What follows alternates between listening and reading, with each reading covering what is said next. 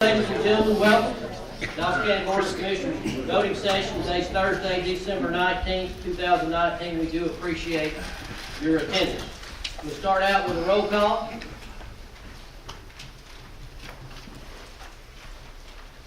As you can see, we're all here. Our opening presentation tonight is recognition of Battalion Chief Douglas Wofford, Emergency Service Director Danny Thompson. Come on up. Good evening, Mr. Chairman, Commissioners. Truly honored tonight and privileged to come before this board on this very special night where we recognize Battalion Chief Doug Wofford. He has served our citizens of Dawson County for over 40 years. During this time, Chief Wofford has seen this department and this county grow. A few weeks ago, I had an opportunity to sit down with Chief Wofford in my office, and we kind of talked a little bit about some of the old days and reminisced. He said, I remember when we provided fire protection to this county out of 2 fire stations. And I says, well, Doug, how'd you join the fire department? He says, well, I married into it. And his brother-in-law was Jackie Townley, started helping out with chicken queues, and the next thing he knew, he was hooked. And he would become a member of the Dawson County Fire Department in 1979 when he obtained his firefighter certification. In 1984, he made lieutenant. 89, he made captain, and in 2018 he was promoted to the rank of battalion chief, and he served as our liaison between the field staff and the volunteer services. I was talking to Doug in the office, and he says, telling me a story. He says, I remember when we raised money to buy the first Jaws of Life here for Dawson County in 1981. What he really wanted to talk about was got to go to the extrication class at the University of Georgia, right? Go Dogs. All right? And he really talked about being able to go out there and participate in that training. Doug has seen many changes over 40 years in the fire service. When he started, he reminded me that we didn't have air packs in Dawson County in the fire department. Now, it's a standard piece of equipment assigned to all of our personnel for personal protection. The fire trucks, they've evolved. Doug was reminding me that, back in the horse-drawn fire engines, he loved feeding those horses. Just kidding. But he did remind me, he said, I remember when we had our first paid firefighters in 2003. The county hired the first paid set, staffed to one guy, stations 1, 2, 4, and 7, from 7 a.m. to 5:30. And then everything else after that was covered by the volunteer services. Being a volunteer firefighter was just something many did back then. It's how you gave back to your community and took care of your neighbors. A good neighbor. Doug has been much more than that. Husband to his wife Vicki, 40 years. Father to his son Dustin. A friend and mentor to many of these men and women you see here in blue tonight. Miss Vicki, Dustin, family, stand up. Nope. Yeah.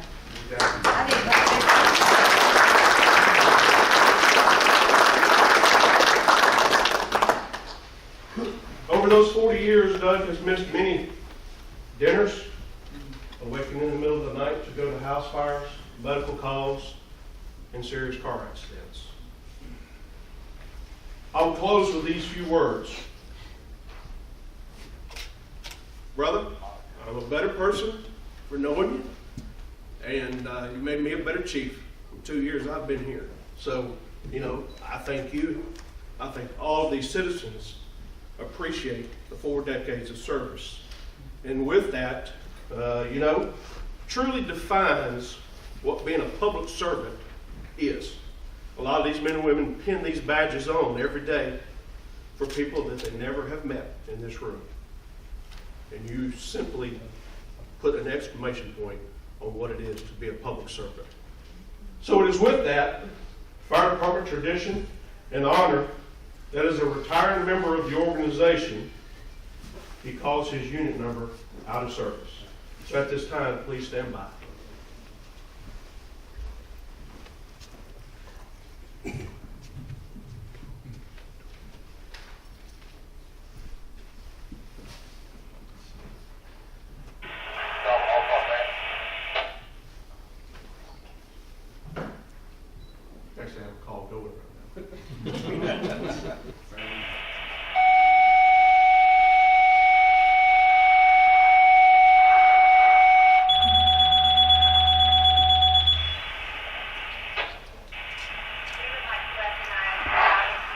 Wofford.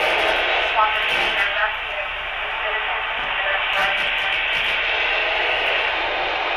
will forever be a part of our fire service and we would like to express our gratitude for his countless hours of unwavering commitment to Dawson County. Chief Wofford has now retired. All units acknowledged. Dawson County Station Line. One square. Dawson County Station 2. 2 square. Dawson County Station 3. 3 clear. Dawson County Station 6.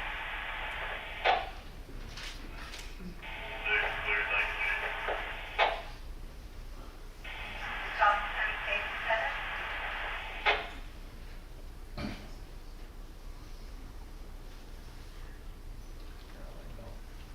Don't run a bad call. This concludes the announcement. Time out of Dawson Station Station.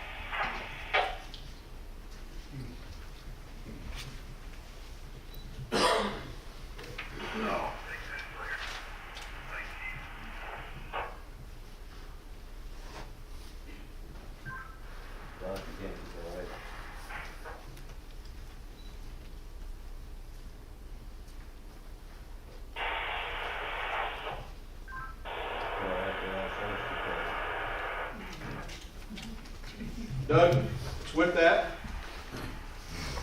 I want to present you a plaque. It says, in your honor and dedication of service to the citizens of Dawson County, Douglas Wofford, Battalion Chief. Dawson County wishes you a happy retirement with a sincere appreciation for your 40 years of loyal and committed service from 1979 to 2019.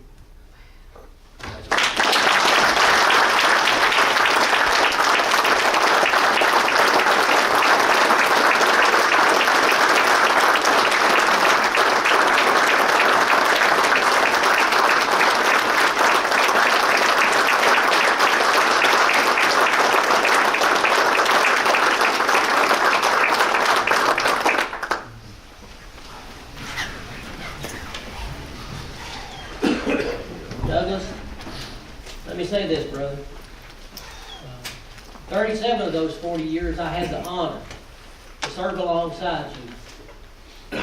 I don't know of anyone who is more dedicated to the citizens of Dawson County than you. All those nights that we were up and about, I could count on you every day, every night. If it went out, the call went out, Douglas Wofford showed up. He was there.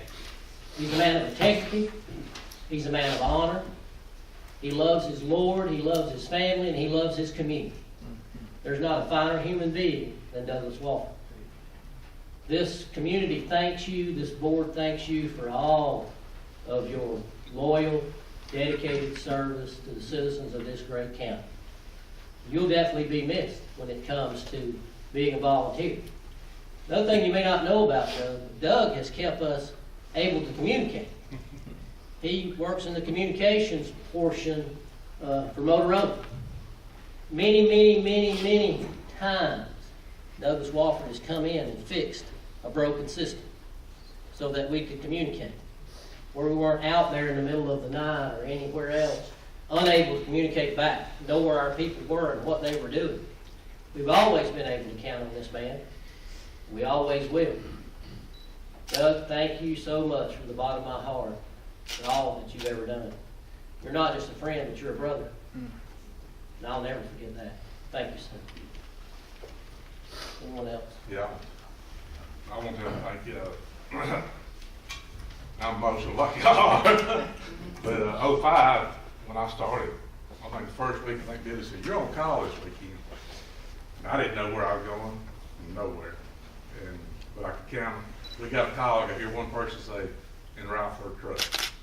It was Douglas. And some nights we showed up by ourselves. It was Douglas. But I could count on you being there and leading me and showing me and giving me the direction that I need to go in. And I appreciate it.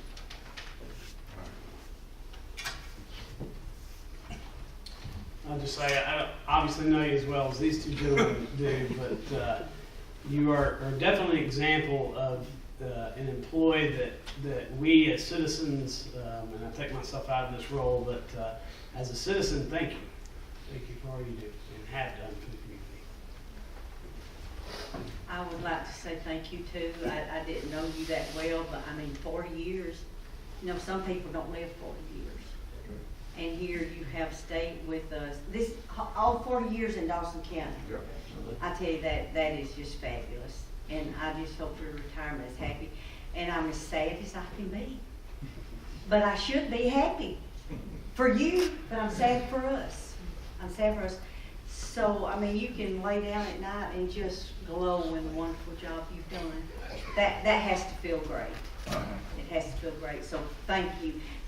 That's all I can say. It sounds kind of hollow, but I mean it.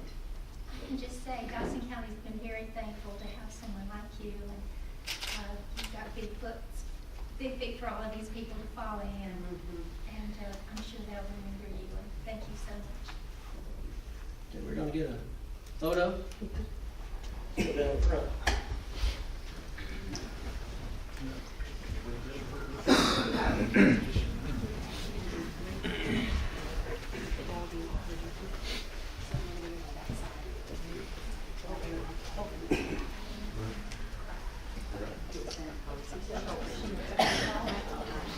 Miss Vicky, come on up here. Come up here for a minute. And the son, come on up here. Now, one thing I'll say to you is this.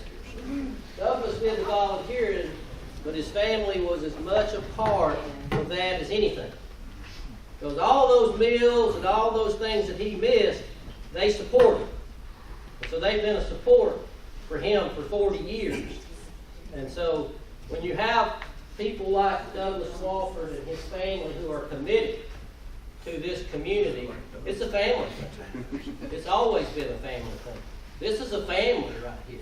These people are family. Their wives and their husbands, they're part of the family. And so we thank all of them for such a great job.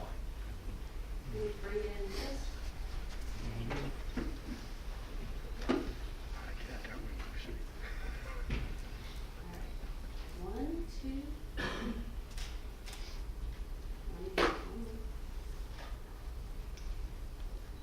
One, two, three. Thank you.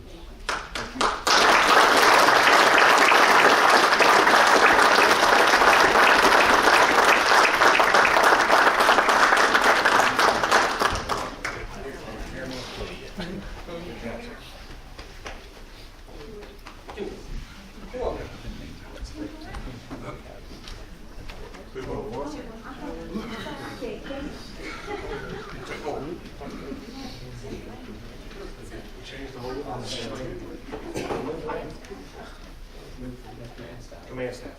Command staff.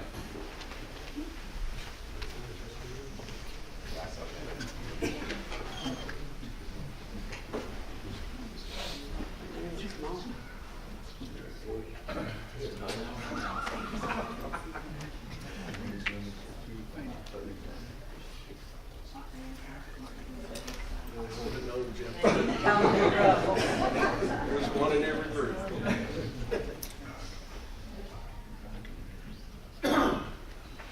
One, two, three. Thank you. Yeah, is that it? Thank you.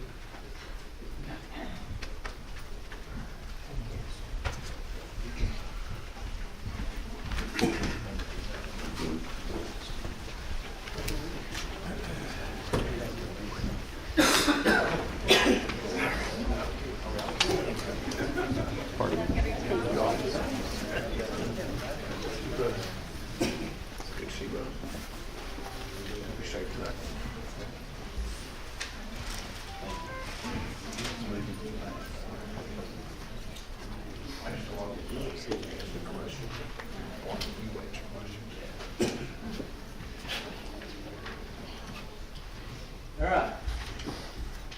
We're supposed to have a 2020 census update. They were unable to be with us tonight, so we'll pick that up at another time. We'll move on to the Development Authority of Dawson County update. Our chairman, Brian Trapnell. Brian. Good afternoon, and Merry Christmas. We have slides? Okay, great, thank you.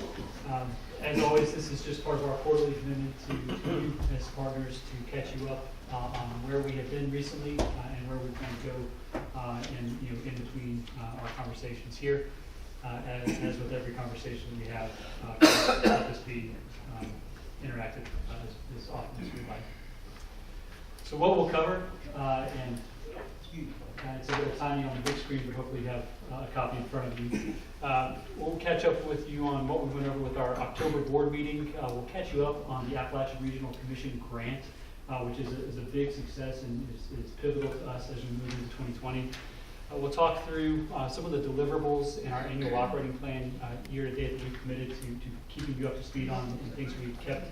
That we committed to keeping promises to you on, and then we'll walk you through where we're headed, what we're going to be diving into for 2020. I appreciate the time as we jump into this agenda. I know that there's a lot going on, and so I will certainly manage this side of it as efficiently as possible.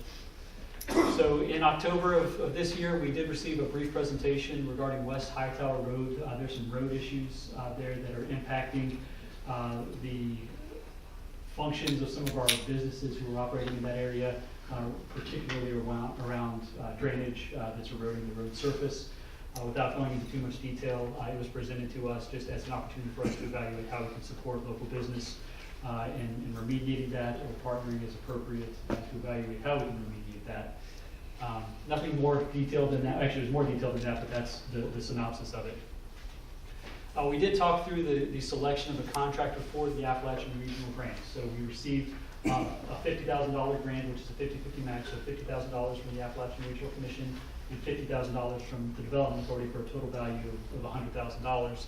But we had to select a contractor to manage and execute on the strategic plan that we're going to be developing. So we talked through that process.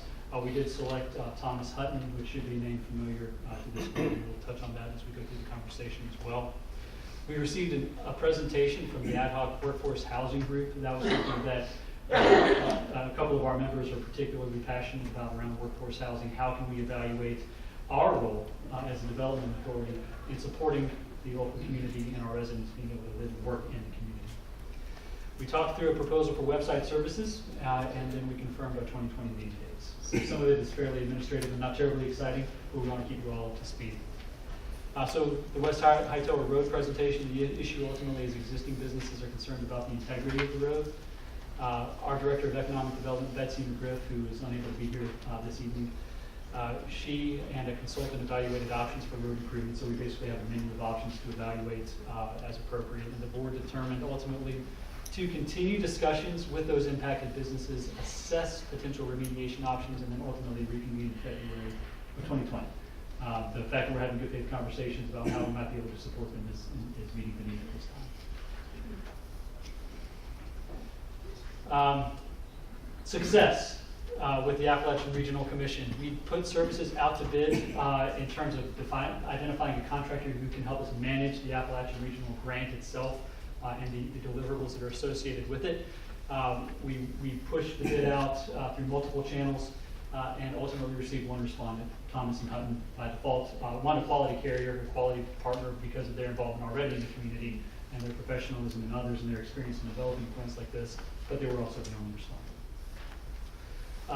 We're going to give you a timeline on what you can expect and what we can expect, but ultimately the grant funding objectives for the Appalachian Regional Commission, or the ARC grant that we received, will result in, by August of 2020, recommendations for future placement of infrastructure, plans for industrial, commercial, and retail marketing, recommendations for formalizing incentive packages for retail, commercial, and industrial development, recommendations for placement in the location of future industrial and commercial sites, identification of existing gaps in housing through the county, identification of public and private partnership opportunities and investments, so that will be the interactive process, identification of open space and plans for acquisition and development of such open space, and then finally, making sure that we have community engagement for all project elements.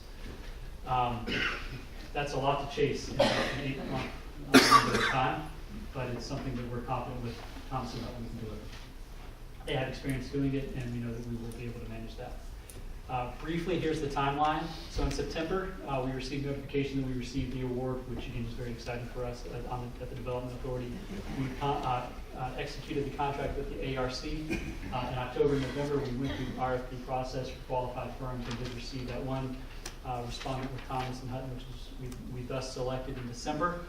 In partnership with 3 Points Planning the next site. So we have multiple stakeholders with multiple levels of expertise being layered into this conversation.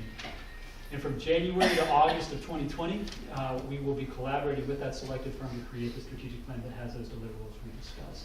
Our ultimate hope is to begin those conversations with as early as February 2020 with our Development Authority meeting that will open to the community and layer in some opportunity there for engagement as well. Comments, questions so far? I'm blitzing through a lot. I understand we have a busy night ahead of us.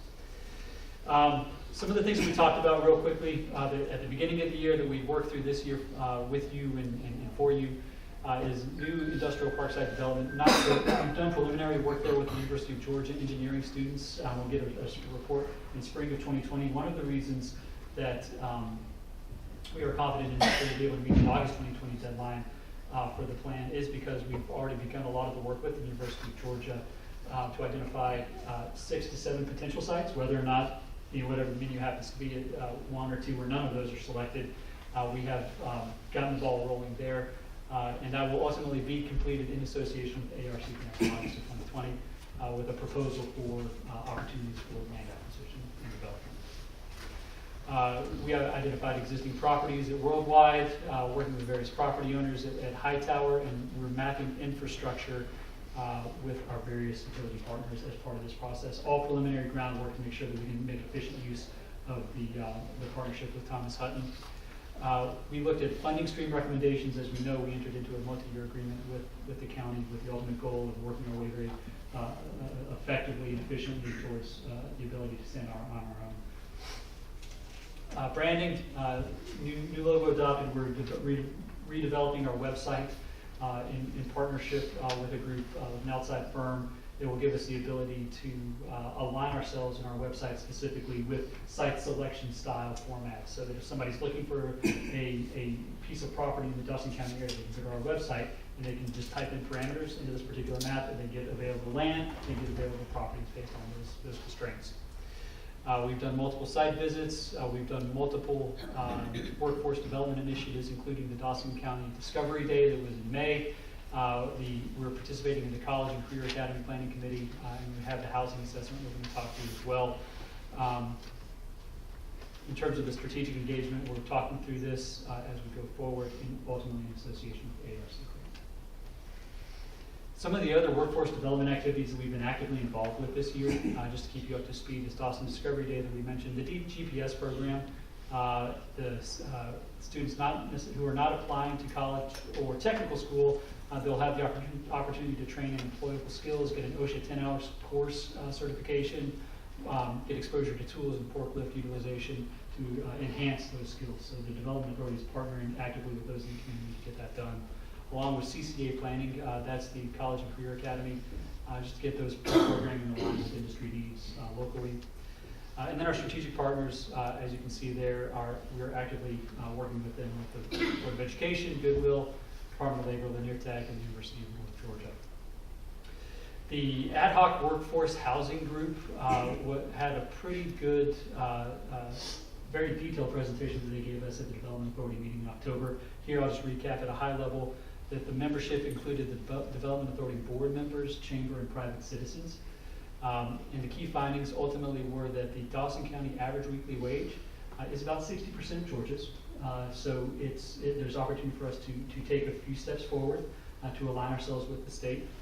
The Dawson County average rental and home prices are well beyond the reach of those who are actually working in the county. So those who are stating the obvious, those who are working in the county, live outside the county, those who are living in the county more often than not are commuting outside of the community. So how can we redo that so that we have citizens who can live and work in our community? What does that tell the Development Authority, and how does that direct our focus?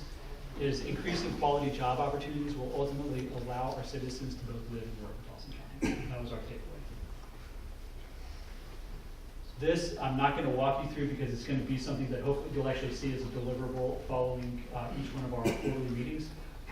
In partnership with, or as a result of our multi-year agreement that we've put in place with you, there are multiple things that we've committed to you to delivering.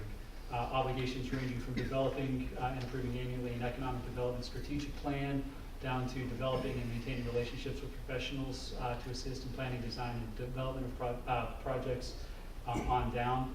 We're going to create an accountability guide that you'll see on a recurring basis that will walk you through that obligation, what the long-term and the short-term history of us meeting that obligation or working towards that obligation happens to be, and then what the current status is as well as what's on the horizon. So that is something that with each presentation from the Development Authority, you will see that from us and our commitment to you to be transparent and accountable partners.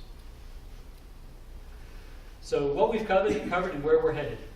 West Hightower Road is becoming an important initiative for the Development Authority to consider in supporting existing businesses. The Development Authority has made solid progress, or we've completed deliverables with our partners as we've committed to you, and then there are additional activities and conversations going on outside of this to supplement work. Workforce development activities are increasing along with our efforts around the Appalachian Regional Commission grant.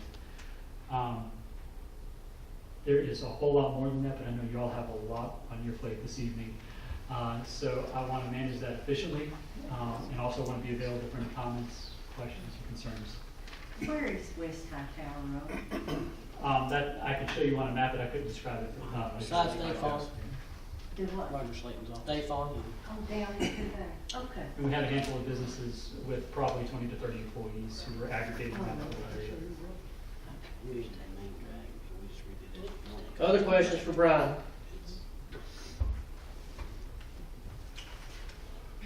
Brian, we thank you for all your hard work. Thank you for the time. Thank you. Merry Christmas. Good. Next, I'll ask you to please stand for brief invocation and pledge.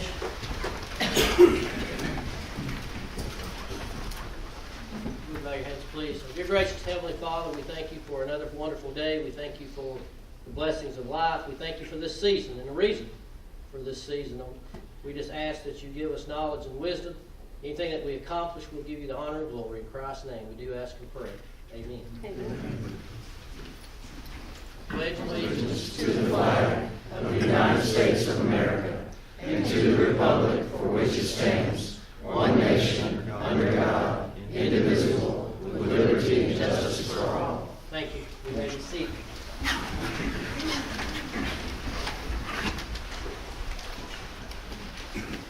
Next up, we have announcements. Anyone have an announcement? I have a couple.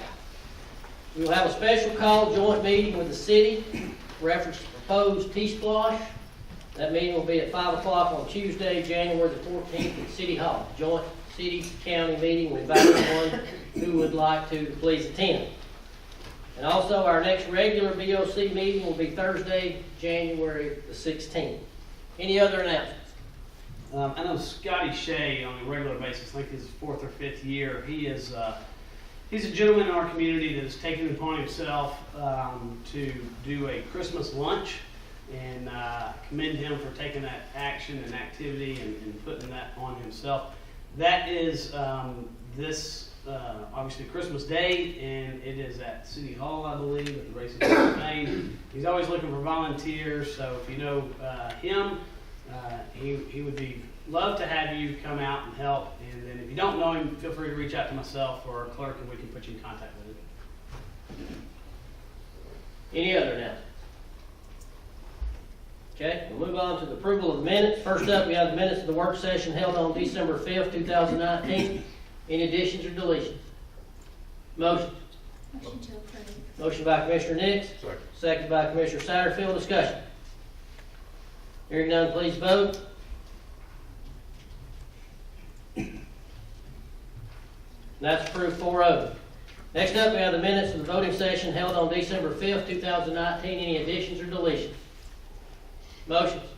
Motion to approve. Motion by Commissioner Fawcett. Second. Second by Commissioner Gaines. Discussion. Hearing none, please vote. And that's approved 4-0. Next up, we have the approval agenda. Do have one change to the agenda. We'll be adding RFP 360-19 legal services recommendation. We will add that into the new business. So I'll accept the motion with that one change for the agenda. Motion by Commissioner Nix, Second. second by Commissioner Gaines. Discussion. Hearing none, please vote. That's approved 4-0 with the one change. Next up, we have public comment. We do have one person signed up in public comment, Ms. Renee Dura. Come on up. Okay, I'm going to be really short and basically just read the poll because this is a very long meeting. I know you're all aware of the concerns around the City software. So I had the idea, because the idea of the software is to get feedback from citizens. So I had this idea to put a poll on my blog and then share it, and it was shared by 18 other people in various groups as well. And so I'll read the poll to you. Do you want the Dawson County Board of Commissioners to spend $18,000 a year on software to track resident social media posts and comments using artificial intelligence? According to the presentation last Thursday, the purpose of the software is to find out what the residents are saying about Dawson County issues and use that feedback for making decisions. I believe this could be done for free by simply going on Facebook and asking for feedback. So that's exactly what I'm doing. If you would like to share your opinion on spending $18,000 a year of taxpayer money on this software, take the poll below and I will make sure the results get to the Board of Commissioners before they vote on purchasing the software. For more information, see Census's website or the agenda packet. So the first option was, yes, I do want Dawson County Board of Commissioners to spend $18,000 a year on software to track resident social media posts and comments using artificial intelligence. That got 4%. And the other option was, no, I don't want Dawson County Board of Commissioners to spend $18,000 a year on software to track resident social media posts and comments using artificial intelligence. Please consider this feedback and vote no on the City software. Thank you. Thank you. Next up, we have public hearing. Land use resolution update. It's the second of two hearings. The first hearing was held at the Dawson County Planning Commission meeting on December 17th, 2019. But this time I will open up this public hearing. Is there anyone here to speak on the land use resolution update? Anyone here to speak on the land use resolution update? Renee Duran, 2602 Sweetwater Juneau Road. A properly developed and implemented comprehensive plan is the most effective tool our county has to ensure that the inevitable changes occur in a controlled, rational manner and bring about the results the community wants. As part of the comprehensive plan, our future land use plan should represent the voice of the citizens and reflect their vision for the future of our county. In other words, the plan is the citizens' instructions to you as our elected officials. Therefore, making this amendment to allow you to use your own discretion takes the voice away from the people of Dawson County. It's worth mentioning that our comprehensive plan and future land use plan were adopted earlier this year. That begs the question, why would the board want to deviate from the plan they adopted this year? Maybe it's a bad plan. I would make the argument that it doesn't reflect the citizens' vision for our future. In that case, the best solution is to go back to the drawing board with input from the citizens and together develop a really good plan. Once that plan is in place, the future land use plan should be applied methodically. If the proposed changes in zoning conforms to the plan, the board should approve it. If it does not conform to the plan, it should be denied. In addition, the amended section 702B is very broad, which leaves us open to costly legal challenges. There are multiple cases where properties were rezoned years ago, even though the change in zoning was not in conformance with the future land use plan at the time. This new amendment would allow new decisions to be made in accordance with bad decisions from our past. If there are inconsistencies with the future land use plan and current land uses or development trends, that should be dealt with by amending the future land use plan. Consistently implementing a good and well-defined plan is the best thing we can do to protect our county's resources, financial well-being, and the citizens' quality of life. Please protect our county's future by keeping the current language in 702B that mandates conformance with our future land use plan, and in the near future, amend the future land use plan in a way that truly reflects the citizens' vision. Thank you. Thank you. Anyone else here to speak on the land use resolution update?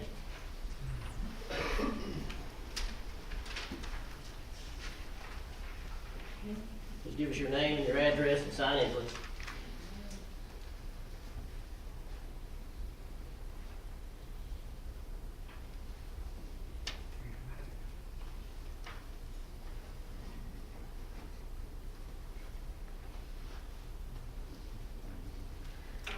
My name is Beth Martin. I live at 586 Brights Way. And my main concerns with changing the land use resolution are the changing in the terminology, like Renee just spoke about. Section 703C says the proposed amendment should meet demonstrated changes in community need. To me, this statement is very subjective. Who gets to decide what the community need is? Is the community going to decide, or is the board going to decide? I also wonder if we're going to start following through with other sections of the land use resolution that have been ignored. A perfect example is the section that allows the county the ability to remove certain rezoning if not acted upon within a certain time frame, or not hearing and approving the speculative zoning cases. The documents and maps are only as good as they're being applied to our zoning and variance requests. Also, there are a few different maps out there that all seem to be used depending on which works best for the particular set of circumstances. Thank you. Thank you. I will remind everyone to get 3 minutes in these public hearings. Who's next? Give us your name and your address.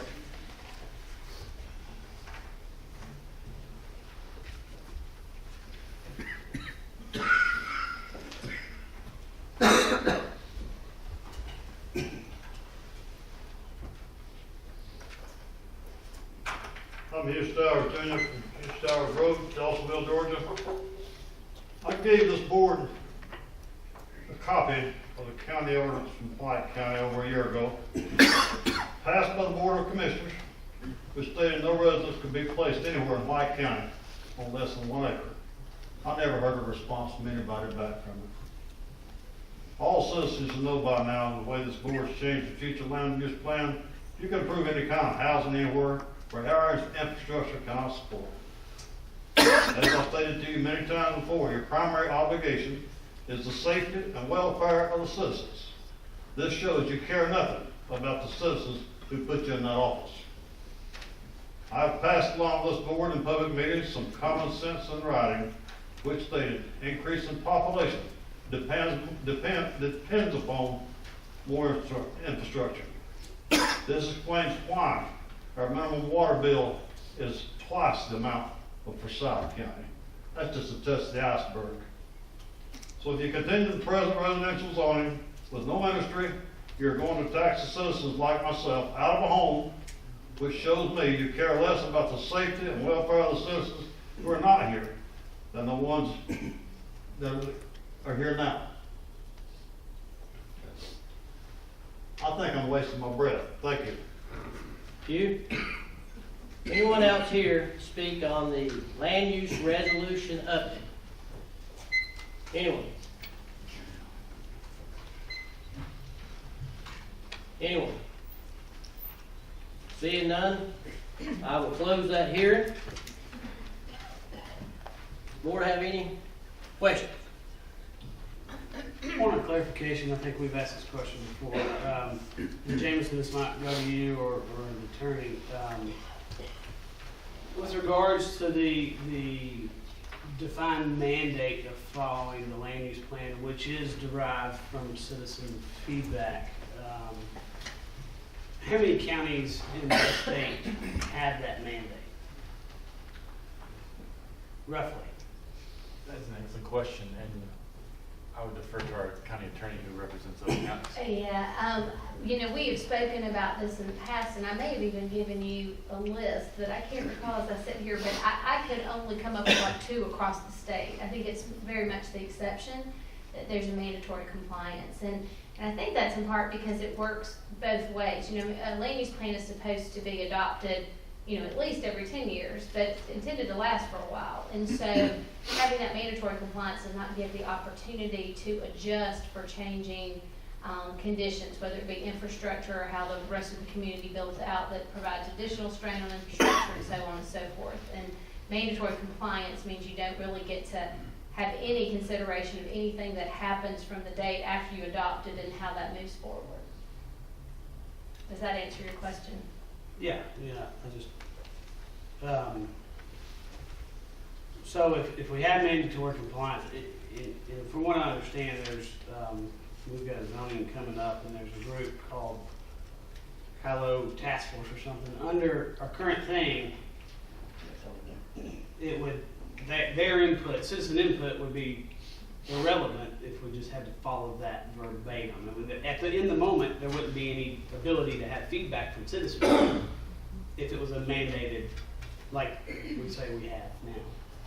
Well, we always have the ability to have feedback from the Right. citizens, but we are a lot more limited into the zoning classifications that we could, that might be applicable to that area.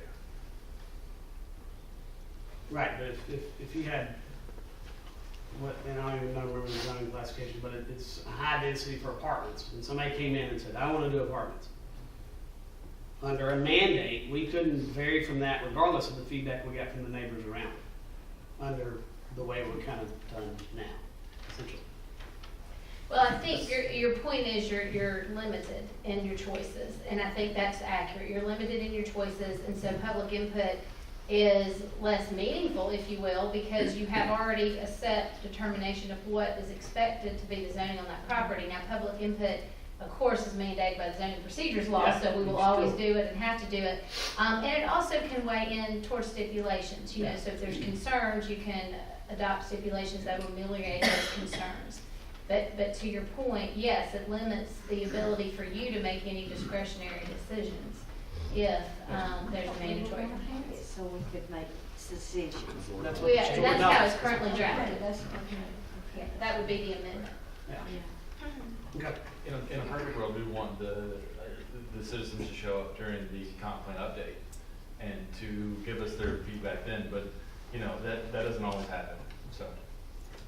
It's my understanding that the last time we did this, there was a historic turnout when it came to the amount of people that replied back to the survey. So That's correct. and it is actually one of the best statistically responses that company had ever had, or DCA, that manages this program. So I think we did do a good job of advertising it, but I know we all live super busy lives, and a lot of times things don't get relevant until they're right in front of us.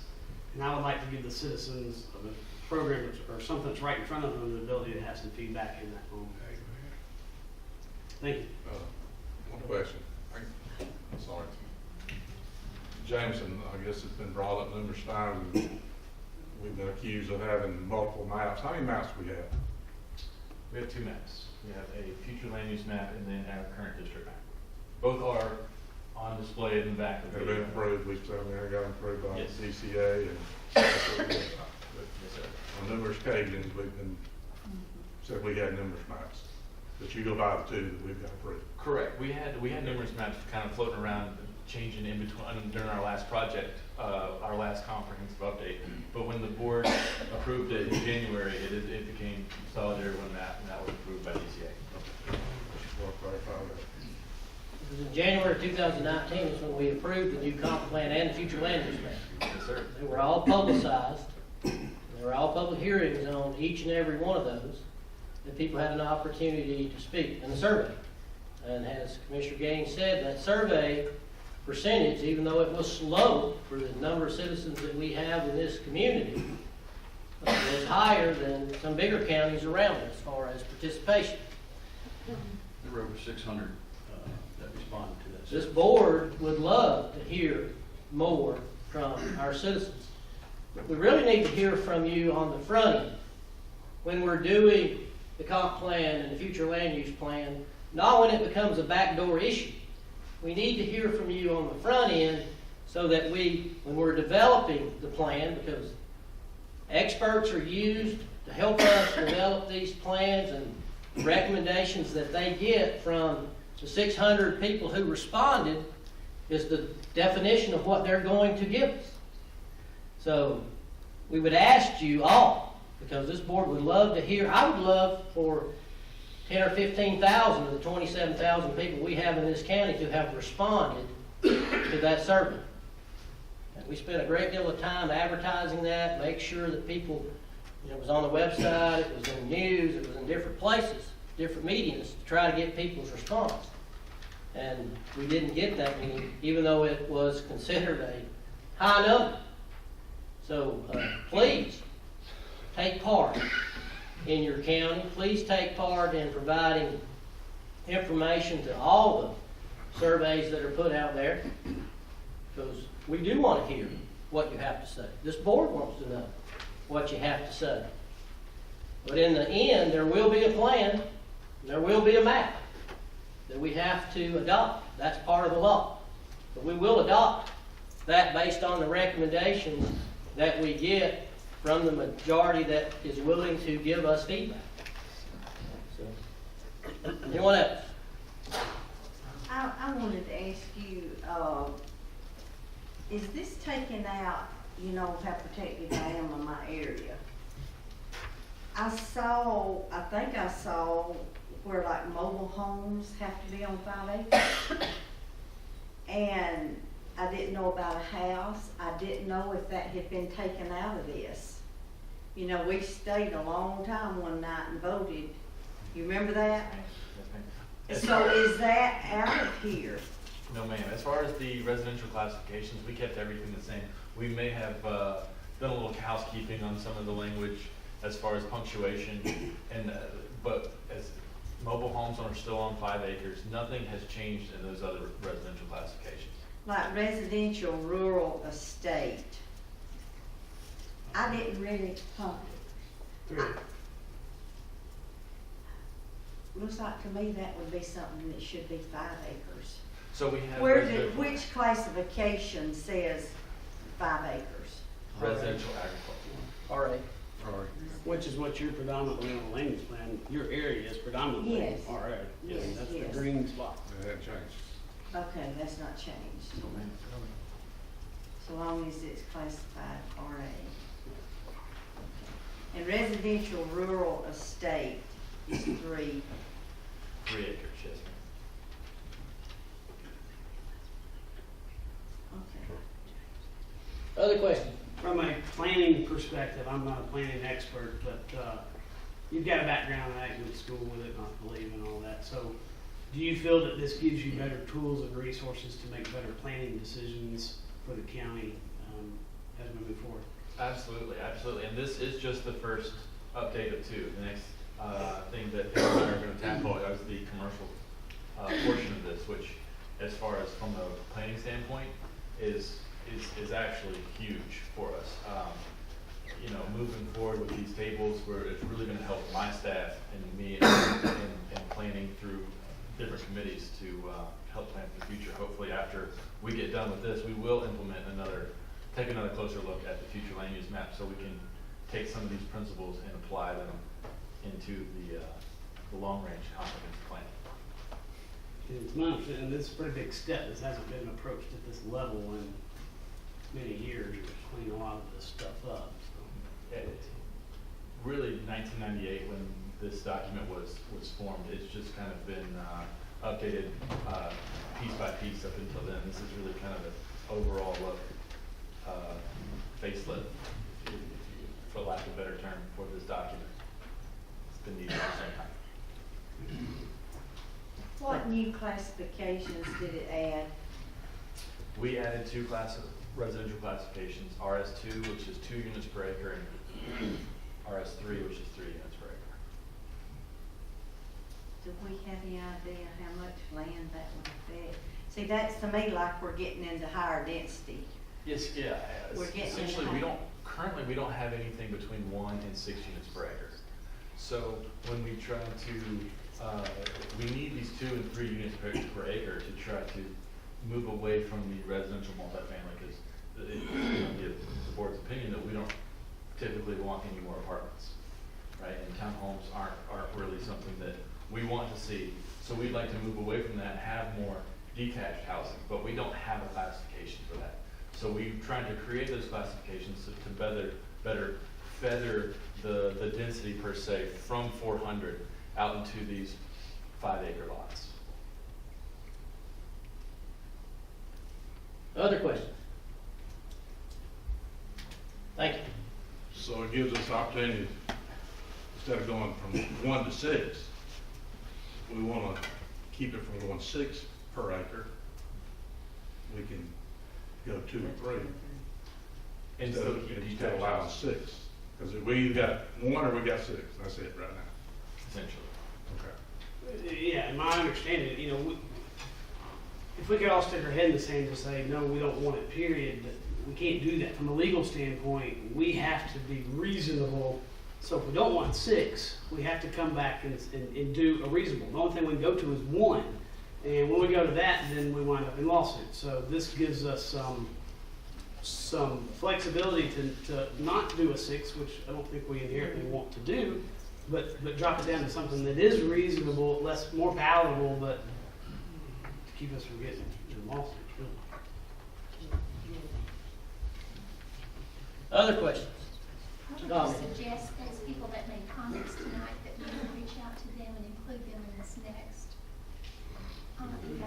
in the commercial end of it, so they could be involved. Absolutely. And the first public hearing went before the planning commission, and they all 5 voted in favor of this update. But there were also several points that were excellent points that we have written down, and we will look at, especially when we go to the next round. And a lot of those apply to the commercial portions as well. So we will definitely take those into consideration. If we want to do another survey, is that DCA sends that on our behalf, or is that something we got to pay for? GMRC. Or would they do that on our behalf? Well, GMRC is one that does GMRC this survey, and then that goes to DCA. So we could reach out to them and See if they would do that on our behalf? Yeah, see what they would. Okay. I've already spoken to Adam, and I talked to him about moving forward possibly with another comp plan update, just to, and he's definitely interested in moving forward sometime next year with that. So With another survey? that would conclude another survey, yes. Good, okay. Can I ask questions of those that spoke? Is that out of turn? Go ahead. Beth, you referenced 703C section, Yes, and tell me again what that was. well, that's in the new one. Yes. It says the proposed amendment should meet demonstrated changes in community need. In what community? Community need. Commissioner Fawcett, that's the section, I believe, that is proposing to revise the mandatory compliance to a discretionary compliance, and then give some opportunities for things that might impact a change from the comp plan. So that's gonna give us discretion. We're doing away with the mandatory compliance, is that what I'm hearing? If you adopt this. If we adopt this. But I think the spirit of it is it's the guiding document. I mean, the comp plan still has weight to it as the guiding document, but it's not the end all. Something changes in 2 years and there's a drastic change in the landscape that was mandated in it. We're allowed to get feedback from citizens. Yeah, so if we had a public hearing, so there was rezoning and we had a public hearing, then what the citizens said could really carry weight. Yeah. And see, that's bothered me before, cause I've asked before, why in the world are we even having public hearings? Yeah. And that has bothered me forever, so at least that is changing. I would ask myself that many times, but I just want to be clear on that. So see, that gives citizens more and more incentive to talk to us. Reach out for us. When you see all this and you're up in arms, you know, I don't hide, and I don't think any of the rest of them do. And as Billy said, I want you to talk to me. I want you to tell me, this is just not my county. Although I love it to pieces, it's yours too, and I'm here to represent you. So I'm glad to see this part of it. And what you'll see over time, obviously, is different trend. Mhm. And as those trends change, Yes. this will give the board an opportunity to be in line with those trends. And so, and as Jameson stated, we're looking at a 1998 document. We're in 2019. Needs updated. And so this update fulfills that. Any other questions? You have the opportunity to vote now if you so desire. Do I have a motion?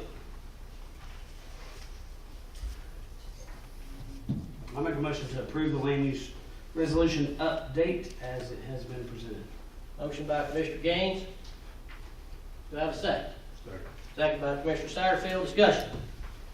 Hearing none, please vote.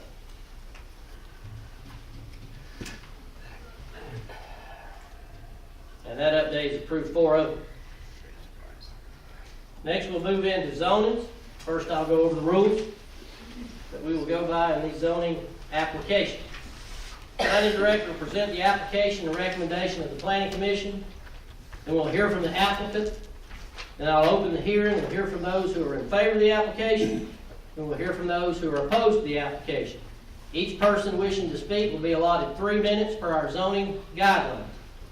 Anyone who speaks will need to sign in and give us your name and address. And anyone who has donated $250 or more to any candidate will need to fill out a form stating so, which I have here with me. So we'll start out with ZA 1916. Ridgeline Land Planning LLC request to rezone property located at tax map parcel 113011 and tax map parcel 113092 from commercial highway business to commercial highway business and residential multifamily for construction of a 140 attached townhome community. This was tabled from the November 21st, 2019 meeting. At that session, we did have a public hearing, so there'll be no public hearing. At that particular time, I think the issue was we had not received back the DRI. The DRI is now back, and I think at that particular time on that date, our planning director had sent out an email to our board members around lunchtime that we did not have the DRI. And his recommendation to the board at that time was that it be tabled, which is exactly what the board did do following that recommendation. So, Jameson, I ask you to come up at this time and give us the information in reference to the DRI. Mr. Chairman, so we did receive back the DRI 3035. I'll just kind of read through the statement of findings that the GMRC had, and it's based on the information provided, comments received, a review of the local comprehensive plan, and prevailing DRI review criteria. The GMRC staff analysis finds that this project does not present any potential adverse interjurisdictional impacts. I could continue on through their analysis, but a lot of it's just repetitive of the application itself, which we already went over on 11/21. Just as a brief overview of this, the Planning Commission did approve this 3-2, or recommended approval 3-2 with the stipulations of final access point between needs Public Works input before approved, and it was they weren't going against any of the already stipulations on the current stipulations on the property, except they were requesting the removal of number 9, which allowed for a northern access point, which to the north is already being developed for a senior living community, and so access there really shouldn't be necessary. Any questions? Questions for Jameson? Mr. Chairman. Go ahead. Jameson, I guess for the public too, these numbers, a lot of these numbers don't mean anything back out in public. Could you tell us where it's at, location? Yes, sir. It's essentially on the corner of Lumpkin Campground and 53. They're looking to leave the portion of the corner at CHB, which it is currently zoned at, and change the zoning to residential multifamily on the acreage above that. The Current zoning for that is commercial, correct? Commercial highway business? Commercial highway business, yes, sir. Land use plan has commercial highway business? Commercial highway, yes, sir. Can you explain to the public what's allowed in commercial highway business in reference to the residential multifamily? Yes, sir, absolutely. So the land use resolution, or our comprehensive plan, refers to this portion as commercial highway as the district. And the land uses that are allowed in that area are things like parks, urban residential, multifamily, office, highway commercial. So CHB, commercial office, institutional, residential multifamily are all classifications that would fit within this commercial highway district of our comprehensive plan. Other questions? I think I had asked the question, and I won't say that in the key here, but he's out. So and maybe you can answer this, Dave. The study that we're doing on Lumpkin Campground Road is south of this piece, and it starts south of the roundabout down to the Forsyth County line. That's correct. Long term, we're going to try to encompass that whole piece, but the first segment is south of there. So we don't have any engineering plans or any updates anytime soon on that northernmost piece of Lumpkin Campground. We do not. And I know how hard we worked on that intersection. That took some time to get put in place. And we did get turning lanes put in there. Still a lot of traffic congestion there, I'll venture to say. But to add to that point, back in probably around 2009 or 10, when that land was cleared, we had worked with the property owner, because at that time they had a commercial interest going on there, to acquire additional right-of-way. So there was additional right-of-way that was acquired for any intersection improvements that would be made to that intersection. So that will help in the future. I can speak more to that if I may. Go ahead. Stipulation number 5, the current zoning requires 20 feet of additional right-of-way on Lumpkin Campground. And that's one of the things that our Public Works Director had mentioned that we need in order for this much-needed improvement and the plan for Lumpkin Campground moving forward. One of the things is I looked at the documents and the data before I got here is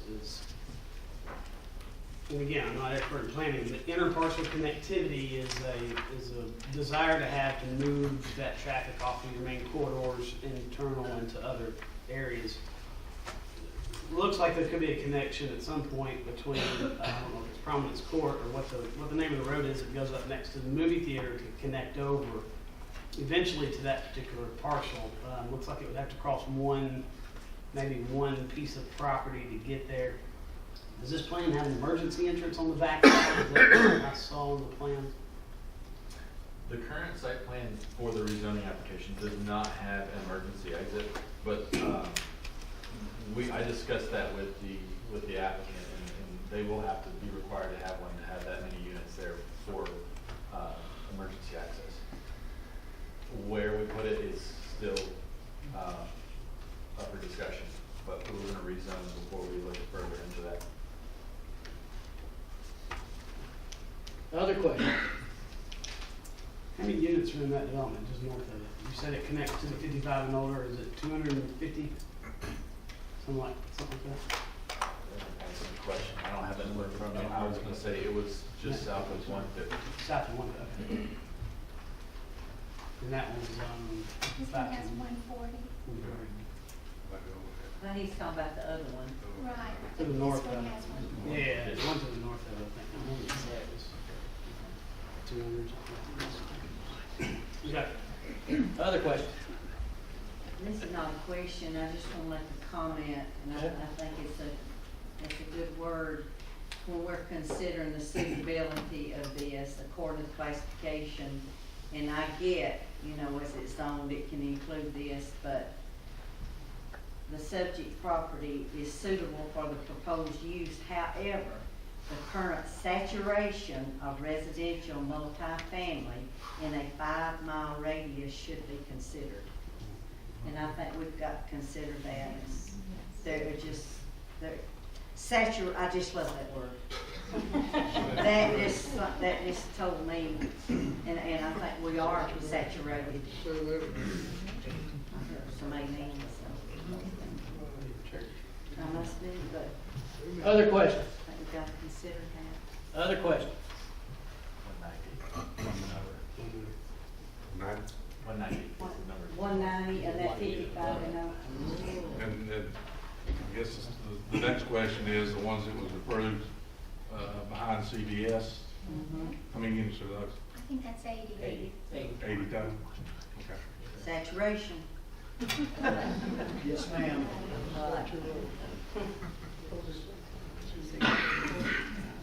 Any other questions? Thank you, sir. Pleasure of the board. Motion to deny ZA 19-16. Motion to deny by Commissioner Gaines, seconded by Commissioner Fawcett. Discussion. Hearing none, please vote.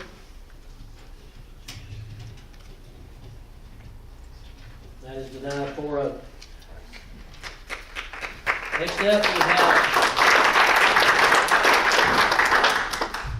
up we have ZA 1918 Bentley Corners LLC request to rezone 1.679 acres of property located at Elliott Family Parkway from RA Residential Agriculture to RSR Residential Sub-Rural. That was also tabled from the November 21st meeting voting session. That also had a public hearing. It's my understanding that we have received the letter reference withdrawal of this application. James. Yes, sir. Thank you, Chairman.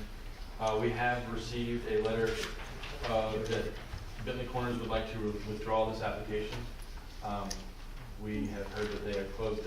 Were able to purchase the 3 acres and some change to create the 5-acre lot to satisfy zoning requirements, and that has been approved, I believe, this morning for financial purposes. So they are wishing to withdraw.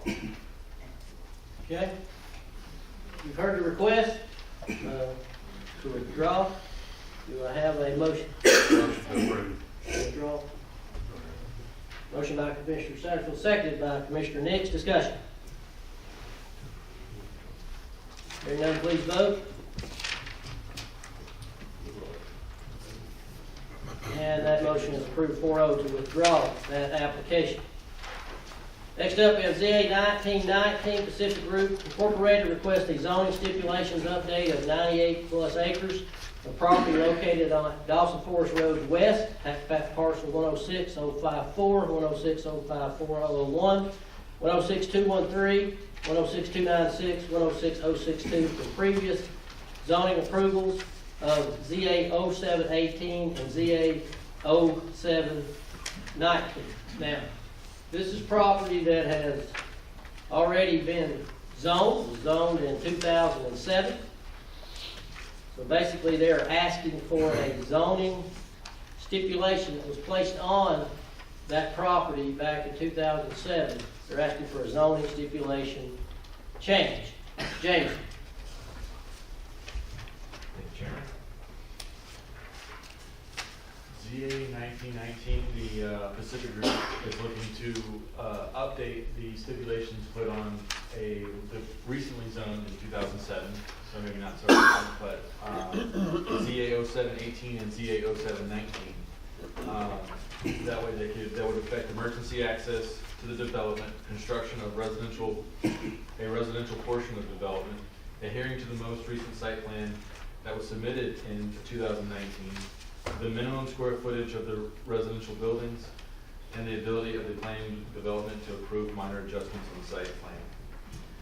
It would be noted that the applicant is not requesting a change in the previous approved density. And so the density of both of this RMF and the CPCD zonings, the RMF portion was approved for a density to go from 6 to 7 units per acre, and the CPCD zoning was approved to go from the required 100 to 114 units additional on top of the commercial portion.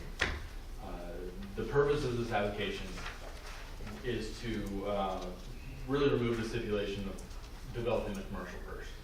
This property is still vacant. It has not been developed. I will defer to the applicant who is going to present all the stipulations and then probably explain those in a lot more detail. But the planning commission did recommend denial, but they also prefaced that with that the current site plan can be developed as is without all the buffers stipulated and other stipulations from that rezoning. So that being said, keep in mind that the residential multifamily portion of it, there is no buffer between them and the commercial portion below it, which is now Riley Place. There's no buffer that is required there, and some of the other topology, limited frontage on this property. So the other topology would have to cluster homes together for this site. So with that, I'll answer any questions. Questions for Jameson? Jameson, now it's gonna have more green space and more buffer. Is the new plan, With the new plan, it does have bigger buffers and more undisturbed area. What percentage of green space is it going to from undisturbed over? That it's going to? I think it's 58. 50, so it's going from, what's required on that? 30%. 30, and it's going to 50 something. And I guess maybe some history on the reason why it had that commercial component to begin with was and this is another example of comp plans are 10-year things, and times have changed in 10 years, and the landscape of Dawson County has changed. The whole intent has been, and it is now, to keep the commercial space on the 400 corridor. As you bleed off 400 corridor, I think you use the word feathering, which I like, to get the higher density and feathers out into lower density as you move off of that corridor. But back when this was originally zoned, the mentality was we got to get the commercial when we can, and that was the leverage to get the commercial in place, enforce commercial in place. But now that the landscape's changed, and I'm speaking for myself, I'm not a big fan of commercial off that 400 corridor when we can prevent it. So I think that gives a little background on why that thing was originally. The mentality then is different than the landscape that we have today. Absolutely, absolutely. The Dawson Forest Road 20 years ago was almost seen as our industrial and our commercial corridor. We planners predicted commercial to actually go out Dawson Forest. Since then, obviously, y'all have seen the rezonings that have come back before the board. That really hasn't happened. So it was rezoned originally with that mind frame. Absolutely. It goes back, I think, to Sharon's question earlier about now that we've implemented some of these other classifications, then we would be in the future able to better address situations like that. Okay. Other questions for James? I guess the commercial phase of that was kind of vague because it said just a portion. It didn't say it had to be 10 by 10, 100 by 100. Well, I think now it ends up being 17.2 acres. I'm talking about the size of the building. It just said a commercial. Was that one of the, is that what the stipulations there? Yes, sir. Okay. Other questions for James? That's all, thanks. Okay. James, we may have a few more minutes. Applicant here. Come up and tell us what you'd like to do.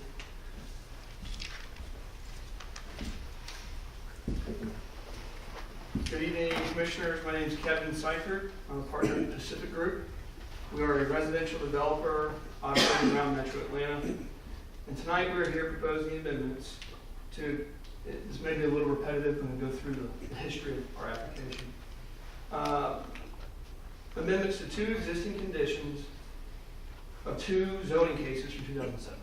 Approximately 98 acres on Dawson Forest Road, just west of the roundabout at Lumpkin Campground Road, were rezoned via cases ZA0718 and ZA0719. ZA0718 zoned 15.45 acres to the R3 multifamily residential, and ZA0719 zoned 82.85 acres to the CPCD commercial plan and comprehensive development. Of the 82.85 CPCD acres, 28.71 acres were conditioned to be commercial.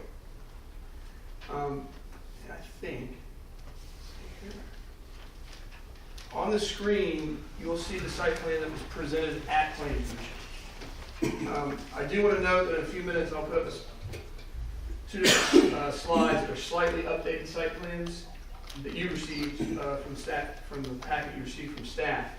But I'm going to leave out the Planning Commission plan just as I go through the evolution of the application. The single reason we have submitted this application is because of the existing condition number 14 of ZAO 719.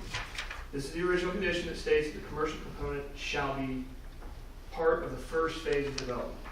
So much has changed since the original zoning. The 400 corridor has exploded with commercial development and arguably created a different and lower marketability for commercial on this 98-acre site. As you can see in our application, we do think there's a viable use for a portion of the commercial be developed for a sports complex. However, we do not think much beyond that use currently has viability. Most importantly, we do not want the sports complex or any commercial component different than that to hold up the development of our residential portion. Therefore, we requested to amend condition number 14 as shown in Exhibit HB so that there would be no requirement on the timing of the commercial component. Once we started talking with neighbors, commissioners, staff, we saw a desire for some other changes. The additional changes presented at Planning Commission mostly included items that benefit the neighboring property owners and or the community as a whole. Often in a rezoning process, we are asked to agree to things that will enhance the development. We can't always find common ground, but we work towards that common ground as best we can. In this case, we were willing to agree to many of the ideas and requests that have come forward. To do so, we were agreeable to many additional conditions that will benefit, again, those on Dawson Forest Road and in the neighboring communities. First and foremost, as of the time of the Planning Commission hearing, we were agreeing to maintain the cap on the allowed residential units. As it sits today, currently zoned, someone can develop 222 residential units without having to go through a public hearing process, so long as the first phase includes the commercial component. We proposed, at the time of Planning Commission, to keep the total number the exact same, which was a combination of 117 townhomes and 105 detached homes, all of which are single family. By nature of submitting for this public hearing to amend the one condition, number 14, we found ourselves also proposing the following summarized additional conditions as benefits to the surrounding neighbors and the community. I'm going to read through the summarized points, and I'm happy to go through all of the proposed. I think there's 28 conditions on the townhome and 33 on the single family. So I'll read through these first, and later, if needed, we can go through the details. Number one is to increase the minimum townhome square footage from 800 to 1,200 square feet. To establish minimum detached home square footage of 1,200 square feet for one-story homes and 1,600 square feet for two-story homes.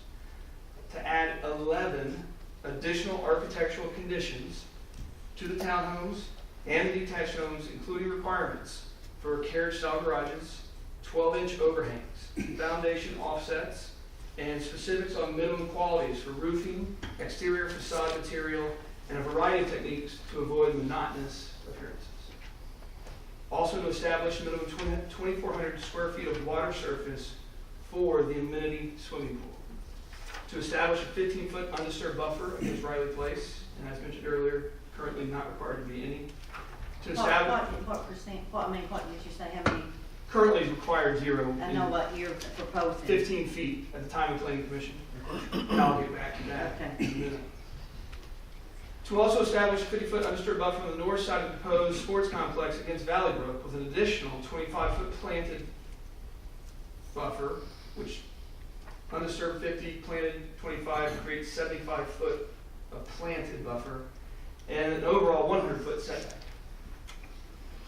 To provide a waterfall feature at the entrance monument along Dawson Forest Road, and to amend condition number 13 such that the commercial component of the CPCD area will reserve at least 10 acres of undisturbed open space. If you look on the screen, you can see it. It's that area that's gray and hatched, so predominantly towards along the Dawson Forest Road frontage. And obviously, that buffer benefits not only future residents of this community, but all of those who live along Dawson Forest Road to have that nice deep buffer. Lastly, we met and agreed to terms with Mr. Jim Kinsey on an access easement that provides a second entrance exit for the community as required by county fire standards. Mr. Kinsey owns the future lane and country crossings, and this easement grants us access to existing public right-of-way of Huckleberry Ford. For the benefit of the country crossings residents and to ensure that there will be no additional traffic, the entrance exit is proposed as emergency only. Only fire and safety personnel will have the key to unlock this gated entrance or exit. This helps increase life safety response times for country crossings in the event their main drag may up Glen is temporarily blocked. Yet, it does not put any additional traffic onto their streets. And it serves the same purpose for our future residents of this proposed development as well. All this information was presented at the Planning Commission hearing. Leading up to the Planning Commission hearing, we were pressed by staff, some of you on the board, and by many neighbors to provide much of what you see in those additional conditions that I just listed. Once we heard from more neighbors at the hearing, at the Planning Commission hearing, spoke to more neighbors after that hearing, and spoke further with many of you commissioners, we recognized that increasing undisturbed buffers even further and reducing densities were very welcome. So we come before you tonight offering the following edits to the conditions that have already been presented at the Planning Commission. And again, these are listed formally in the actual list of proposed conditions. These will summarize the changes from Planning Commission to tonight. In Exhibit HA for the R3 MFR, the 15 acres of townhomes, we propose that condition number 8 is revised to acknowledge the changes since our initial submittal package. Conditions number 10 and 25 are revised to increase country crossing and Riley Place undisturbed buffers by 30% from what we presented at Planning Commission. Condition number 26 is revised to reduce the max lot count to 101 units, which will reduce our total lot count down to 215 units, which is down from 222. It brings the overall residential density across the entire site down to 2.19 units per acre, for context. And then on condition number 28, it was added to provide confirmation to allow Georgia Native Plant Society to rescue any native plants prior to our grading of the property. You skipped over 25, the 20-foot buffer line. So I think I listed it, number 10 and 25. I think I just combined in my, when I mentioned it, it's both were increased by that 30%. Was 15 and now you've gone to 20. Was 15 and now it's 20, was 50 and now it's 65. Right, yeah. Okay. Thank you. And then on Exhibit HB for the CPCD, we propose, again on condition number 8, it's the same as the previous one, to revise and acknowledge the changes since the initial submittal package. Condition number 10 is revised to, again, increase country crossings undisturbed buffer by the 30%. Condition number 13 is revised to clarify that a minimum of 10 of the CPCD acres shall be undisturbed open space.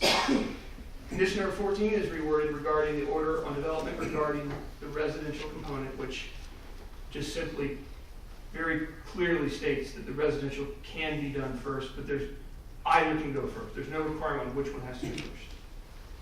Condition number 15 is revised to provide a rental cap, or provide rental cap language. And this condition already required the adoption covenants, and we added to that condition for the rental cap. Condition number 30 is revised to increase the CPCD undisturbed buffer against Valley Brook by 30%. And finally, condition number 33, which is a repeat of condition number 28 for the townhome section, is again allowing Georgia Native Plant Society to rescue any native plants prior to our grading of the property. So finally, I'd now like to touch on the commercial portion of the CPCD area. We had presented the idea of a sports complex as shown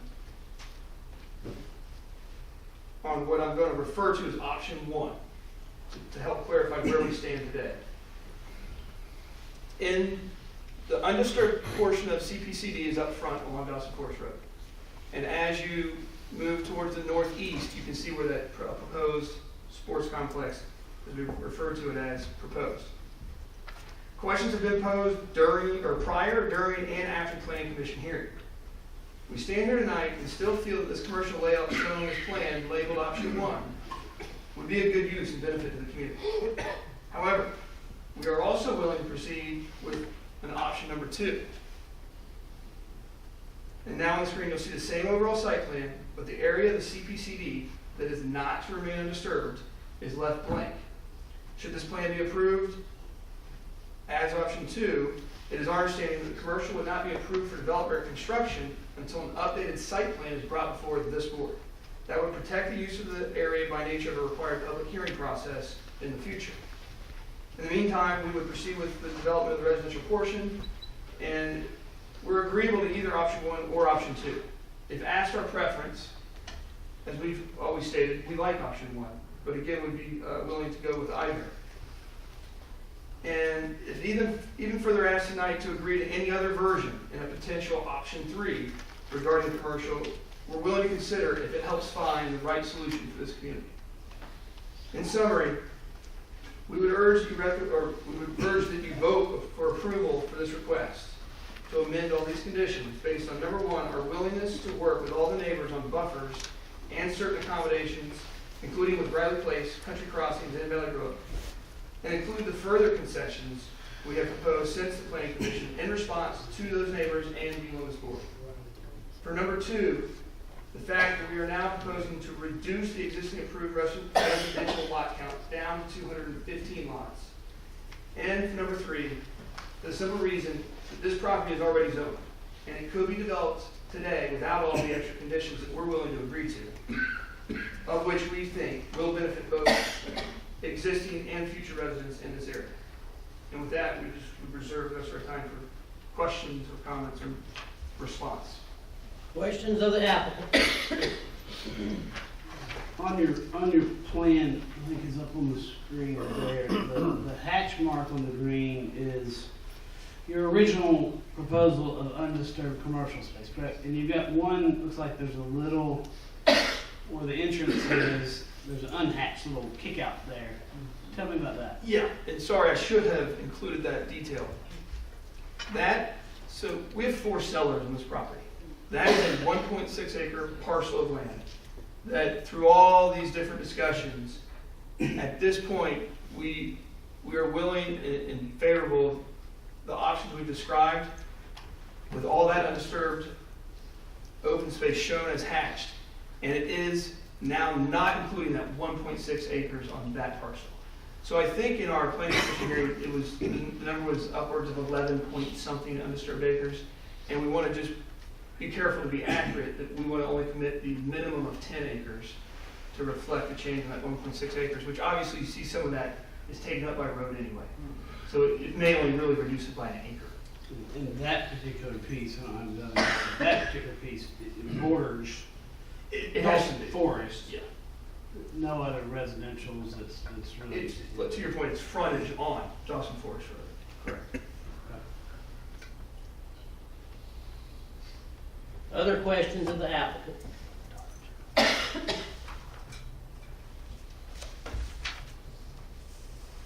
We may have some in a little bit. Right.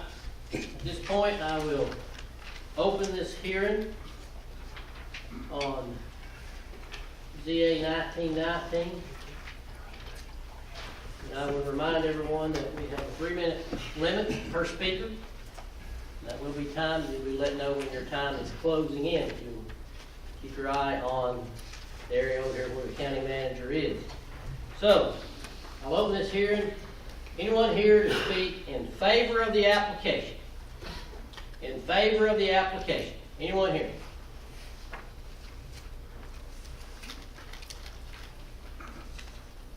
Last chance. Anyone here to speak in favor of the application? Okay? Anyone here to speak in opposition to the application? Come on up. Give us your name and your address. Can I hand you these references? You can.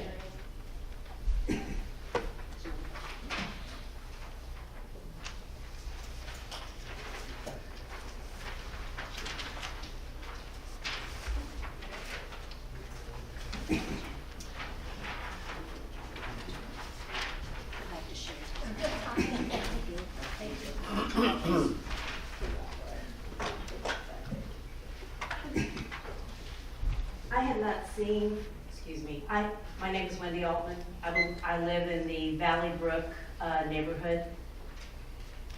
And I had not seen the updated diagram until moments ago when Mr. Seifert showed this to me. So this is based on information I had as of this afternoon. I attended the Planning Commission meeting on November 19th and was present when the commission denied this request. Residents of the nearby residential neighborhoods of Riley Place, Country Crossings, and Valley Brook voiced our opposition to the proposed development. To be clear, I am not opposed to the development of these tracts for residential housing, but I am opposed to the amendments request, the current zoning, as well as several of the staff recommendations resulting from the Planning Commission meeting in November. The Pacific Group's proposed development does not reflect the existing settlement pattern that is most desirable around current neighborhood build-outs. The Valley Brook and Country Crossings neighborhoods to the north of the proposed development are larger lot, single-family homes that will be directly impacted by close proximity build-out of the higher density residential and recreational commercial component proposed by Pacific Group. My takeaway from this past Tuesday night's Planning Commission meeting in review of the land use resolution is that this Board of Commissioners realize that too many high-density residential communities are being developed in our county, and there was a need for a less dense zoning classification. In District 4, where Ms. Nix resides, specifically the Georgia 400, Dawson Forest, Highway 53 corridor, this is most apparent and indicates a disregard for existing residents and in-place infrastructure. Within a quarter-mile of the proposed development, Riley Place and Black Mill Preserve are examples of high-density residential developments that have more in common with multifamily housing than single-family living. Two other items on review for tonight's agenda, Ridgeline and the Jim King request, are also requests for high-density residential zoning. I believe that the current concentration of high-density residential communities, in addition to recently completed and already approved multifamily developments, are more than adequate for the immediate area, and the Pacific Group development, as proposed, is unnecessary and unwanted. In the 2007 rezoning request that was indeed approved by the Board of Commissioners, Planning Commissioner Terry Trageser requested that a 50-foot buffer with an additional 25-foot setback be required. And to my knowledge, this was approved and became a stipulation for the 2007 request. However, I believe that this is an inadequate natural barrier along the north side of the proposed development. There are two staff recommendations addressing the north buffer of the development. One for a 75-foot... And your time is up. Okay. Thank you. So sorry. Thank you. Anyone else here to speak in opposition to the application? Anyone else? Come on up.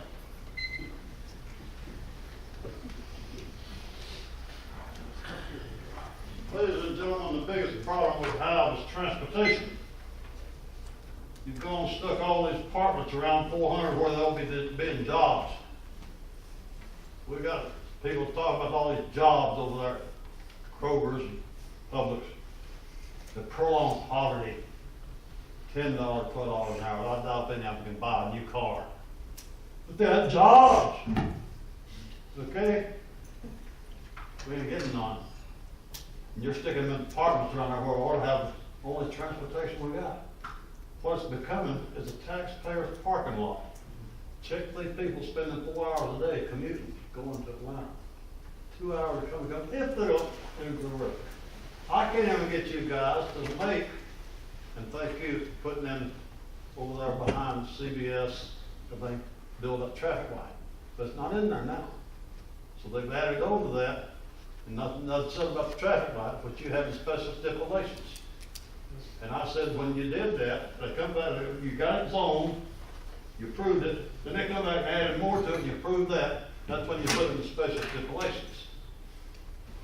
I turned to the lady something close to me when they passed. I said, they'll never build no apartments. That was back in January. That was a grain of sand moved over there. So, what I want you to do, if you're going to put in a bunch of houses over here, it's just a matter of time before somebody comes by with a 9mm and blows somebody's brains out. because they can't turn left or can't turn right, because all these people trying to turn left, you can't go around it. All you gotta do is go over and see what the state highway did on 53 with all the volunteers, and put out about 40 feet around there where people can go, ooh. They got bills to pay. Of course, they're not smart enough to quit making bills, but they still got bills to pay. So, we don't have the transportation. We don't need these people. Thank you. Anyone else here to speak in opposition to the application? Come on up. Give us your name and your address, and please sign in.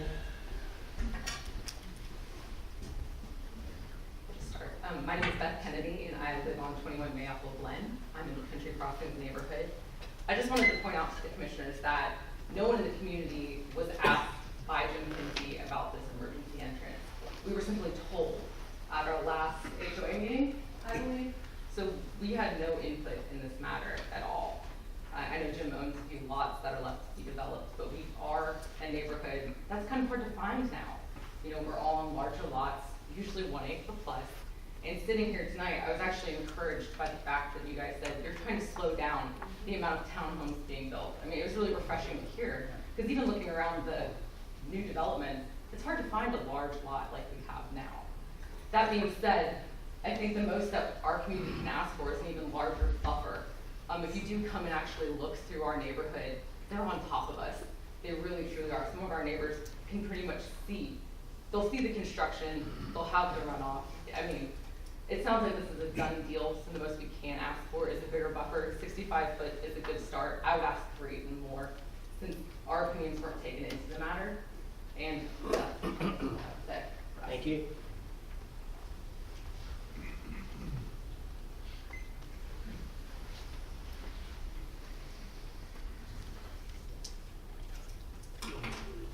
Anyone else here to speak in opposition to the application? Anyone else?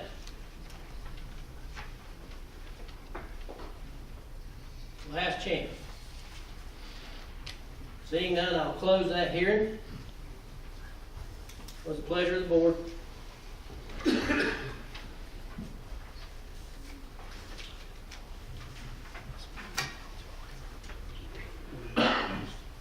Question?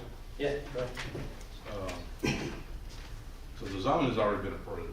Yes, And we're looking- it's already this- zoned. This is talking about stipulations, revising stipulations. And basically, the main stipulation revision they're asking for is to be able to do the residential first. It already has a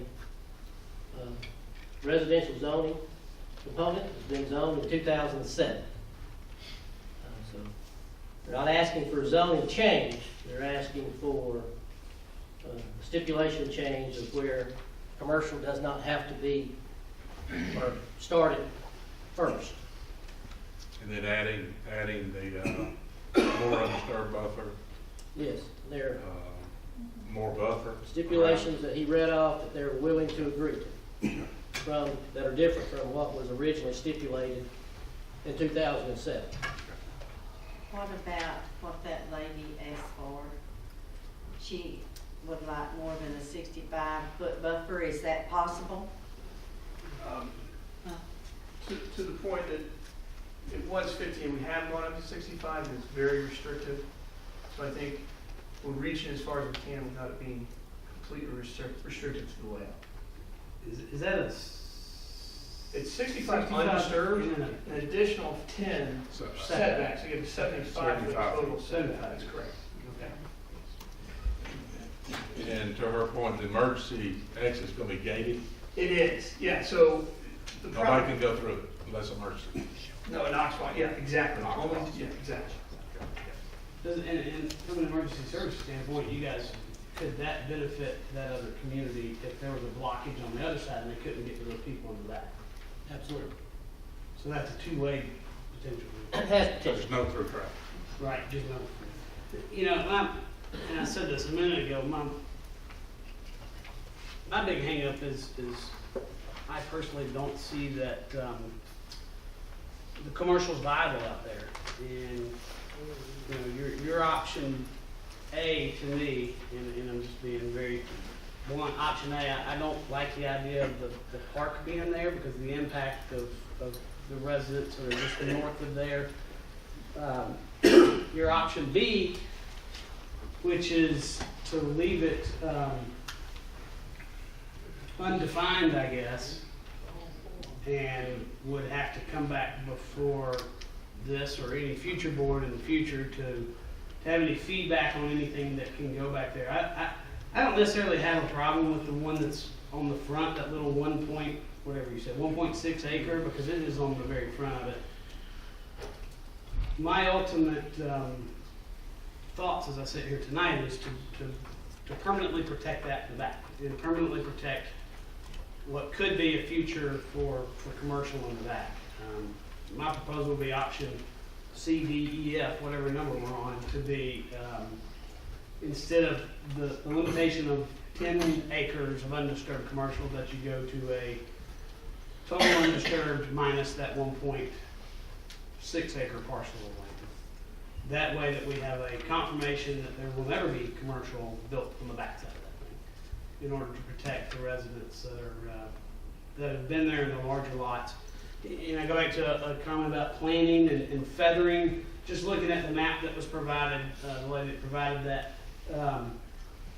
it does have that spirit of feathering off of that main corridor. We do have Riley Place, and then it goes to the townhomes, and then it goes to the larger density, or the larger lots, and then the even larger lots in the neighborhood, I believe, that she's in, which kind of does speak to that feathering aspect. But my big hang up is questionable where we go with that commercial piece in the back.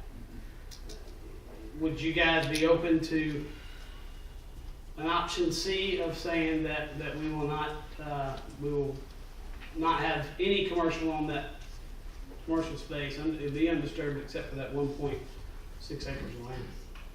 Unless they come back for a rezoning, which he said he would. In that question, could I ask clarification? There's some owners here. Could I just a quick comment with after this question? If we were collectively to say we were agreeable to, let's say, minimum of 25 acres of undisturbed, which is effectively what you proposed. Yeah. Can those 15 extra acres, can we stipulate that it is allowed to have passive park use? So it wouldn't be the sports complex, I think, or the ball field, but trail, benches, and the nature of things that at the very least could be utilized, or rather than just straight undisturbed. Yeah, no, I would encourage that. I mean, I think the mentality that we have in Dawson County is to be able to utilize the natural resources that we have, and by putting some trails and even, if it's open to the people behind you there in the neighborhood, connected into their neighborhood where they can utilize it. Is that county commercial? Yes. If it's county, it's commercial. It should go in Park there. could be. I think if I could respond this way and say, we would be agreeable to making the minimum required to be 50 or 25 undisturbed acres. And it doesn't have to be written, but understanding, I think Jameson confirmed, it's still zoned CPCD.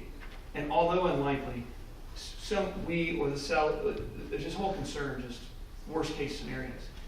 Could come back before a board because it's still zoned CPCD and request a change. We can all sit here and say the chances might not be super high, but it's available as an option since it remains zoned CPCD. Yeah, I mean, anything, if the project doesn't proceed, Say again?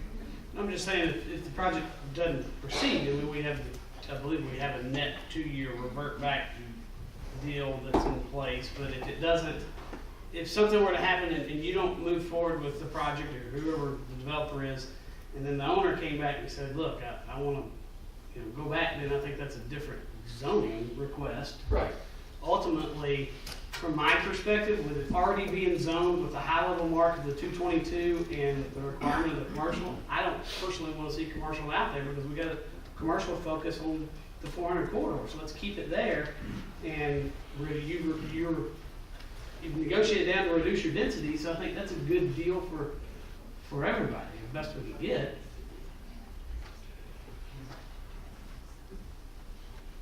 Sorry to throw a monkey wrench. No. in this thing. And I don't mean to be so, you know, with respect to the fact that there are current owners that we're in contract with. The simple concern is the gap between closing. And they understand we have a extreme, like, the likelihood is extremely high. Should the zoning go through, that we will close, none of this even matters.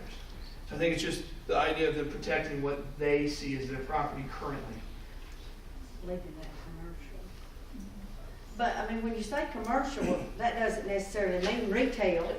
Well, I think option 2 means it still has to come with the board, but I think understanding Commissioner Gaines' comments is just the simple question is, would we be agreeable to have that undisturbed minimum acreage of the CPCD be 25 instead of 10? Yeah. A bit more.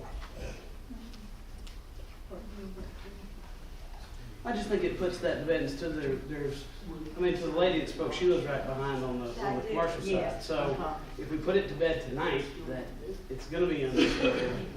If you go option 2, then a future board, you could say they still don't want it undisturbed, but the future board could change it too. But the owner would have the right to come back and rezone it back to what it was. Absolutely, absolutely. Yeah, well, that protects the owner, because they can always come back. Okay, I'll speak to the reversion portion as well, if that's the pleasure of the board.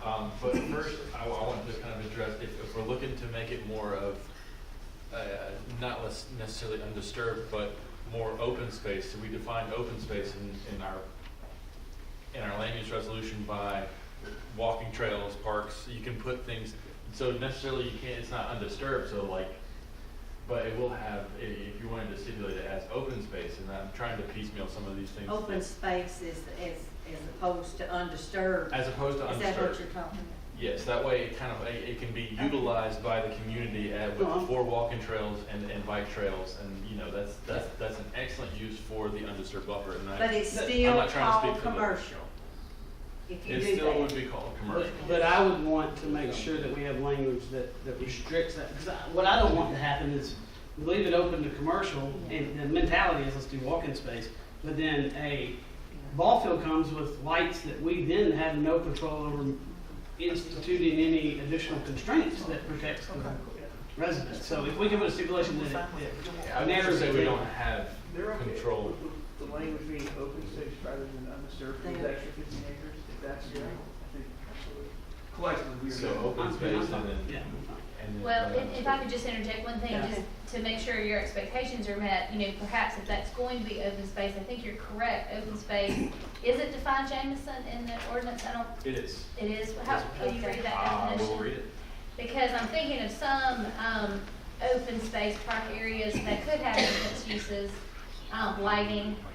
You know, we've had some areas where they're running parks and, you know, ATVs and creating noise and things like that, so you, I think walking trails and maybe you have a half-acre little field area where people can kick a soccer ball or something. But that's what you're saying, but she's saying it Right, could be we something want else. it to be narrowed down to that. It can be lit up. No, we don't want to do that. Yeah. so no lighting. Right, we make that. Right. You want to make it final. No good. Open area, and open space is probably better defined in our subdivision regulations as opposed to our land use resolution. But the open area is devoted really to lawns, setbacks, buffers, landscape areas, natural areas, outdoor recreational areas, and similar uncovered open areas maintained for plant cover that exclude storage areas. So historically, it's really been for more walking trails, not necessarily parks. Maybe a parking area that would be gravel, some type of impervious, less impervious surface. But that's the way that historically we've So there's really, it sounds like there's not a definition for open space. Open space. In the ordinance, so I think we would need to specify what you intend. And undisturbed means one thing, open space for passive parks means I think there could be a parking lot, there could be lighting. Frankly, kids on the field can generate noise. I mean, those are just things I think you need to think about and issue conditions appropriately to address.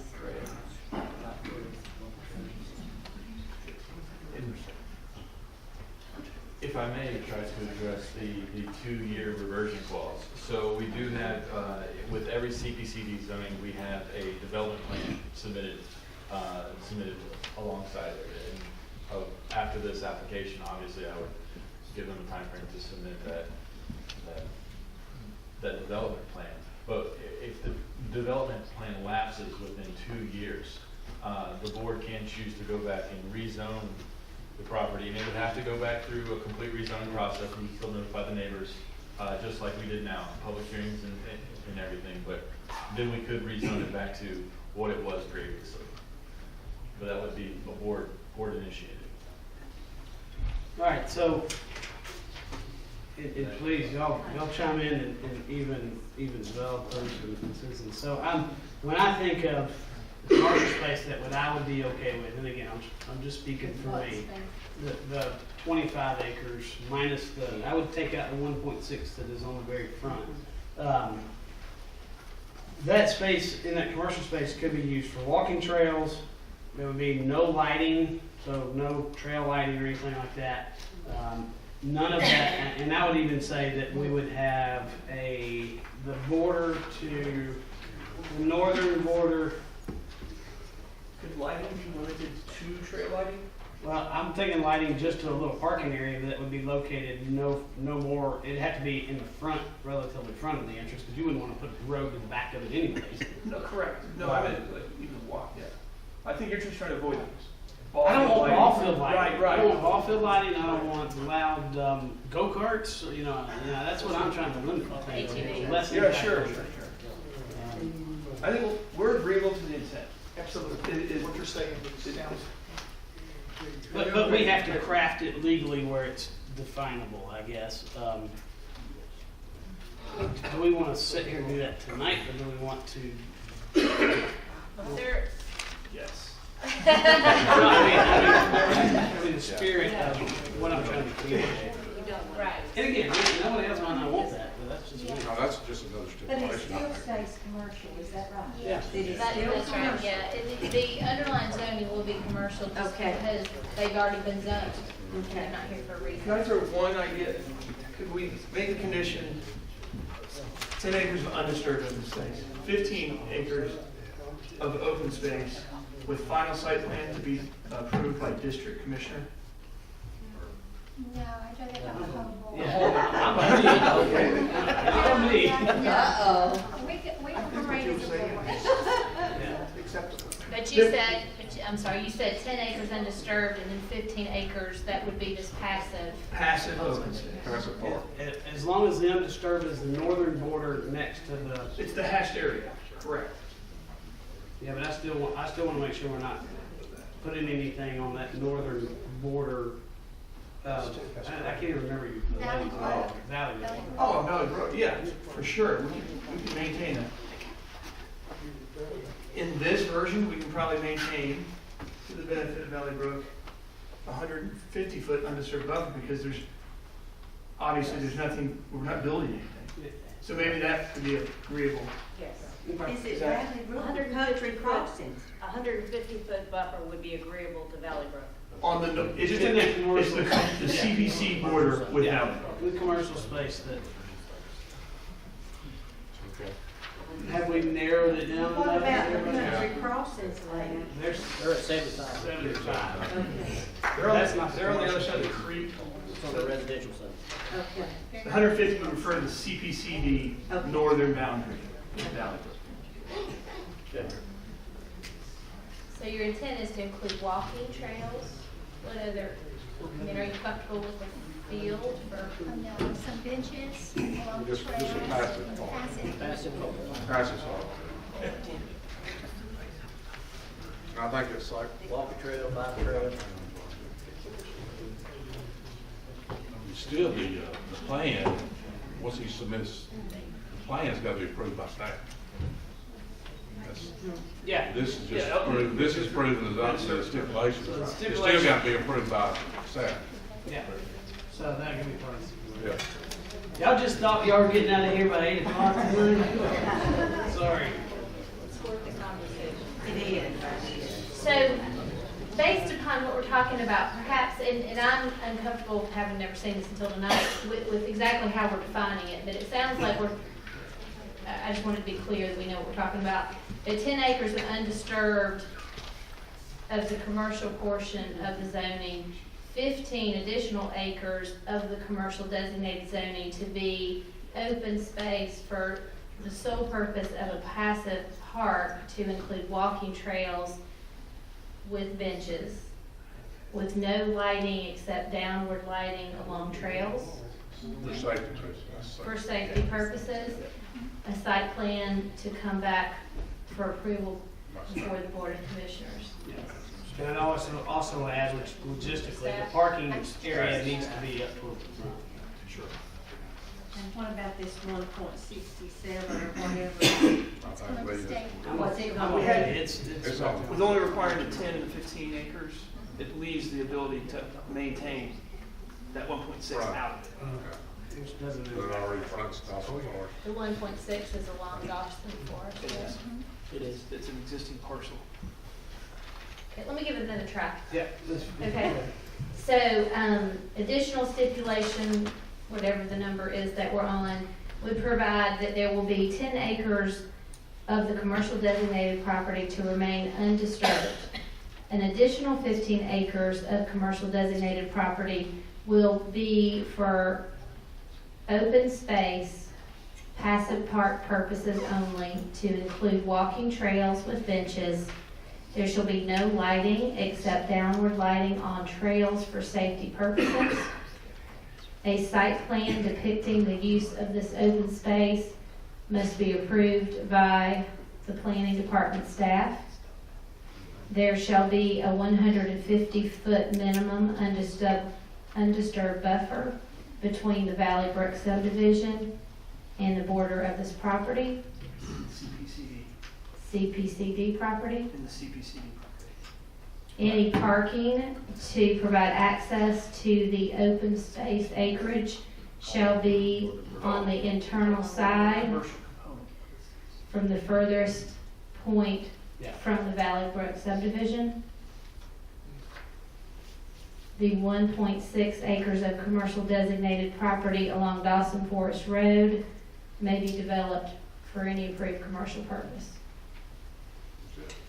And I would add that final plan for that needs to be approved by staff. You did say that? The only thing I would clarify is the 150-foot undisturbed buffer is along the commercial component. Right. Of the CPC. Of the CPC. Okay. Yep. There's already increased there. So I would make a motion to, I don't even know what zoning this is. Approved zoning ZA 19-19 with all submitted stipulations to include, I believe it's stipulation 34, correct me if I'm wrong, that has been just read into the record by council. Go with that?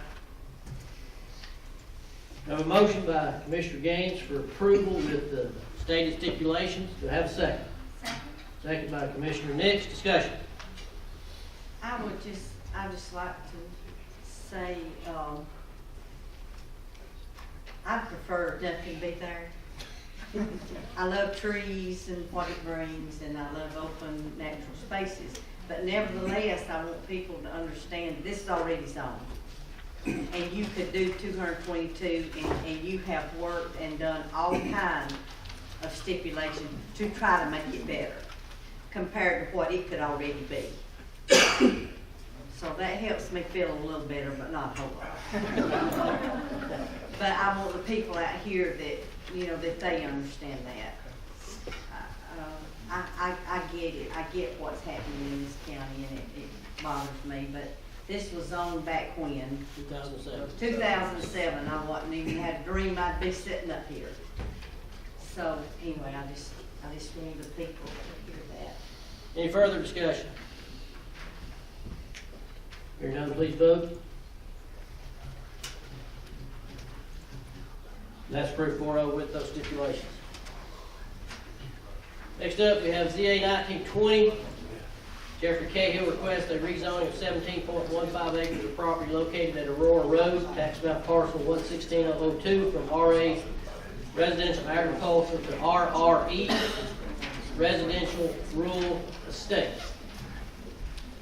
James. Mr. Chairman. So this will be a lot more straightforward than last one. So, doing my best here. Mr. Cahill, Mr. Headley and I have spoken to Mr. Cahill multiple times on this particular subject. I first want to start out by pointing out that I apologize, there was a typo on the application on the first front page. And it says RSR. It always intended to be RRE, which is 3 acres, one house for 3 acres, so 3 acre lots. So we're going from RA residential agriculture, which is 5 acre lots, to residential rural estates, which is 3 acre lots. The planning commission approved this 5-0. They didn't see any issue with it. The only, if you look at the plat that's involved, the only one that actually is below 5 acres is the one that's half in Dawson County and half in Lumpkin. And I believe it's just over 4 acres. There were no other issues that came about this. That acreage of that lot would have been totaled, that's less than 5 acres, totals 4.151 acres. Like I said, half in Dawson, half in Lumpkin. I don't know if any questions. Questions for Jameson? But those mostly in Dawson are 5 acre lots. Correct. And you said that this is a less intensive use of the property than it could be. So our comprehensive plan refers to this area as residential plan community. This is one, and a good example. Residential plan community has to have a minimum of 100 acres. So in order for this to be residential plan community, you'd have to get Mr. Cahill, along with several of his neighbors, to actually join together and sell it to a developer to get that 1 unit per acre. This is a much less intensive use for this property. Absolutely. RRE is normally 3 acres, and this is divided into 5 and 4 point something. Absolutely. We can Well, almost it's actually go less dense. With the exception of the one lot, it could have been RA. Yes. So yeah, it's much less intensive use than what could be. Other questions for James? Thanks, sir. I want to Go ahead. say, in that picture, did I see a sign that already said estate lots for sale? You did, yes, ma'am. So, was that already, yes, he thought this was gonna happen. No, ma'am. There are other properties along that road that they refer to as estate lots that are. This wasn't his sign. I don't know the Said answer to underground that, but I do know utilities, that water, there are other high-speed. split up properties along that road that he created. Okay. He might be able to speak better to that. Is he here? Yeah, we're getting him in a minute. Okay. Oh, Any other questions for James? Thanks, sir. Is the applicant present? Come on up. Tell us what you would like to do.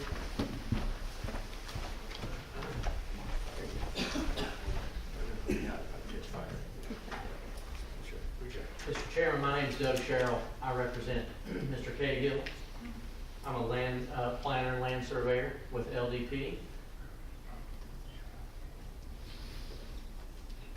If I may clarify, we do intend to subdivide the property and maximize the acreage, get that acreage as much as we possibly can. I would like the flexibility to go just below 5 acres with the property lines. We would be in the mid-4s on those 2 properties that are in Dawson instead of being held specifically to the exact 5 acres. I need that because of the topography, and particularly we have the county line that runs through this piece of property that prevents me from situating the houses in the most suitable areas. So I want to make sure that that's clear, that we're trying to get as close as I can to the 5 acres, but I can't guarantee that it will do that. They will not be 3 acres. They are in the mid-4s is what I'm looking at. And I want to combine some of the acreage to the north in Lumpkin County with these lots in Dawson County. That's what we're dealing with. We really have house sites that we've chosen and find that are suitable, and I'm working around those house sites. So how much, do you know exactly how large the lots will be? They will be, I can tell you they will. Is it really 4 acres? No. So it's change, there's 4 and change. So Okay. 4 plus.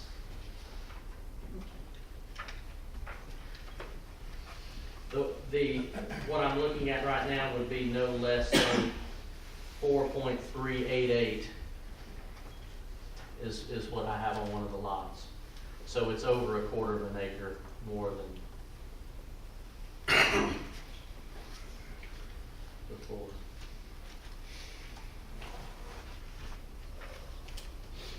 Does that make sense? Okay, now we're rezoning from RA to RSR, Jamison? RRE. To RRE, residential rural estate. Correct. Okay. Somehow that I put down 4 lots, 4 houses, I don't know where I got that. Okay. So did you say it was gonna be less? There would be 4.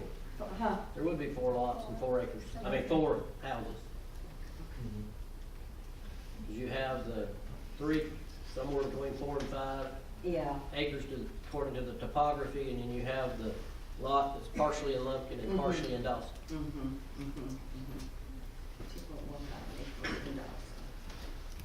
But when you just consider the Dawson, that's when it gets smaller. Instead of considering, and instead of adding the 2.88 acres in Lumpkin. That will be over 4 combined. I need that acreage to combine with the Dawson tract. Yeah. Yeah. They got that. Also said class code is conservation use. What does that mean? Is this signed up under conservation? There is a portion of the property that is in conservation, yes. Are you gonna reach that covenant? No, ma'am. You know, okay. It's running. Costs too much money. Well, just make somebody else pay it. That's what you do. So is it run out? Has the covenant run out? It's just been renewed, ma'am. Been renewed for 1 year. The covenant just for 1 year? I'm 11 years into it now. I It's just been renewed the renewed, covenant. it's been re-upped, so he's in the first I've owned the year. property for 13 years, ma'am. Okay. I bought it as an investment Okay. for my retirement, and it wasn't zoned like this when I bought it. I made plans, never knowing it was rezoned, and it took me, it floored me. The lots are 4 acres plus, all of them. That's the way I originally had it. I've got covenants of 2,400 square feet, protective covenants. I put a municipal water system in on my own because I'm on the county line. I can't get cooperation from the water people. I've got underground utilities. I've got high-speed internet. And it'll be a That's what I read on that sign, yeah. It'll be a compliment to the county, man. It's very well done. I think I put my all into it the last 13 years. I was in the grading business and I fiddled around with this in the meanwhile. It'll be very nice, man. With covenants, it'll be a compliment to the community, I promise you. We have one nice home in there already. The man spent $450 on the structure. And the others ought to be comparable. I think you'd be happy with it.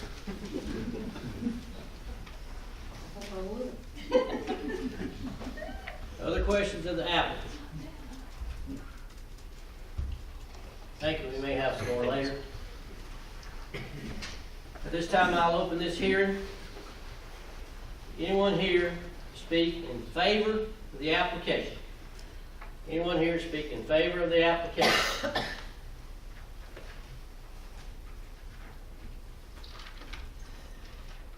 Seeing none, anyone here speak in opposition to the application? Anyone here speak in opposition to the application? Last chance. Seeing none, I'll close the hearing. Pleasure of the board.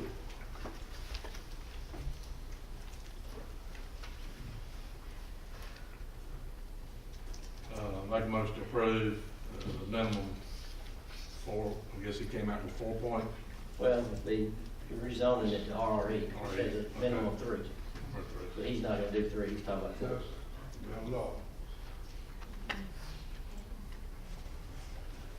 Motion for zone. Rezone of RRE. Yes, sir. Okay, motion to approve. Do we have a second? Second. Second by, motion by Commissioner Satterfield, seconded by Commissioner Nix. Discussion. Hearing none, please vote.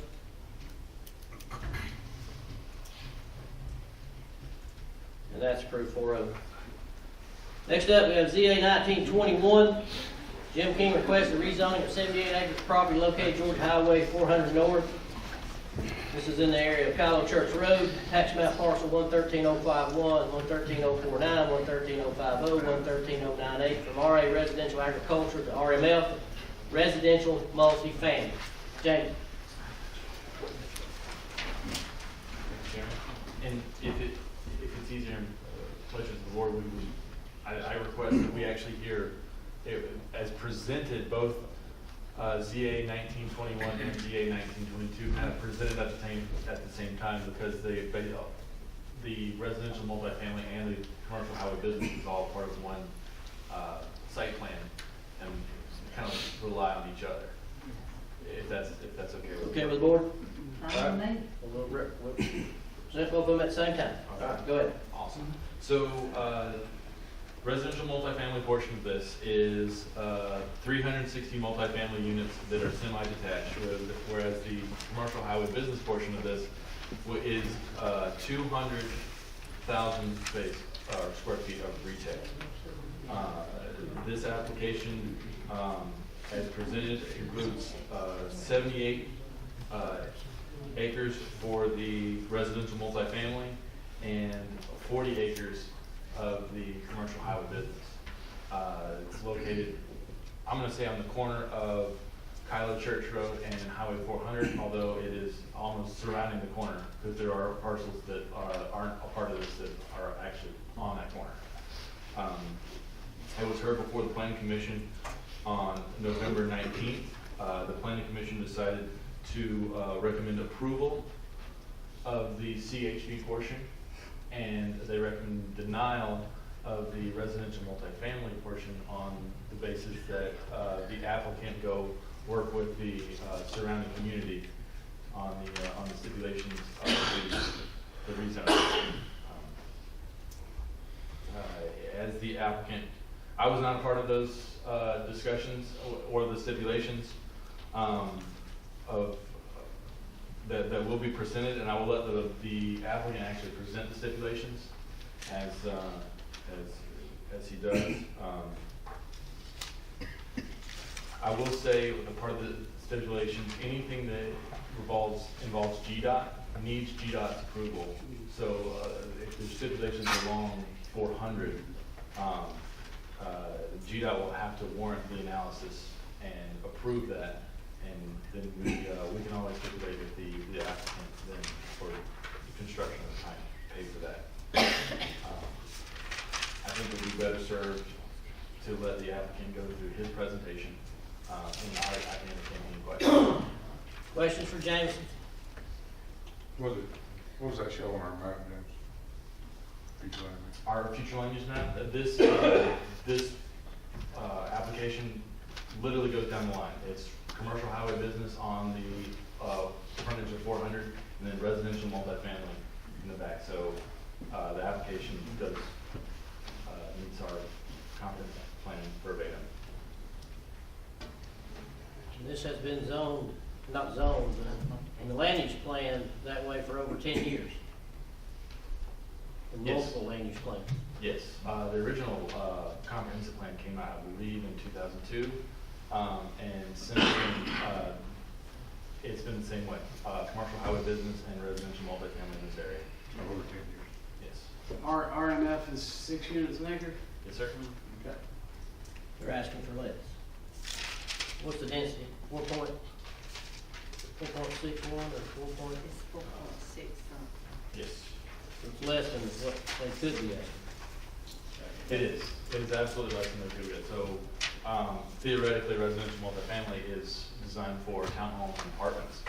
They are proposing semi-detached housing. So semi-detached housing, as defined in Dawson County, is a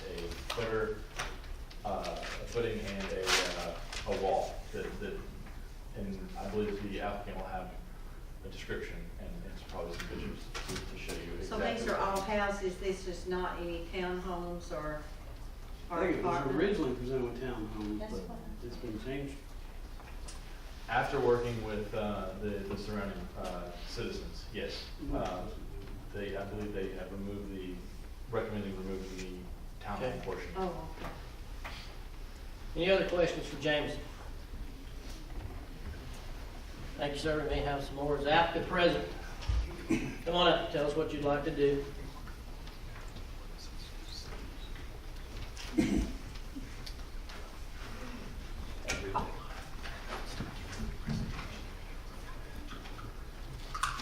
Mr. Chairman, members of the board, my name's Jim King, 131 Prominence Court, Suite 230, Dawsonville, Georgia.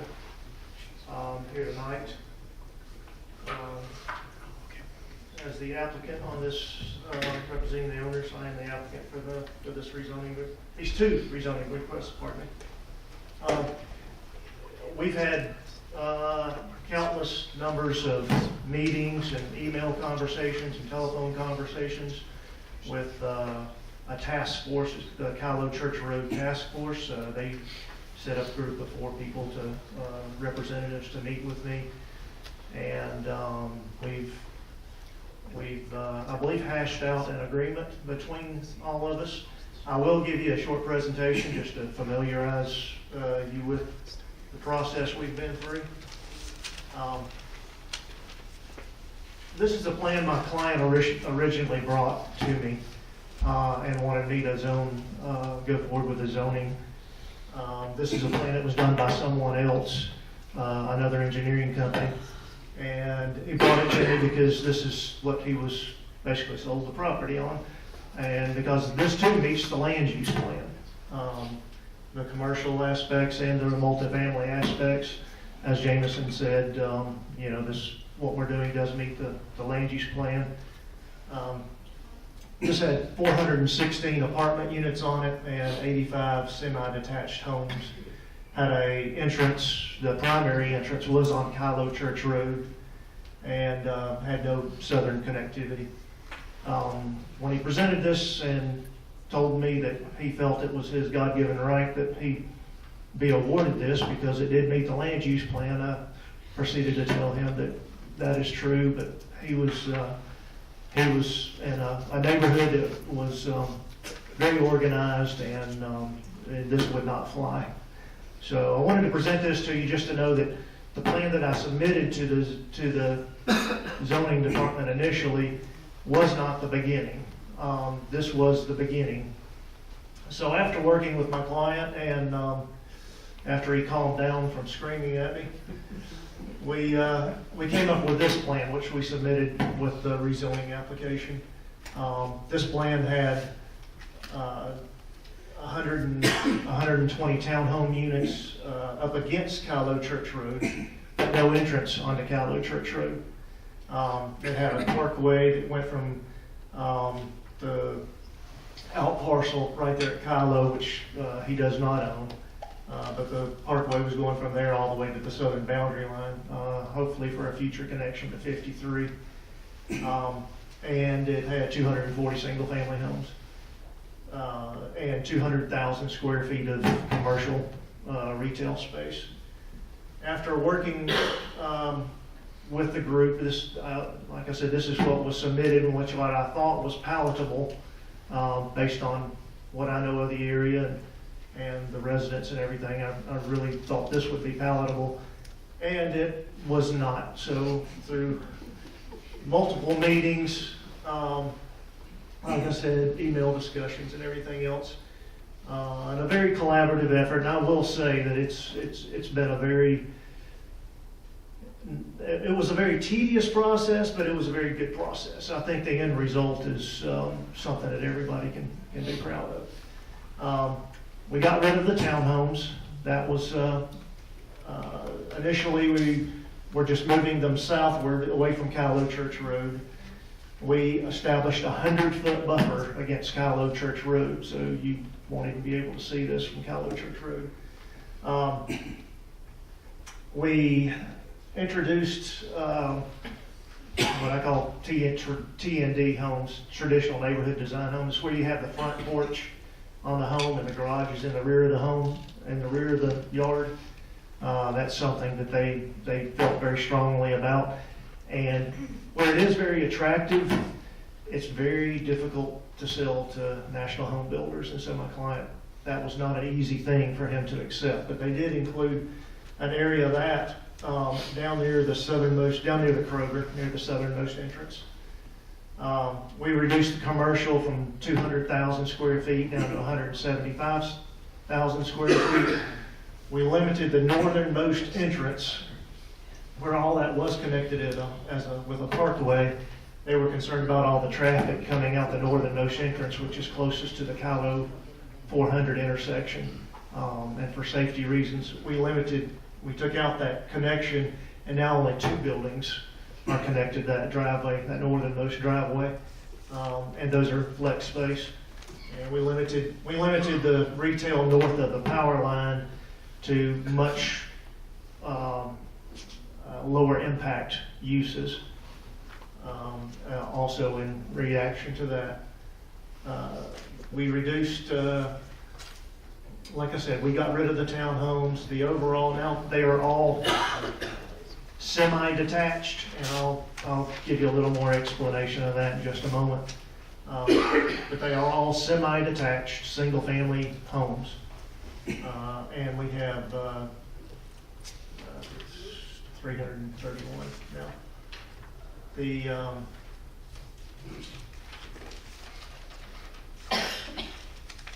We also established a 50-foot buffer adjacent to the residential homes up there closest to Kylo. We just had a 50-foot setback to begin with, and we turned that into a 50-foot buffer along all the residential portions surrounding on that side of the property. We've agreed to, you'll see, I guess you have the conditions in front of you. If you'd like to, I can read them out in a moment, but we've agreed to a lot of conditions that will make the development upscale and higher price homes. This is a photograph of a semi-attached or semi-detached home. As you'll see, this one's actually connected with a fence in Dawson County, and this is not unusual. This is allowed in multifamily zonings and a number of other counties. Forsyth and Gwinnett and Hall, I know, are just some of them, but most of them allow a semi-detached home in multifamily, but it is an attachment. Why it has to be attached, I really don't know, but that's the way the ordinance reads. This one is shown with a fence. Unfortunately, in Dawson, it has to be connected with a wall, a solid wall, so it makes it even more difficult and less attractive. And we both agree the developer really doesn't want the attachment, and the Kylo Task Force doesn't want the attachment. And I think they'll probably elaborate on that a little as well. But this is what semi-attached or detached looks like. And they're that close to each other. Yes, ma'am. Boy, when somebody's cooking out and the spark flies next door, it's gone already. And one thing that does, it prohibits access, like if you have a fire or something. It also makes access between the units difficult. So this, as I mentioned earlier, at least the land use plan, Jameson has already told you that it does meet the land use plan. And multifamily allows for 6 units to the acre, allows for apartments. So that's the plan I showed you initially is what actually could be built in this zoning. What is the density now? Beg pardon? What is the density now? It's under 4. I can't remember the number. Under 4? Yes, ma'am. I thought it was I think 4.something. when you presented the planning, wasn't it 4.4? I think James. That's right. They worked. That's correct. The new plan, because we eliminated the townhomes. 3 points. I don't remember off the top of my head. It's under 4 units the acre. That's 3 point something. Jason, did you Again, know on what your it is? James, the, After, 316. it's 3.9. 3.9. Okay. So,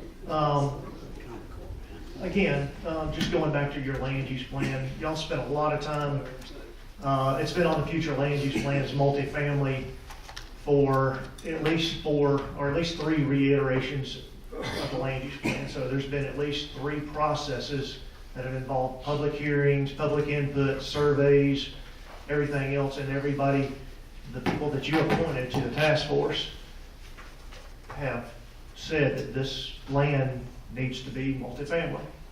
So we're doing exactly what has always been planned for this property.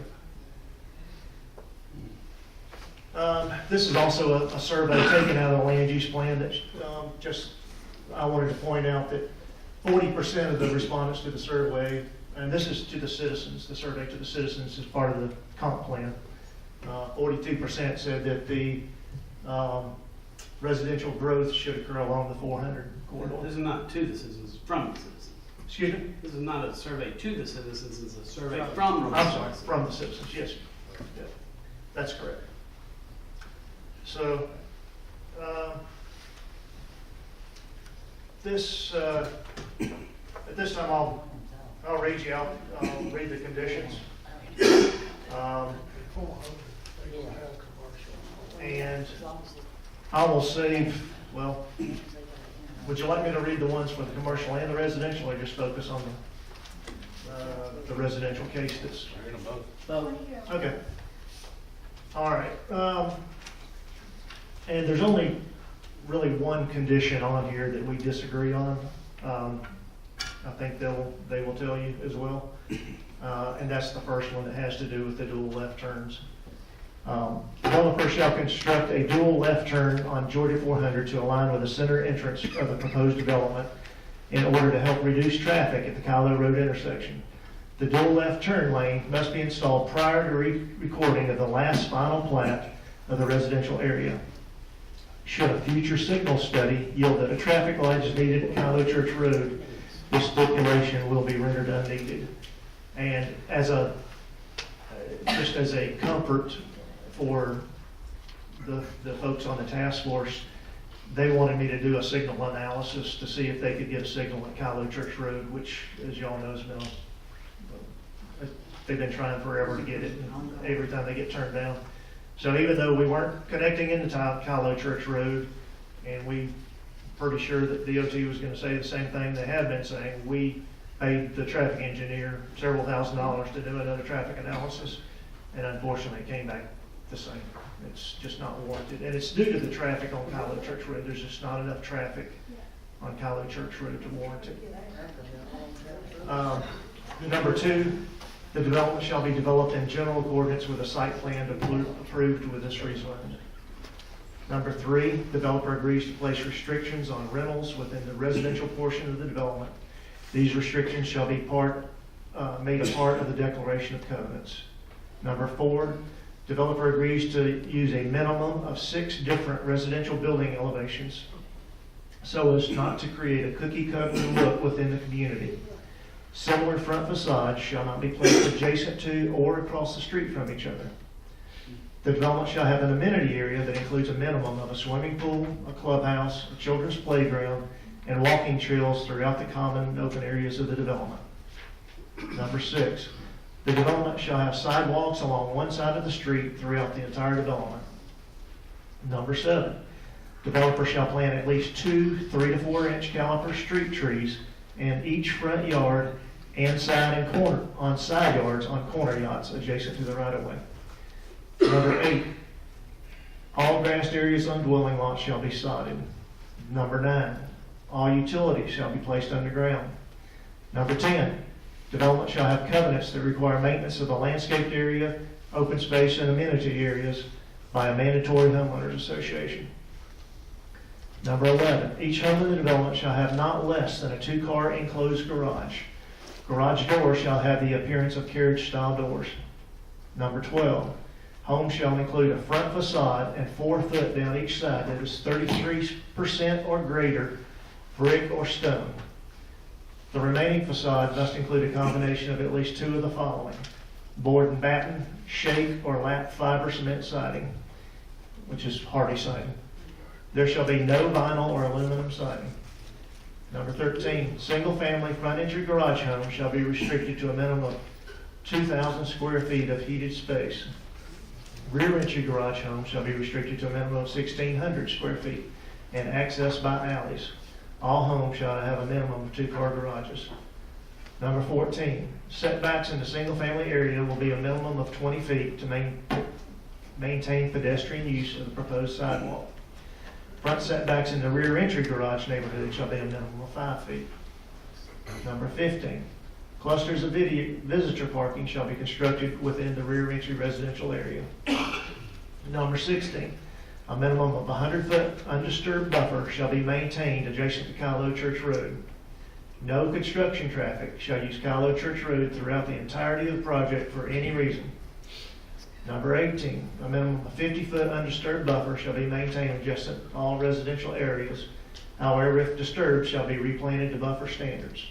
Number 19, developer shall construct a 6-foot-high opaque wooden privacy fence along the property line adjoining parcels 113-052, 052-001, 052-002, 052-003, and 113-115.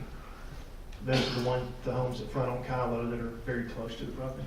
Developer and Kylo Church Road Task Force prefer, this is number 20, sorry. Developer and Kylo Church Road Task Force prefer to have fully detached homes or are bound to semi-attached homes by the zoning ordinance.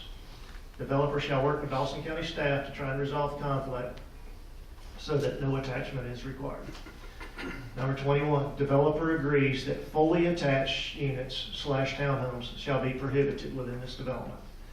Number 22, all rear entry garage homes will have front porches with a minimum of 4 inches in depth. That's the residential. Now for the commercial. Developer shall construct a dual left turn. That's the same one about the dual left turn. The development shall be developed in general accordance with a site plan approved with this rezoning.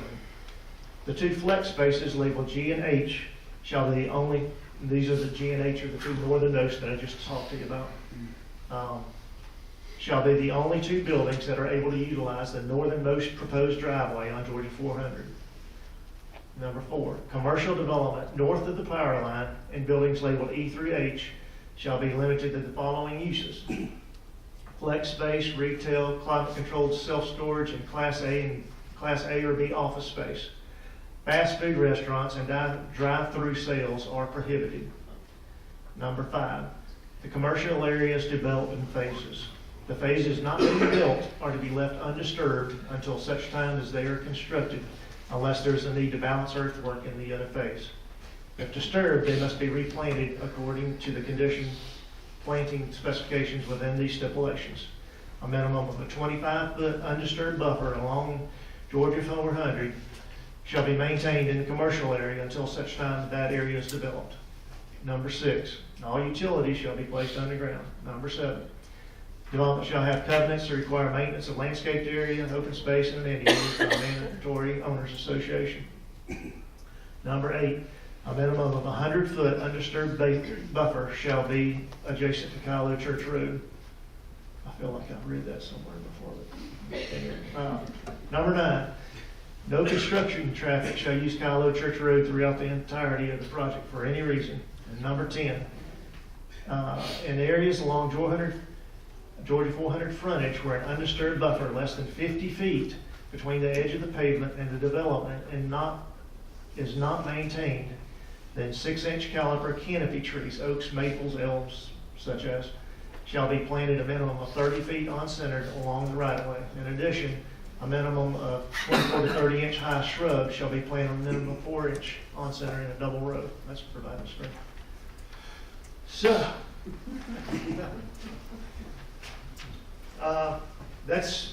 those are the conditions as I mentioned to you earlier, and the only one, I guess 2 that are kind of up in the air are the one about the attached versus allowing them to be detached, which we both would prefer they be detached, and then the one with the left turn lanes on 400. This is a, you may not be able to see, can't see it as well as I was hoping, but this is an aerial with the development imposed on it. It shows where the Callow Church Road intersection is at the very top, and then it shows our three entrances along 400. And their concern is when cars are pulling out of this development, they're gonna, there's no left turn, no median cut across, so you can't make a left turn and go across 400. They didn't want a connection onto Callow Church Road, so when we eliminated the condition to Callow Church Road, it forces them to come out, make a right-hand turn on 400 and go up to the Callow Church Road. There's a left turn at Callow Church Road. Now it's separated by a lane, so once, I think the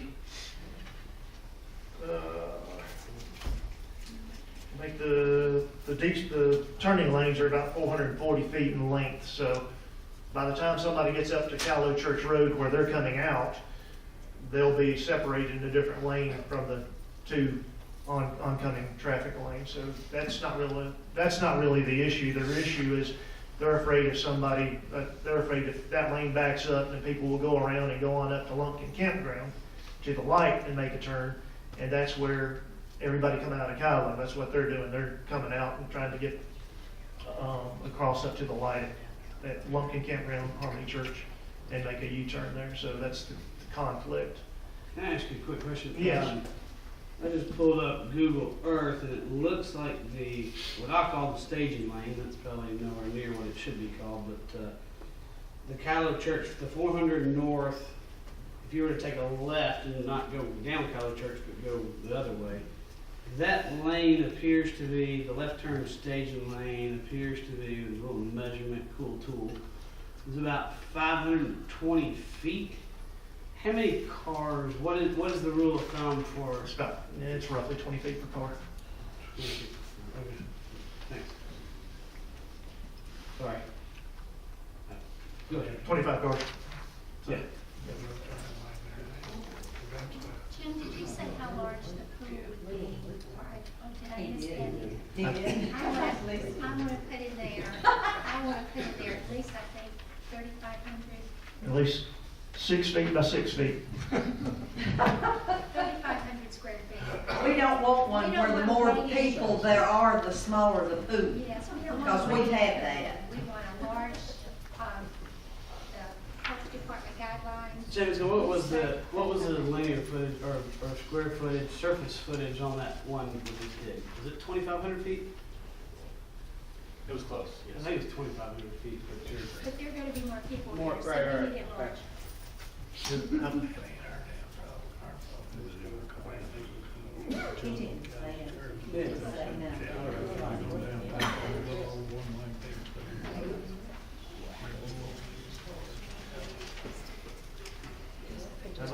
How about 2,500 as a minimum? I really can't speak The to that health right now. department has a guideline for those, how large it should be for. They do. By state guidelines. Got a guideline. Yes. So, Go help. by that guideline. Okay. All right, so we'll add a condition to the residential saying that the pool will be designed per the health department guidelines.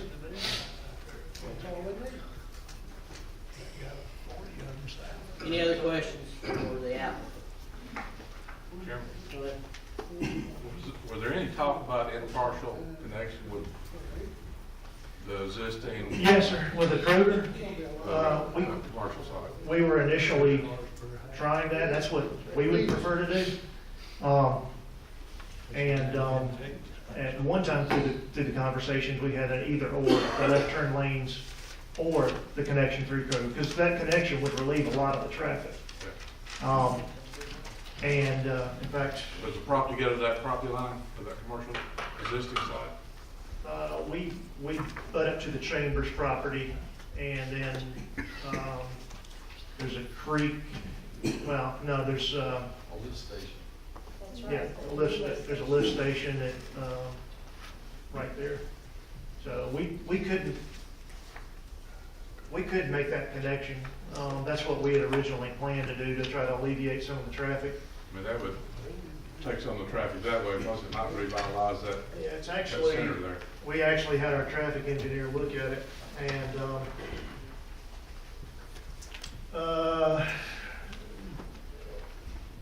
with the northbound U-turns at Lumpkin Campground, the number of northbound U-turns at Lumpkin Campground at the light.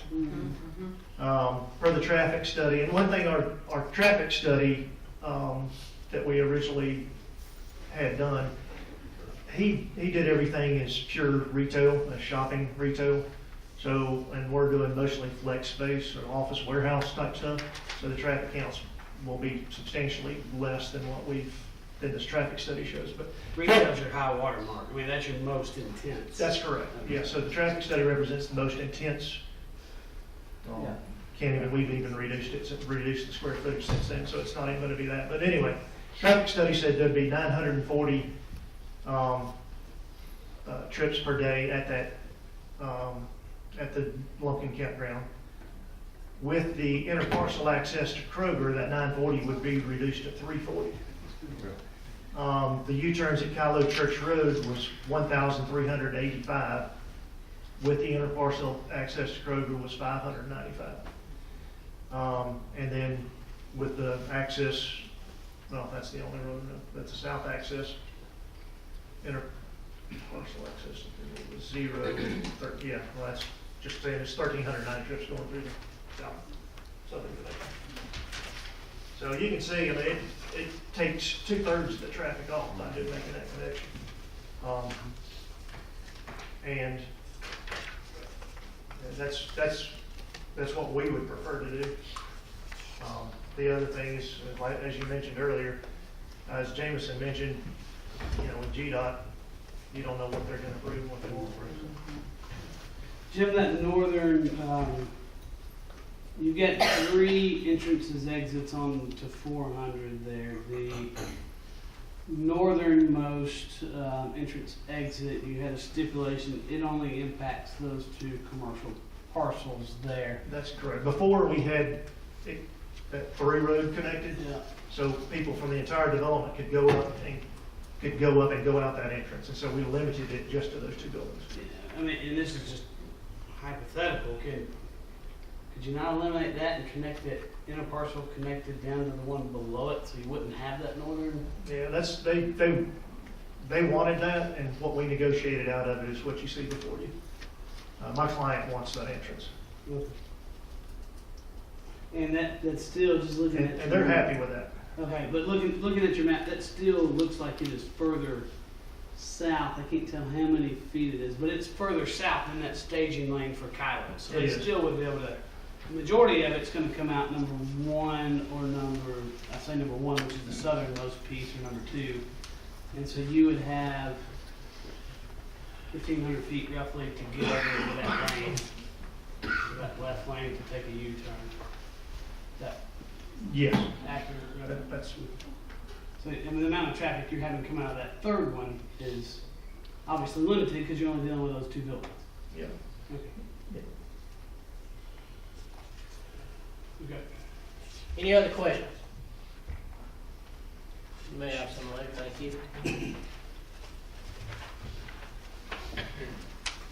This time I'll open this hearing. Remember, everyone has 3 minutes to speak. Is there anyone here to speak in favor of the application? Speak in favor of the application. Come on up, give us your name and your address. Mr. Chairman, Commissioners, my name is Mike Liberatore. I live at 28 Willow Oak Lane, off Tyler Church Road, coincidentally.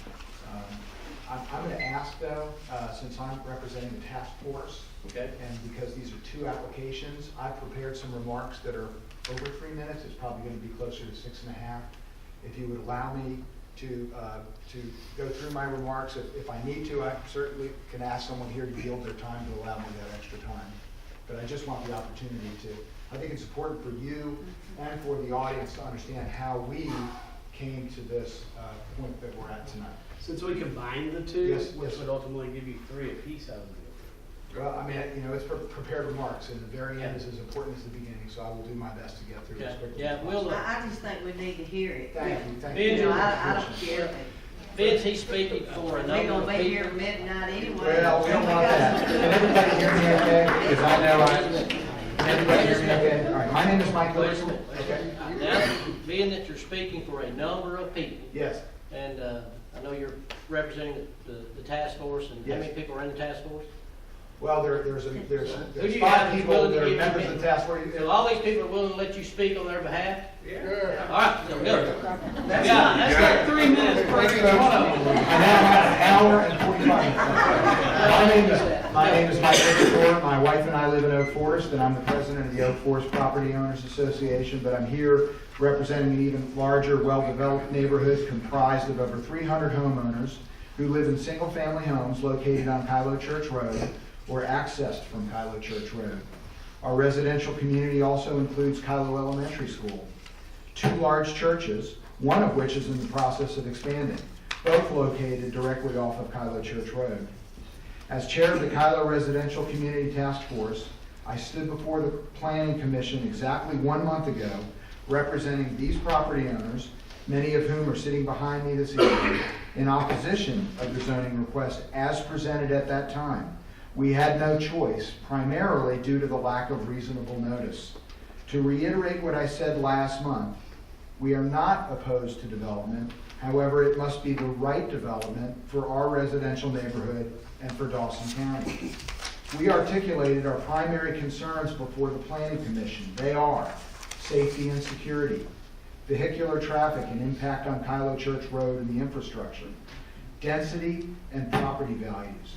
We covered in great detail each of these concerns, but in the limited time I have here tonight, I will spare all of those details. I have a copy of my remarks from the Planning Commission. I'm happy to provide that to you should you like it. Bottom line, and most importantly, we asked the developer at that time to work with this task force towards a mutually agreed upon set of stipulations and solutions so that we could be in a position to support such a development. I am happy to report to you this evening that through this collaborative effort, we obtained very positive results. Let me share with you some of the results of our collaboration. The development has changed significantly. We've positively impacted many safety and security issues. Direct accessibility on the Kylo Church Road, present and future, has been eliminated. There's been a reduction in density. The developer has agreed to specific stipulations just presented to you as it relates to the style and quality of home built to be built, commercial space, usage and accessibility, buffers and setbacks to help separate, preserve, and accentuate the landscape on Kylo Church Road. The townhomes have been eliminated. The road to nowhere, as I like to refer to it, has been eliminated. We've spoken in a little more detail about the buffers, sizes, etc. 100 foot along Kylo Church Road, 50 feet behind the homes on Kylo Church. The residential lots were reduced by approximately 30 lots. The density decreased from 4.62 units per acre to 3.9 units per acre. With all of these positive results, there are still 2 glaring opportunities of which we are asking the county commissioners to ensure they are properly addressed. Number 1, the traffic study completed for and provided by the developer acknowledges that a traffic issue will likely be present at build-out conditions for this section of roadway. We would like to see a dual-cut intersection be installed at the center driveway on Georgia 400 for this proposed development. The traffic study lists the dual left cut as an option for helping to control the future traffic at build-out locations. That's on page, if you have the study, it's on page 4. Another option was to install a traffic signal that controls the U-turn movement only. The third option was to provide an improved network of roadways. One major benefit to adding a dual left cut at the middle driveway would be the ability to have a left turn into the development from the southbound traffic. Without it, southbound drivers will have to travel to the Kroger intersection and perform a U-turn to loop back into this development. the cut would provide a much safer means of access. The overall volume of traffic on 400 is not the only concern. It is the unsignalized traffic that will be generated from this site that will spill onto Georgia 400. The signal at Georgia 400 helps to provide available gaps in traffic on Georgia 400. This development would generate approximately 3,000 daily trips from the residential portion and approximately 9,600 daily trips from the commercial portion. These numbers are based on the traffic study provided by Jim King and performed by KCI. That information is noted on page 9 of that report. These numbers were based on 240 single-family and 120 townhomes, along with 200,000 square foot of commercial area. We understand the future traffic may vary with this development, but also acknowledge that this development will generate a significant increase in traffic for this stretch of roadway that again is spilling onto Georgia 400 without a traffic signal to help control the available gaps for residents and school buses entering Georgia 400 from Kylo Church Road. One of the options that the developer mentioned that they would like to pursue is a connection to the old Kroger Shopping Center to help reduce traffic. We certainly like the idea. We are all for the rejuvenation of the Kroger Shopping Center. But until such a time that a roadway unobstructed with stop signs, speed bumps, pedestrian crossings, etc., we do not feel that having extra vehicular traffic moving through the old Kroger Shopping Center is the most viable way to move a high volume of traffic off of Georgia 400. We understand that Dawson County does not regulate Georgia 400 or any GDOT maintained roadway, does not have the authority to permit any encroachments or improvements along these roadways. But Dawson County does have the authority to put stipulation on the development that a dual left cut be installed and permitted by the developer with GDOT. Having a traffic study that already supports the dual cut as an option would help to justify its requirements with GDOT. Number 2, the developer and the task force would like to see these residential homes be detached, not semi-detached per the current code. We respect the purpose of zoning ordinances. Zoning ordinances are a good decision-making tool. Zoning ordinances are by no means perfect, and in some instances, county leaders are asked to take into consideration variances that benefit the development and all of the stakeholders. The existing residential multifamily ordinance does not include detached housing. We feel that this is an omission that needs to be addressed. In this case, the developer supports detached housing. The task force supports detached housing for many reasons. I'll share one example. We view the proposed development as an extension of our residential neighborhood, where all our homes are detached. We ask for your support of our recommendation for detached homes. In conclusion, we applauded the decision by the Planning Commission to support our recommendations and to proceed in a collaborative manner, and we know that we've gained your support of this process along the way. We have worked cooperatively with Jim King in a spirit of give and take. I speak for Jim when we say we feel the end result of our effort is far superior to the original proposal. It has produced benefits for all stakeholders. We hope this process will be the model for future development. It's a win-win-win. The developer wins, the residents win. Most importantly, Dawson County, where quality of life matters, wins. Finally, I'd be remiss if I didn't tell you how appreciative we are of the efforts of the members of the task force, members of our community, and Jim King. We worked tirelessly over the last several weeks. We learned of this on November 1st, so we didn't have a lot of time, but we worked tirelessly. I can tell you we invited Jim to meet with us at 5 p.m. on Sunday evening to review some of the stipulations, and Jim met with us at the clubhouse at Oak Forest. So it was quite an effort by all involved, and I'm very appreciative of everyone's efforts. Thank you for your time. Thank you.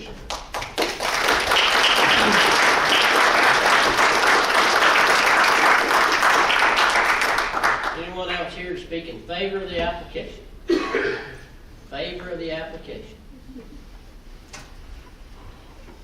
Anyone here speak in opposition to the application? Anyone here speak in opposition to the application?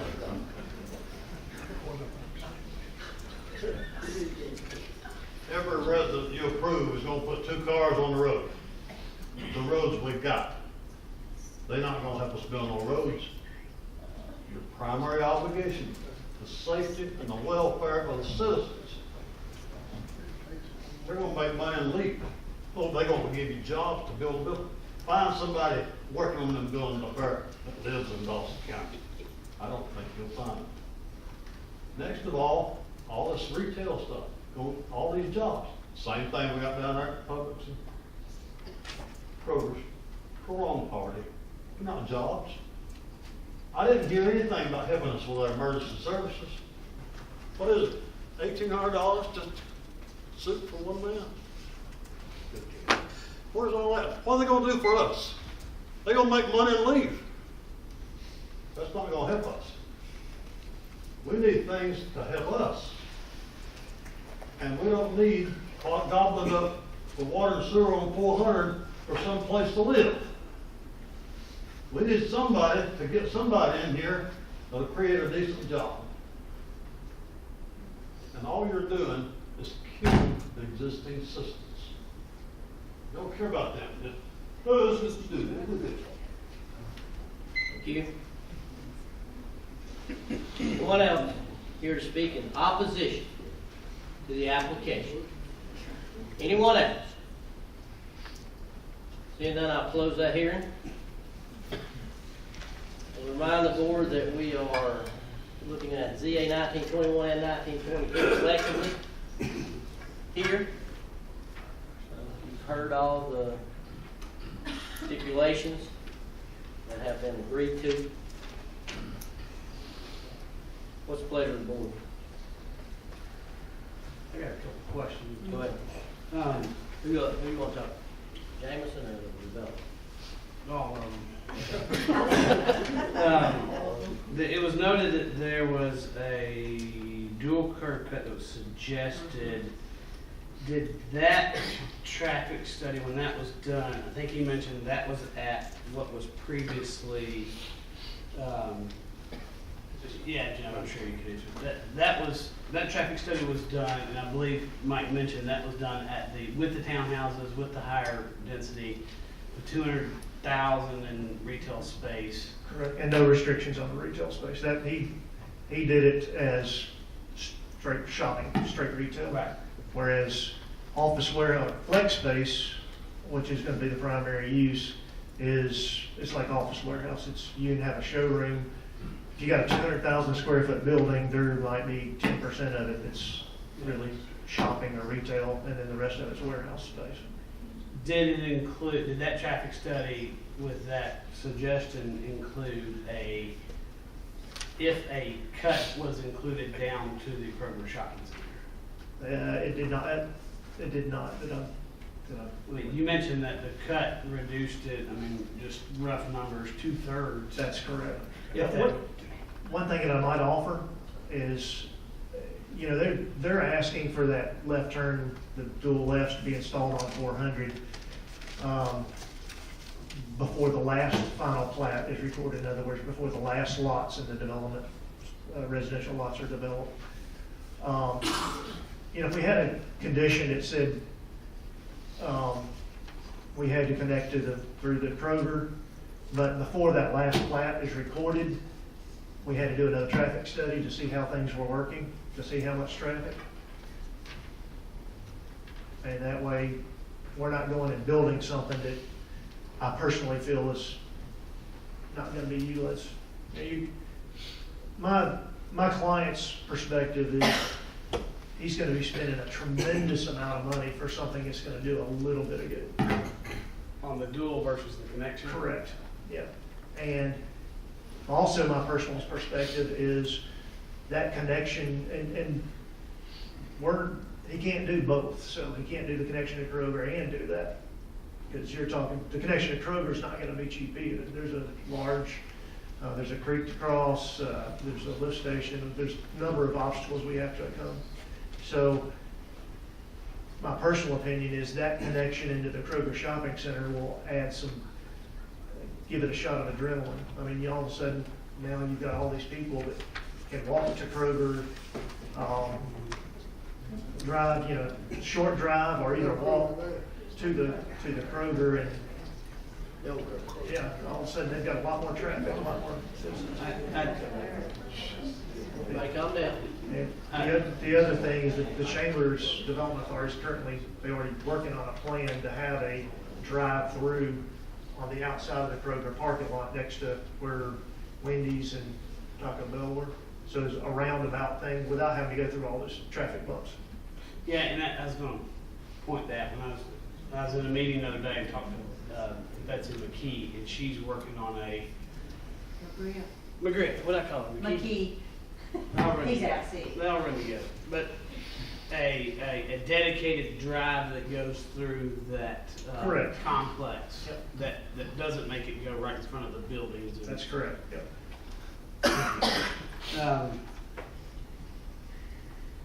I did have some concerns. You answered the concerns about the distance of that staging lane with 20. What I envision, again, I'm not an expert, what I envision is people coming out and getting over into that first ability to hang a U-turn at Kylo, and the people at Kylo coming out and going up to the light as they do now. Correct. So I pulled out of Kylo. I don't know, it's a challenge to begin with, but these folks are not going north beyond that. I mean, if you can stage 20 cars at a time. They're in a separate lane that's divided with a stripe. Yeah, and that's what I was looking at on Google Earth. Okay.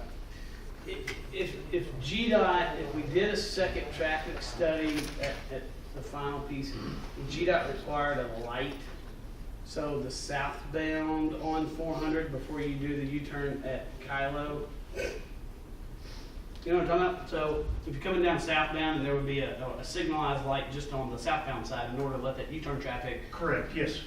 Could that be, I mean, that would be an option included Yes. in a traffic study as a way to deter, to allow that staged left turn to move? That's correct. Okay. At what point did you say that traffic study is typically done before your final plat? Before the last final plat is Right. recorded. Before the last final plat is recorded. Yeah. And then, I guess the other issue is the separation. Tax versus detached. I know, is there anything we can do about that? What is the purpose of having a little fence or a little wall? So you can call it attached. But I don't understand the reasoning behind it. Does anybody know? Anybody know what that's all about? Well, I'll take a stab and jump in. I have no idea why it was drafted like that, but it's not uncommon that there's a multifamily category of zoning, and that's what this is multifamily, which is typical townhomes or apartments, and those are by definition attached. And so I think this particular product has been used by those in the county, perhaps this is local too, because there's not another classification in between 1 unit per acre and then 6 units per acre multifamily attached. Now, we did approve an ordinance tonight that provides the 3 units per acre, which is essentially what this development, I think, is, if I'm not mistaken. 3.9. A little bit over. Okay.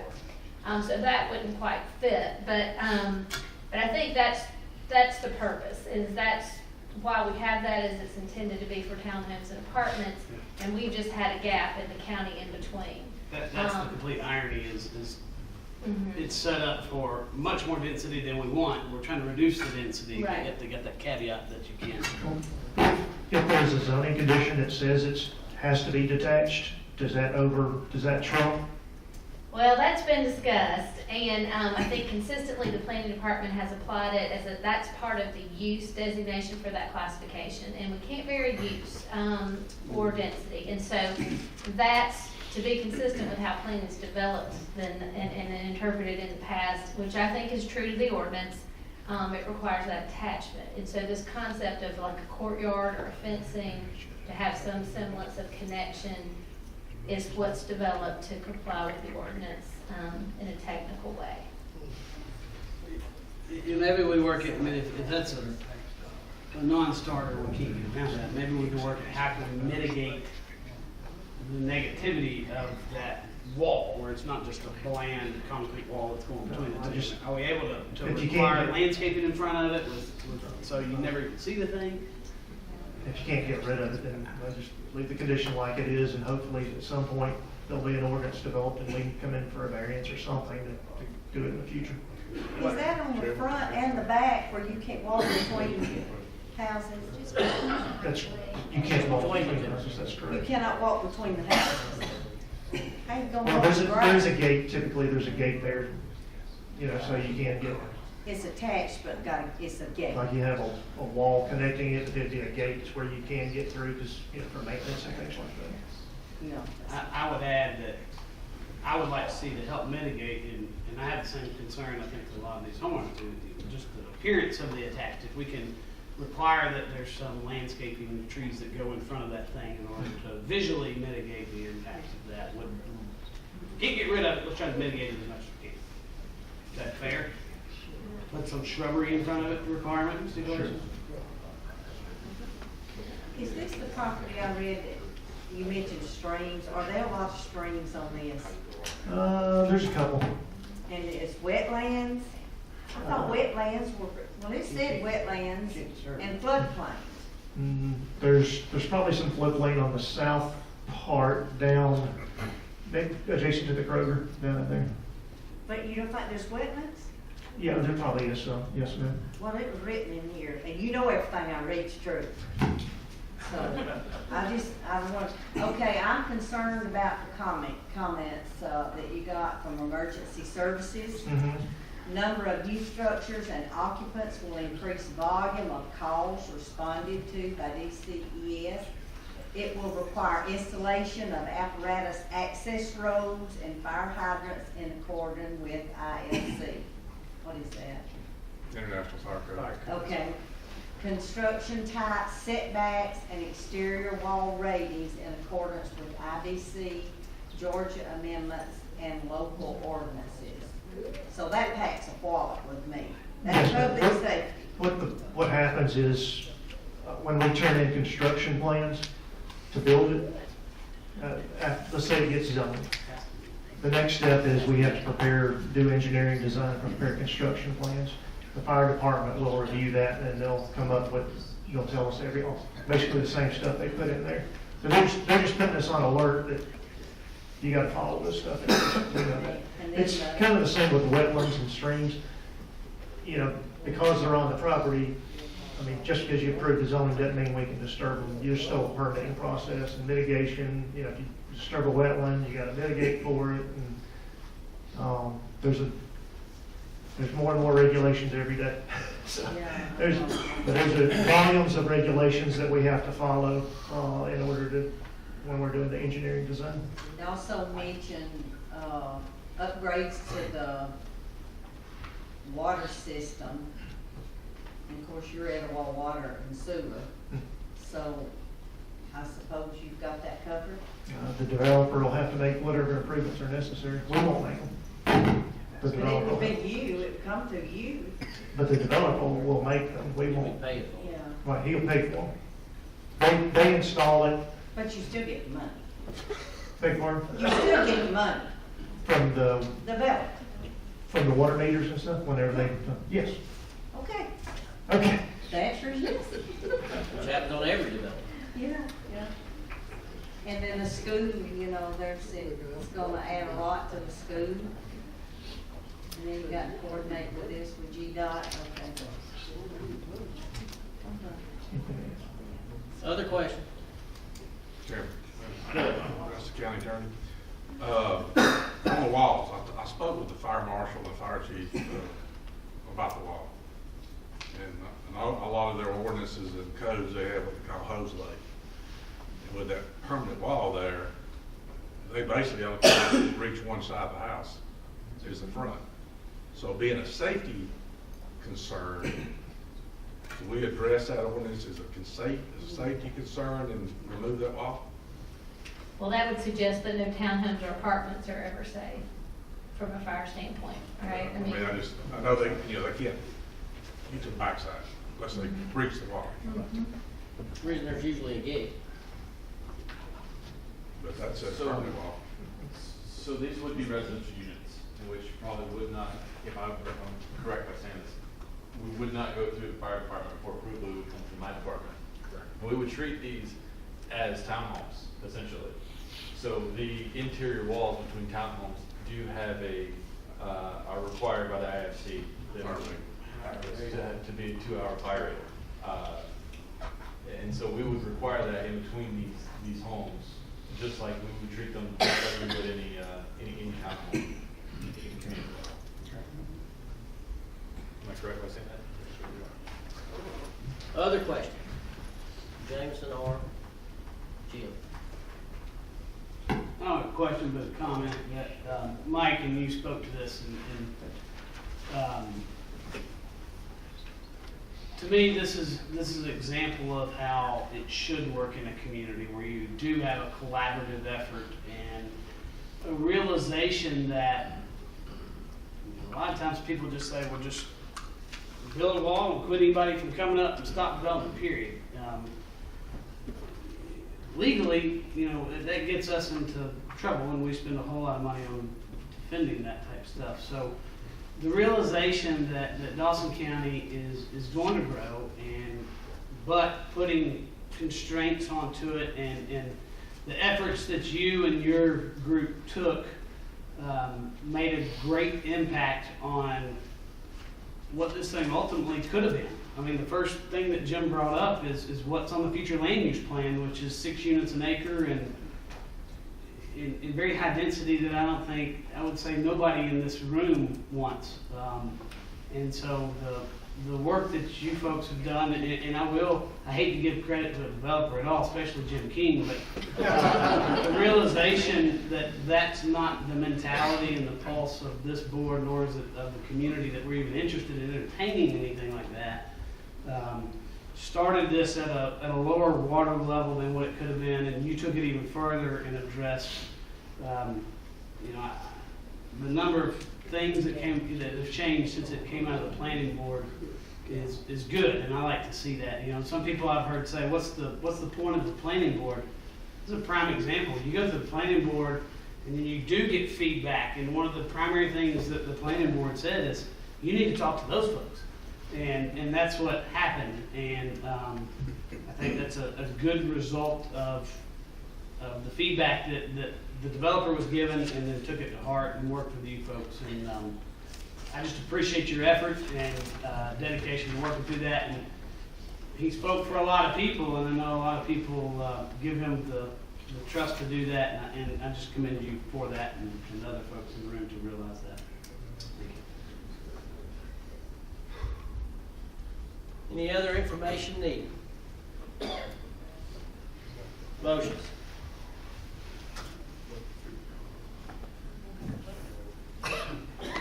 I make a motion to approve the zoning with removing at the time the stipulation for the dual lanes with the intention of revisiting another traffic study before final plat and requiring the connection to Kroger. Is that last final plat? Last final plat, right. That's what we discussed.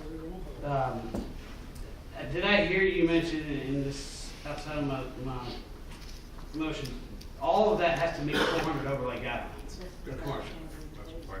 That would be part of my stipulation, because it's not already listed, that all the commercial piece has to meet 400 overlay guidelines. Comfortable with that? You want to add that as a stipulation? Yes. And can I But would it clarify? have to for a be moment? automatically done if it's at 400? Yes, they would. And they would also have to be, and as you know, we're going through a 400 corridor update as, right now. They would have to meet it at the time that they submitted. Are we referring, now I assume we're handling these, there's two different rezoning applications. Yeah. Again, you want 2 motions or you want 1?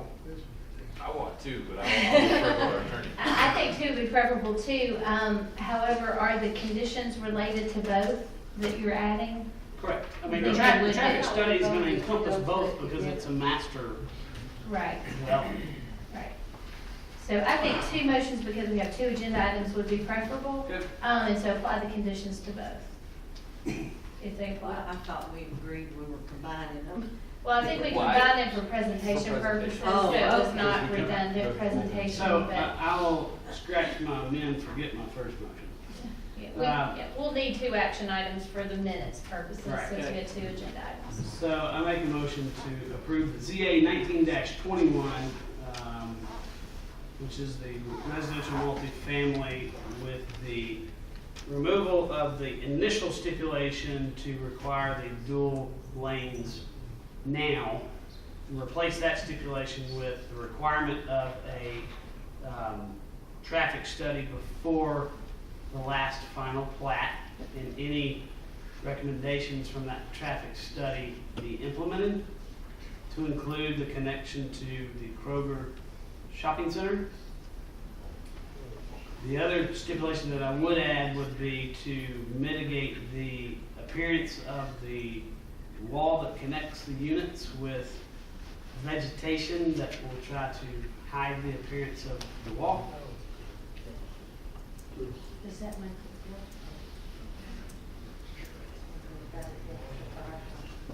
Is that it? Have a motion by Commissioner Gaines, do I have a second? Second by Commissioner Satterfield, discussion. We were talking about ZA 1921, 78 acres of property, that is the residential piece. Motion and a second, no further discussion, please vote.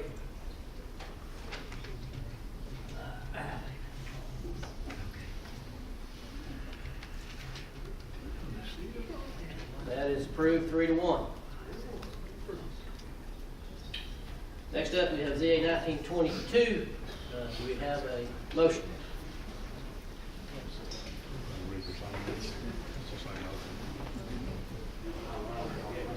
If I may repeat the same.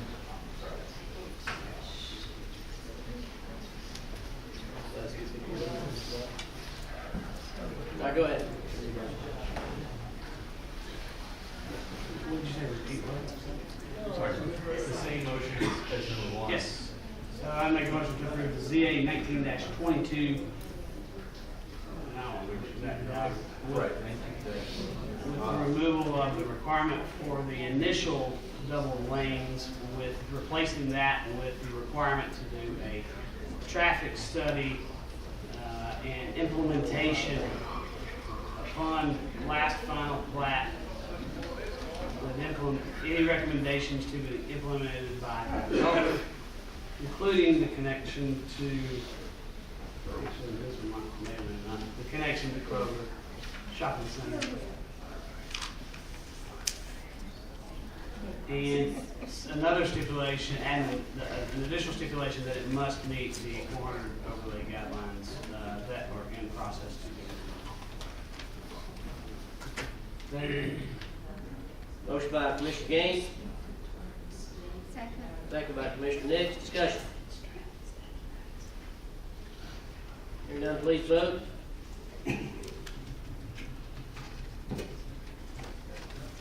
And that is approved 3-1.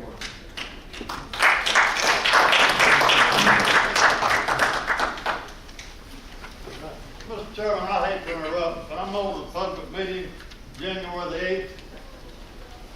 It's a public meeting, you're invited, you might want to find out how big of a grave y'all are digging. Thank you. All right. Give everybody a couple of minutes. Get break. Please. We'll take about a 5-minute break, then we'll continue. About a 5-minute break. Go ahead and get started back. Good, yeah.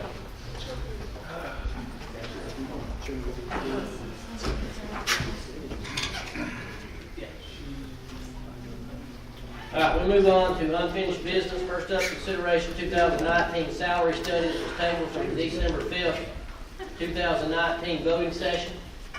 I think we do have a representative here tonight. Mr. Chairman, Commissioners, I'm Jim Britton with Management Advisory Group. I'm here and it's a pleasure to be here tonight to present our findings and our recommendations for your salary and classification compensation study. We were hired to perform a classification compensation study for all county positions. It's covered about 333 jobs. Let me stop you for just a second. I know we've had this presentation one time before. I think the main reason we wanted to hear in case the board had some further questions in reference to what was presented. Fantastic. All right, so the board was sent out an email asking them in reference to questions. Did you get any, David, back in response from your email? I have a All right. question. I'd like to know where is it about showing the positions that are underpaid? Which positions are underpaid and how much? Which of the survey positions are undervalued? Yes. We can go back to that slide. We have a sampling of those.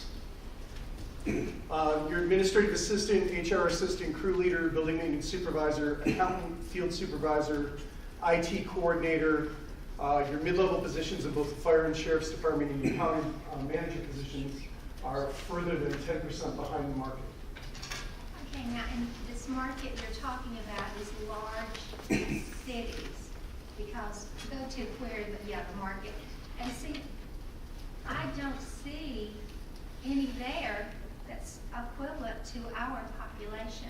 Well, it's not just equivalent to population, excuse me. It's also who are you competing against, and you are. I recognize Okay. that, but I think where I have my problem, we don't have the money that these people have.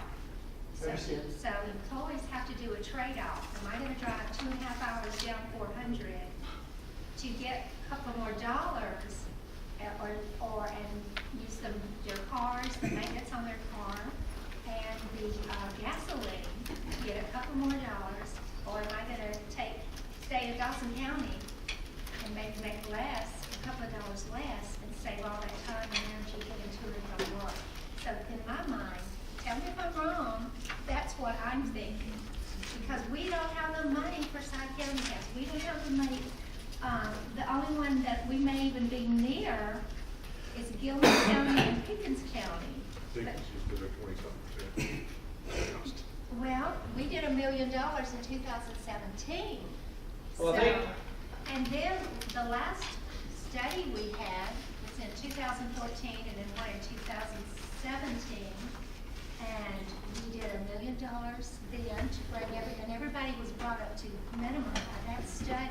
And so I don't know, I feel like, I'm just concerned about it. Help me, Billy. You Well, it's may have going the to answer. be, obviously going to be a constant change, because the market always changes. And I have heard this for 19 years. And you have to, well, and it's true. I mean, Yeah, that's the we reason can you keep never- hearing it over and right. over again, And we because it's an can't absolute catch up. truth. Right. It's an absolute truth. And so. I The mean, employment cost index last year went up 3.2%.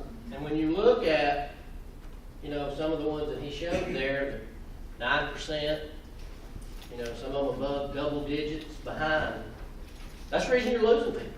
You got to weigh into the factor, the cost of replacement. Because recruitment and training costs money, lots of money.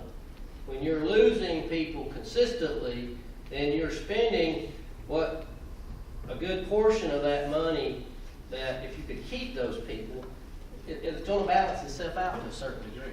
But when she gave her report, and you helped me, Laura, I think I've written one report you gave it, or someone, might have been other lady in human resource, that people are leaving because of not being praised. Recognition, that's And basically. recognition. Not what I read on there. But that's what she It's a said. combination. That's what she said. It is a combination of everything. Uh-huh. I mean, You're right, it's probably a little of everything. if you can go from Dawsonville to Forsyth and make $3 an hour more or $4 an hour more, when That's the reason we're looking at this in a totality way, where, you know, we're trying to make our benefits good, as well as we weren't not going to get, even with this, to what Forsyth County's paying or what any of these others are And paying. Pickens County, you just shared today, But, they're getting ready to do 12. But we've got to get a lot closer if we want to have any hope of keeping our staff. They're going to go down the road for another $10,000. $10 an hour is going to add up pretty fast. When they ain't got to drive 15 miles, they ain't putting a whole lot of effort on their car. Well, I understand. So some of that these, because- because I'll tell you this, because, and I think I said this before, in the past, when I was your emergency services director, there were 20-something people who lived within 5 miles of fire station number 1 who didn't work for us. They were firefighter paramedics. 20-something certified people who lived in Dawson County who went all over the place because of the pay and the benefits that we didn't have and I couldn't offer them. And they lived within 5 miles of our fire station. So, I mean, we have people now who drive here from somewhere else to work for us because they may come from a county that's even worse than us and drive here 15 to 20 or 30 miles to get to us because it's better than where they're living. But the ideal of this salary study was to get in a competitive market so that we would be competitive. I mean, if you look at what they presented, the 100% puts us in the middle of the pack. The 105% that he presented puts us probably in what, 75? 100%, 105% makes you more competitive with the markets to the south. Then the 110% puts you at the counteract scale. It will put you market leaders among Yeah. the entire market. But the 100% is going to put us in the middle. Now we're down here on the bottom. It's gonna, so I understand all that, Billy, but I don't understand where the money's coming from. well, That, I don't see it. I think what we've got to determine here is this: is how much money are we willing to spend? I think that's the first step. Well, how much No, have we the got? first step, we gotta say, how much do we have to Well, we spend? know what we have. Vicky sent you all that. All right, Well, I know know how that much it's you have. $750,000. You have, well, no, you have several $1 million in reserve. We don't wanna, but you can't use that, you gotta have a certain. You gotta amount, you know, have somewhere in the fund between balance. 15 and 25. Okay. You don't want to be over 25 because that's not a good use of your taxpayers' money I because totally agree you're with hoarding that. their money and not doing anything with it. Somewhere between 15 and 25 is where you're trying to land. She gave you some examples of what? $1 million, $1.5 million, $2 million, where that would take the fund balance versus where it is today. I think $1.5 million took us down to 16%. Is that correct, Vicki? Yes, sir. We would, even including what we've already put in the budget to use in 2020 out of fund balance, we would be at 16%. So that's within the 15 to 25% recommendation. Now, 1.25 would be probably 17%. 17 and a half, I don't know. But exactly what that'd be. But I think it's impaired. I mean, because if you look at the 100% category, we've got several of our employees who are below minimum that fall into that category. And I think he's got that. 106 people would be adjusted to minimum. And then you've got employee equity adjustments based on promotion date. That's 141 people. And that's an additional 325. So you're looking at $574,000 in that particular percentage category. And that would be 186 people of any kind would be 186. Looking at that right there, which is a total change to the payroll of 4.29%. Now go to the one that shows 105. 105, you'd have 156 people adjustments to minimum, 191 people adjustments based on the promotion date, total $995,000. Now, we talked about earlier today in reference to the retirement is a total of $70,000 to increase both of those plans. We'll talk to you about in a few minutes the handbook, and there were a few things in there like the 40-hour buyback and things like that. And I think Ms. Vicki told us that that was $360,000. 300. They're around $300,000. Buyback. That's That's if every single person did it. Right. Which is not likely to happen. Right. That everybody would do that, because a lot of people don't even have 40 hours that they can sell back even if they want to, because they've used it. So, that's the reason I say I think you have to determine how much money you're willing to spend, totality in reference to all the things that we're trying to talk about here. Before we go into, any further with it, I think we have to determine that. I think that has to be something we have to determine first. And then we can try to figure out which way we want to divide that amount of money up into. I personally, and this is just me speaking for me, I personally have no issue with the $1.5 million,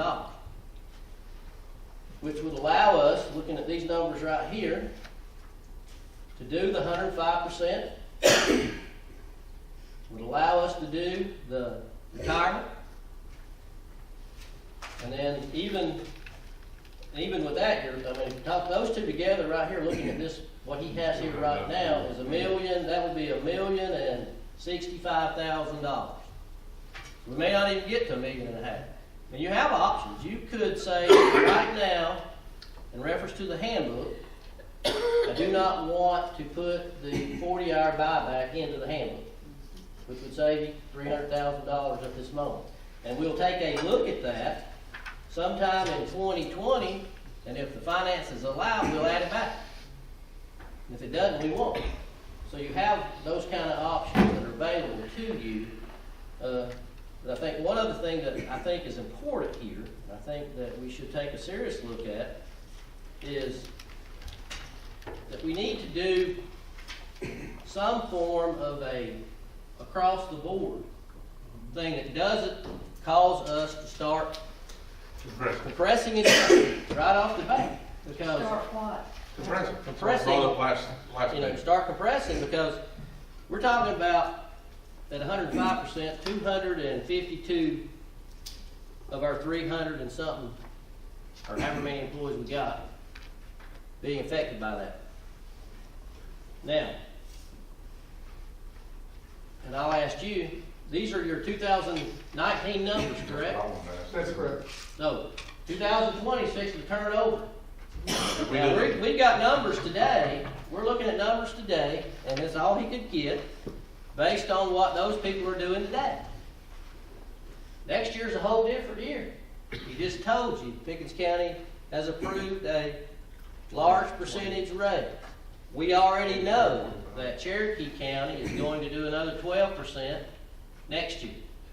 Both of them did 20. And so They won't go forward. this is something that's going to bring us up to what's called 2019 numbers. Not 2020, not 2021, but 2019.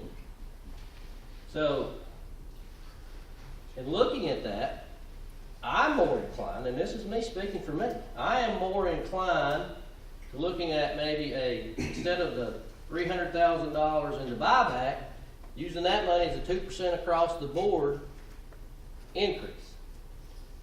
Looking at the 105 at 995, and potentially looking at the retirement, which is $70,000, which keeps us below the $1.5 million that I'm willing to spend. Now, I don't know how much y'all are willing to spend, but I'm willing to spend up to $1.5 million.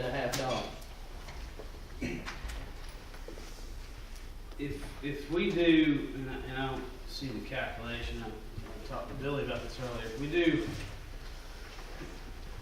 If we were to implement in the last 2 years, we have implemented a 2%, correct me if I'm wrong, 2% COLA. If we were to do a 2% COLA first, I would like to see these numbers reran after we do a 2% COLA. I have those numbers. That's going to, and then apply your formula. You do have them? He I have said those he down. has. Are they in here? No, he's got it My numbers don't even match up with what's here. Yeah. What's it? Mine, does yours? Mine either. Let me I run didn't know what he that. told We me did a about. check on all the promotional dates.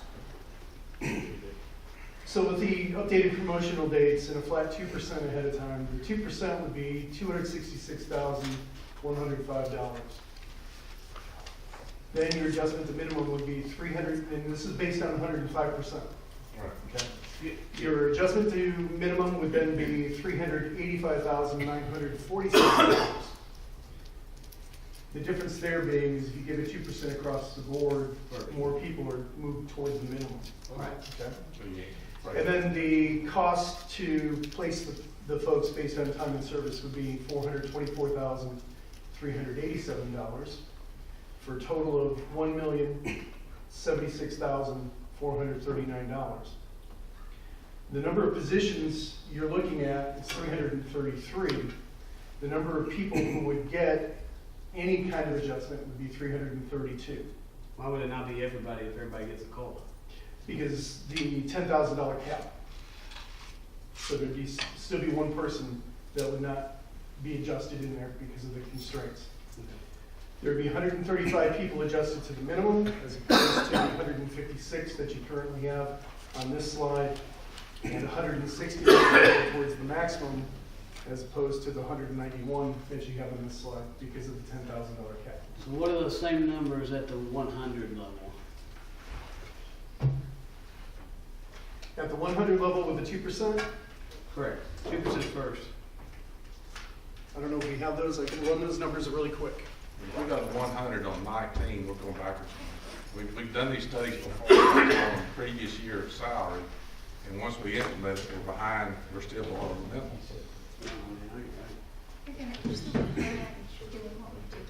I don't know, we're getting a lot of people up to. Getting up in the higher range anyway. Closer. Give me just a minute. I can run those numbers. Here's, I completely understand the idea, the principle that we've always said we've got, this is a never-ending elephant that we're trying to eat.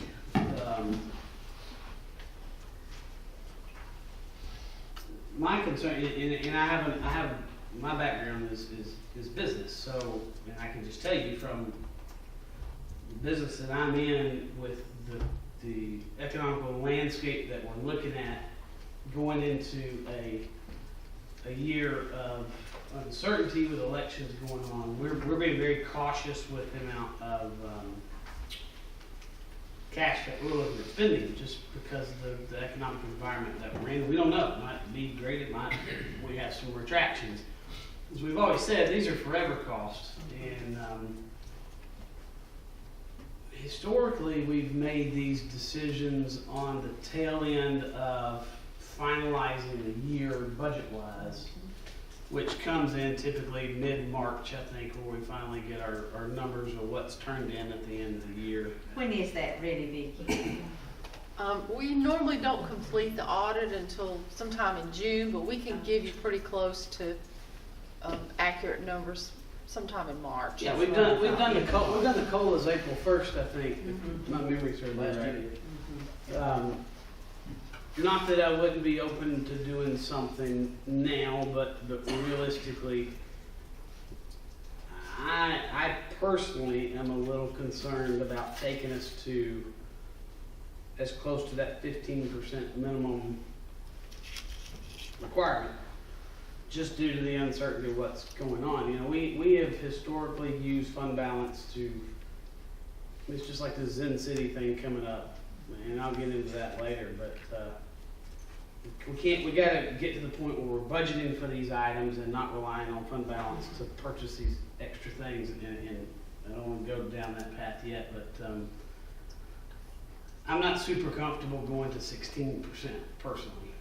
I'm willing to do something, and then until we get a better pulse on where we're at after we close the books. Your estimation is 250 coming back into fund balance into the year. It might be, I mean, and I know how conservative you are, and I appreciate that approach that you take. I mean, it might be 500 and it releases us some more capital to be able to make some additional adjustments, but I don't know that we do it all at one time. Maybe do it in step increments where we are making sure we got the capital to do it. And a lot of our clients do take a multi-year approach for this. Yeah. If you adopt a new pay plan, you could use step one to bring everyone to minimum. And then next year, phase in the other adjustment to bring folks to where they should be within the pay plan. I have the numbers for 100% of people. Go ahead, please. So 2% across the board is $266,105. Oh, I thought that's what you said. That's Doesn't what change. it was. 2%'s not going to change. That's before the No, school 2%'s not going to okay. change. No. I misspoke earlier when you asked why one person would not receive an adjustment. It's actually because that person, if you gave them 2%, it would put them over the maximum. Gotcha. Okay. So the adjustment to minimum then at 100% would be $252,966. And those would be 89 people adjusted to the minimum. Now, is that the 100? This is at the 100. This is at 100%. Yes. And I just blew up the screen larger so my tired eyes can see it. It's $252,986. So it was off by 20. I apologize. And then the adjustment to maximum to bring the folks within the pay range would be $288,486. And there'd be 127 folks that would receive that adjustment. Yeah. For a total of 807,577, which is 6.04%. So, if we go down and implement something along those lines, I won't say now, but at any point relatively soon, we still have the option at any time. I mean, once we see our finalized numbers to, if we make a commitment not to use fund balance for anything else unless it's absolute emergency, not buying anything else outside of absolute emergency situations, then we potentially, with what's turned in at the end of the year, might be able to fund to get you up to the 105. So the difference between the 105 and the 100 is a difference of 200 and 132,000. no, it'd be 807 be 1,000 or 1,076 minus 807, correct? So $269,000 would get us to the 205. 807,507. So we could get a 2% for everybody COLA, get everybody up to minimum, and apply the equity at the 100%, which gets everybody an increase. And then as we see the landscape in June, we see what the economy is doing, then we take another look at an increase at that point, and that gets us beyond the hurdle of how we close out 2019 budget. Correct? Yes, sir. And at 807, at 750, we were, I have to go back and look at your, 19. that's at 19, if we use 750. Yeah, 19. So it puts us at about 18.5. So in fact, we would have would be depending on what we decide to do with the retirement, which is only $70,000. They got to do that. Which is only $70,000. So if you add those in about 8, that'd be what, 877 if you added those two together? And you did not do the buyback? Is the buyback actually a budget item? Do we allocate the buyback? Do we have to hold that at 100%? It would need to be because you're, liability? no, because you're paying additional money. Say I decide to take a week, I'm gonna work the last week of December, but I wanna get paid for that week as well. Because we budget for the full year's salary, so you're actually having to add on that extra week that you're gonna get paid So it out. would have to be budgeted. Yeah, it would have to be budgeted.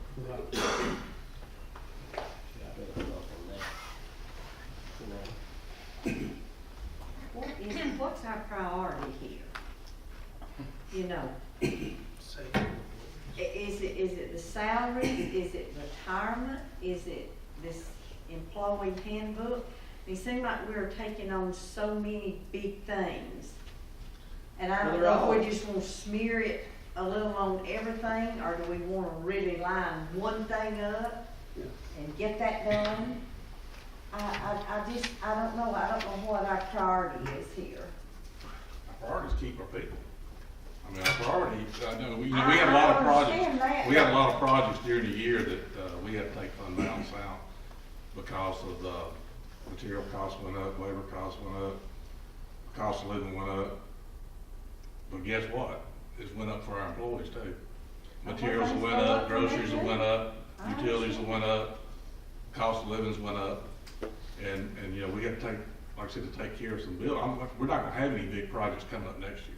We shouldn't have anything coming out of the ground that, Well, you just can't ever tell. I mean, we don't have a senior center, we don't have I understand a fleet, that. a fleet or the shop or, you know, like business, it costs us a lot when we lose people. They're not the same size, they don't wear the same uniforms. I mean, they don't have the road department, Yeah. whatever. I think, going back to what you were talking about, Sharon, and you're right, I mean, I think our goal here is to try to look at all of this at one time. Because I think that's important for our employees, that they understand that we're looking at every aspect of their meaning to us. The handbook, the biggest cost associated with the handbook would be the 40-hour buyback. A lot of now there will be some associated cost with, like the fire department in reference to the increases in, time off. Because they take and put somebody back in that place. But for the most part, the remainder of the departments don't have a person that sits in that spot like when Kristen is out. Nobody's being paid to do Kristen's job. That just sits there and Kristen comes back and does it herself. So when she's out, it's just a wait. You know, somebody may take on some of her workload that's already here, but there's no extra money associated with that. So for the most part, with the exception of the buyback, you're not adding a whole lot of money or cost in reference to the handbook. Handbook gives our employees a few more days off, basically based on longevity. The biggest cost obviously is the buyback, which you don't have to do right now. We could put that off, take that out, just take that piece completely out, and you could adopt the remainder of that and not see a huge, like I say, you will see a minor adjustment in reference to public safety, because you will have some, when they take off, we try to cover those. We cover those now most of the time. So that whatever that adjustment would be associated with that. Now, salary, obviously, the salary piece of this thing is basically you got to figure out where you want to be in the scheme. Do you want to be down in the lower third, which is where we are now, which makes it very, very difficult to maintain a staff. And we're paying, and I'll use the fire department again, that's a good example. Chief's still here. How many vacancies do you have, Chief? About 6 or 7 right now, Mr. Chairman. Right, so 7 vacancies. Every day, if he's filling that with somebody that's getting paid time and a half, you're paying a half time more than a normal person would if you had them in that spot. So, we're paying extra money on a regular basis. And in reference to the retirement's all about longevity. We're trying to get people to stay here long term. And a good retirement plan helps you to get those people to stay here a long time. Even if we pass what we talked about today, we ain't gonna make nobody rich. I mean, if they stay here 30 years, they're gonna get 30% of their pay. So if they were making $50,000, they're gonna get $15,000. They're not going to be able to run. I mean, that's the reason they're not going to be people running to the gates to get out of here, to get their retirement, even if they meet the requirement, because they can't live off of that. They'll have no insurance if they do that. They'll have a lot of things. So they're not going to run to the gate, but it does give them an opportunity, as Johnny stated, if something happens to them, to get a little bit of something of it, instead of being at home with nothing. That's what it's all about. And that's, to me, is a very cheap fixed at $70,000. Now, I don't have a lot of $70,000, but in the scheme of things, $70,000 is not a lot of money, especially when you're talking about the county. You're talking about millions of dollars in a $29 million budget, which is what we have now. So that was the whole intent, was to try to take a look at everything collectively to try to come up with a package that would allow us the opportunity to keep our staff long term, keep them here, keep them somewhat happy. And you're right. I mean, we can do other things. We can do some other things like, you know, some recognition, some awards. Those do help. They do help. But I'm gonna tell you, if they can walk down the street and get $3 or $4 more an hour, you can pat them on the back all you want to. They going down the street, you get $3 or $4 more an hour. So it's a combination. We're never, as I said before, we're never going to match Forsyth. No, We're not going to match Cherokee. We're not going to match some of these people. But we got to get a lot closer than we are today to have a chance. Because what chief needs or what the sheriff needs is he needs to be able to look at his employee and say, you know, there is only, let's say there's a 50 or 60 cent difference in the pay. Then he can start saying, okay, we got a better retirement than they do. Yes. We got better insurance than they do. Now, that's something we don't talk about much. But we do have it. Yes. But that's what I said. But when you have some of this other stuff that's better than somebody else, then he has something to look and be able to say, you know, this is what's going to cost you. This is going to cost you if you leave. Now, let's say if you're making $1 an hour more, I can show you where you're not going to make any more money actually, in lost benefits, gas, and all the things that y'all talked about. Yeah. So I think that's how you have to try to look at it, is comprehensively to where we're making improvements to something as simple as another couple of days off, something as simple as a little bit better retirement plan that they might could get early if they really need it, which most people are not going to do, but they might need it, and they would be very appreciative of $15,000 versus zero if they're sick and incapacitated and have the ability, and they've worked for 35 years. They're wanting to figure out how they're going to make it. So, you know, I think it's just it is difficult. There is no absolute answer to it. It's extremely difficult. That's the reason I go back to saying what I said at the very beginning. You have to decide how much money you're willing to spend. I think you take that Well, money. I'm willing to spend, if we could do all this, I'd just spend it, but it's Well, I know. not having. Well, that's what that's the reason we're having this discussion. We're having a discussion about trying to figure out how much we can spend. Yeah. And how we want to spend it. And I think we have to look at everything. Okay. You'll have the numbers at 110? Do you want the 2%? 2% first. Okay. With the 2%, the 2% figure doesn't change. It's still Yeah. 266,105.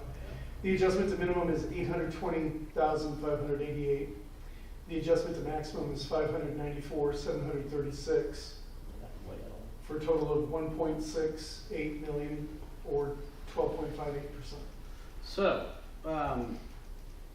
You could save 0.5% if you didn't do the 3%.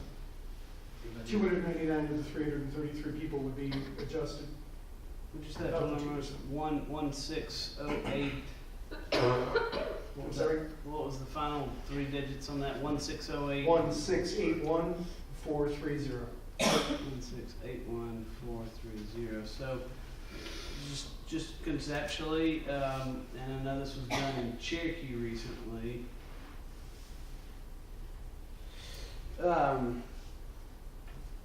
Brad, from your perspective, if we went with a 110 commitment, it's essentially the same dollar amount, because if you look at, if you do the 100 full amount is 807,577, or if we took the 110 and divided it by 2 years and implemented over a 2-year term, then the 1681430 divided by 2 is 84715.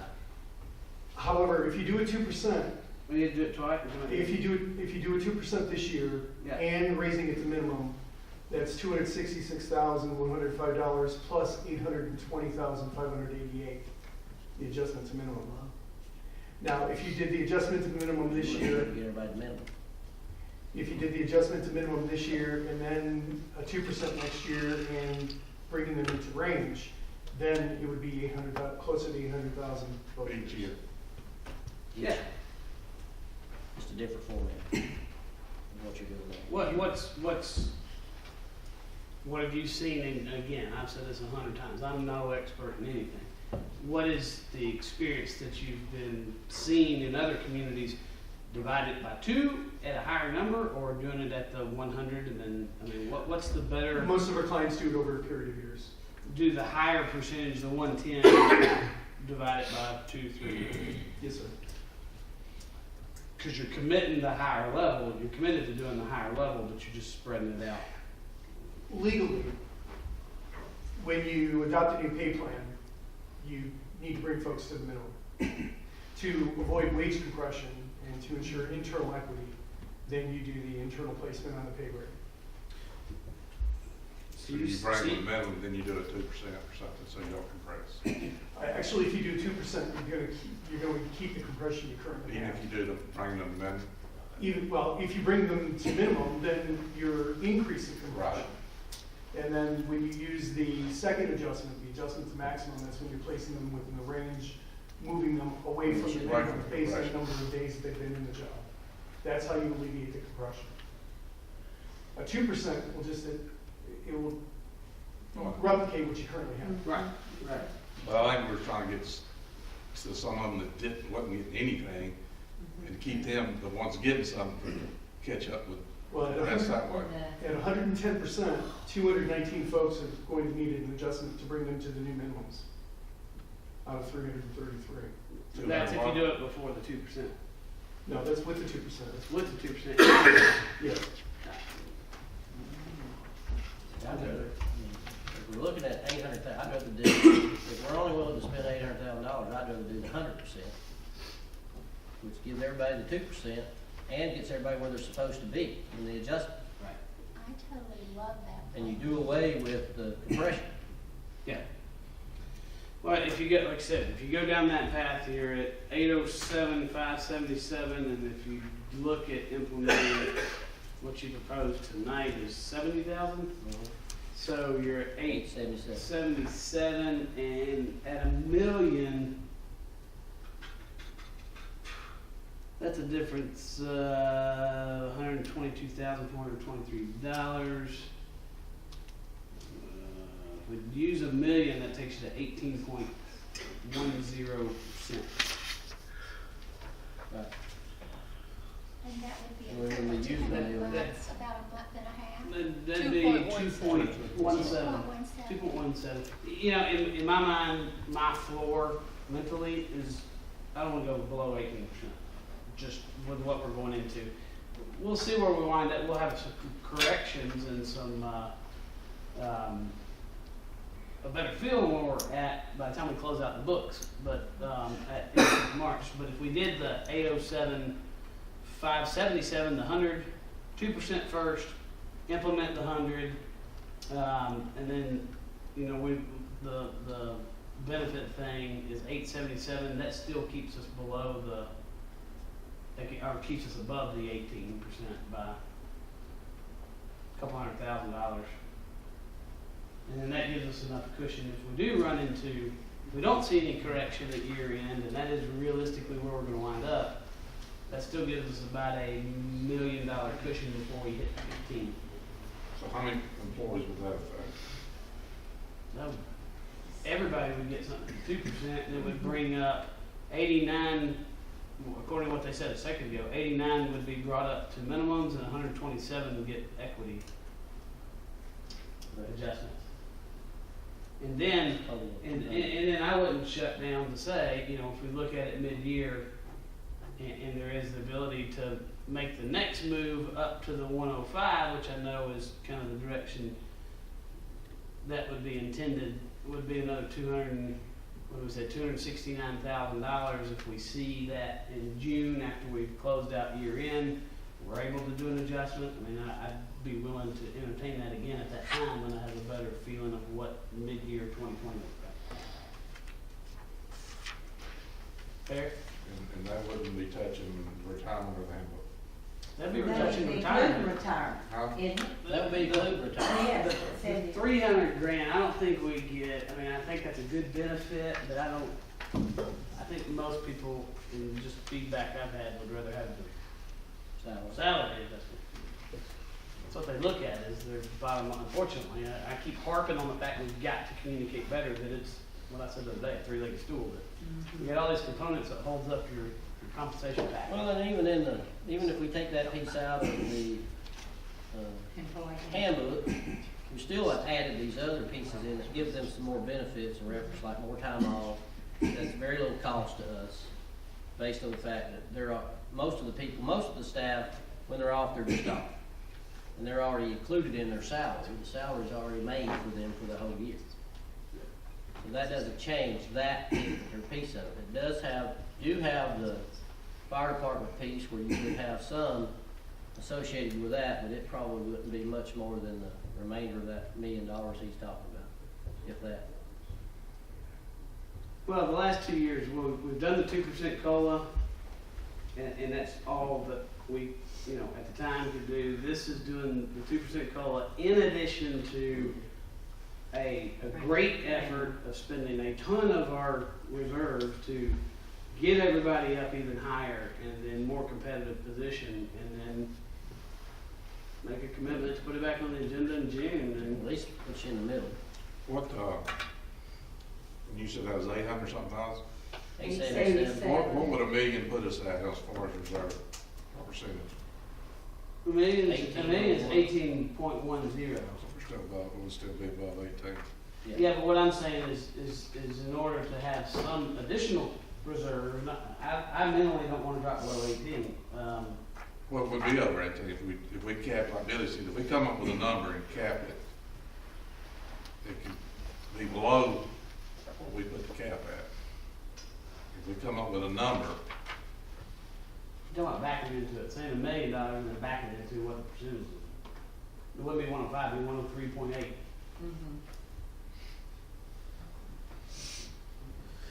I'm just more, not more, and I don't mean that in the wrong way. I'm just a little nervous about going into 2020. I'm comfortable with the 2% first, the 100. And I do want to do a little bit more research. It was just presented tonight, and we're not voting on the benefit thing tonight. It sounds like at 70 grand, that makes a big difference for a lot of people. I just really don't want to drop below 18. Part of the employee handbook thing. So we are voting. So we are voting on Not the retirement. it. Well, I get, okay. No, not the It's on the retirement. agenda. Not the Well, retirement. just the Oh, yeah. handbook is itself. We'll Well, to address me, it. there's a lot of benefits in there, so that's why I'm using. There is. Like I said, that's what we talk about, extra time off and stuff like that. That's part of that benefit. If you don't want to address the buyback at this time, we can drop that out of the handbook and not address that this particular day. And look at it at a later date. And you folks might hate me for saying that. It's a balancing act. We're responsible to the citizens of the dollar amounts that we have, and if we could do 120%, I'd be the first one to say, let's do it. Well, Chris, you talk about 18, I love 19, because, it's never, and I know you're shaking your head. Oh, I know, I'm just talking about it. We're basing the numbers off 19. That's the thing. As soon as it hits 20, we're gonna be behind again. Well, we're always gonna be behind because we're not that large. We don't have that much money.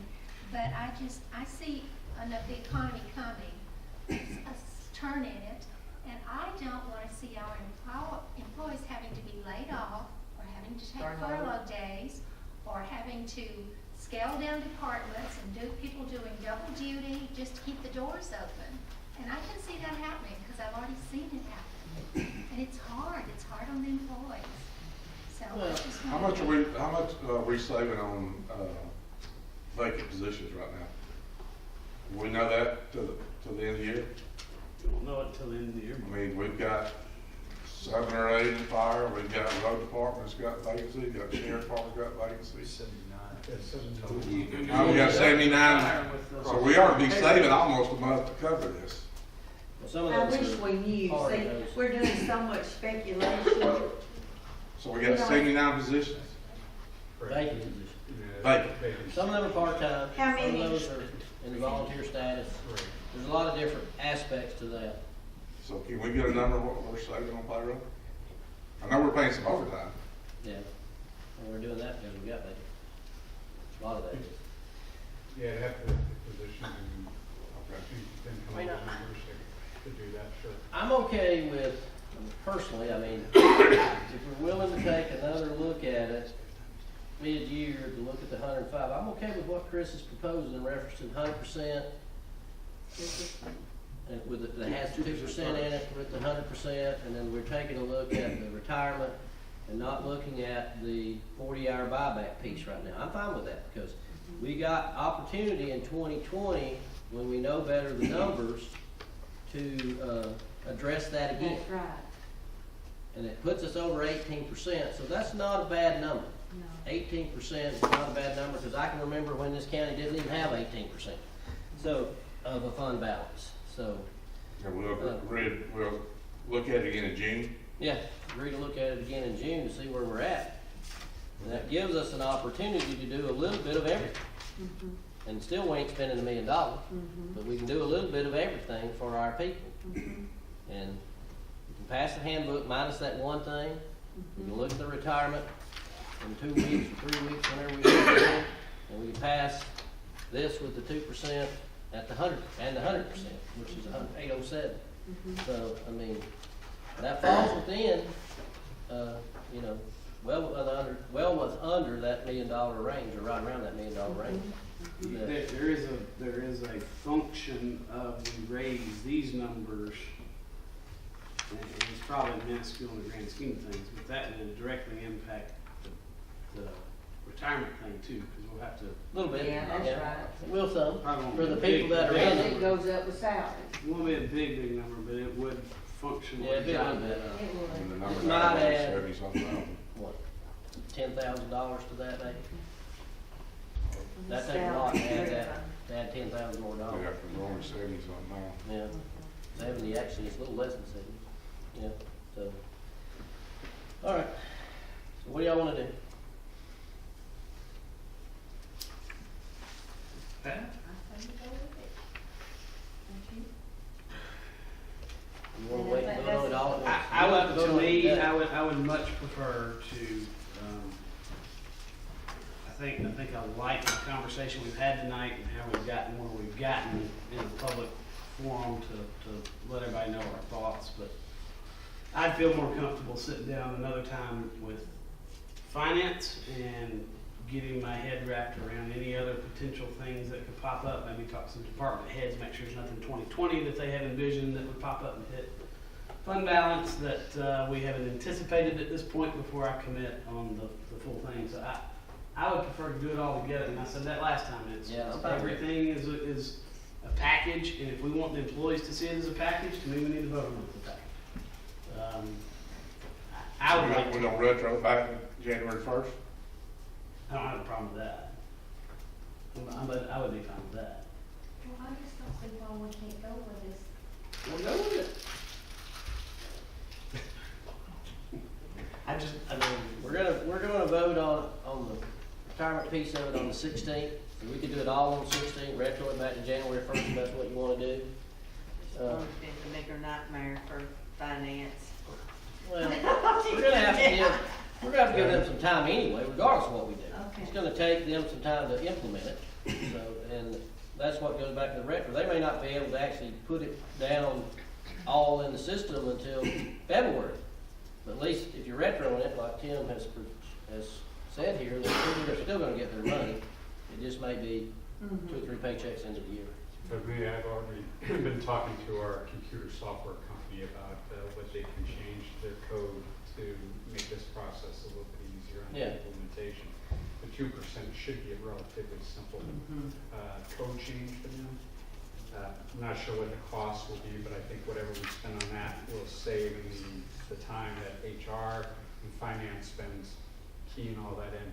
The salary side of it, because it's so diverse, although we may be in the same class, our pay rate right now may be different, and that adjustment to equity may be different. So 332 employees will pretty much have to be keyed manually unless the software company can come up with some sort of code, which may be cost prohibitive. But I've got that out there. We've been looking at it now. Ask them if they can accept an Excel import, because the software can export into Excel, into a spreadsheet. Yeah, I have. So just CVS file or something like that. Absolutely. You want to make a motion with that? You should pay it. If you want to do it all at Well, once. I know Julie's still got some thoughts and concerns, so. No, I've already shared. I just feel better with, I guess I've got the 750,000 stuck in my mind. That's what we have right now.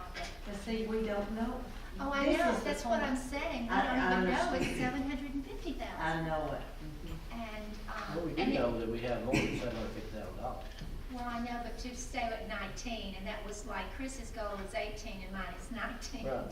Because I've seen it be around 21 and 22, and I'm just getting really frightened about the economy and what's gonna happen. And I already said, I'm concerned about our employees. I don't wanna lose any of them because we have to furlough days and have to downsize. Well, we'll have to make, regardless, That could happen if we gave them the raise. if Well, we I know. have, if we have a downturn in the economy, it gets as bad as it did in 2007, we will make some kind of adjustment. There won't be any choice but to make some kind of adjustment. Because that will just be a natural thing as part of what you have to do. Yeah. We'll have to take a better look at it, it may be better than what we've done in the past, where we take a more approach to what we're charged to provide as a commissioner, instead of doing like we did in the past, where we said, okay, every department cut 10%, every department cut 15%.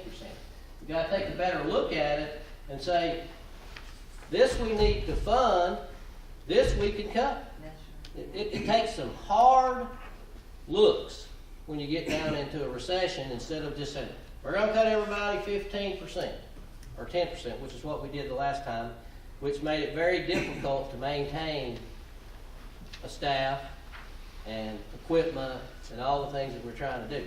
You have to go back then and look at what you're charged to do as a commissioner and say, here's what it says we have to provide, which says public safety, the court system. Those are things you're charged with providing as a commissioner. Then you got to look at what else are you providing, and how can you make that work to the best of your ability.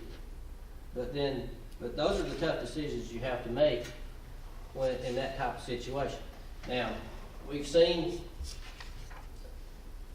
increases in our sales tax money.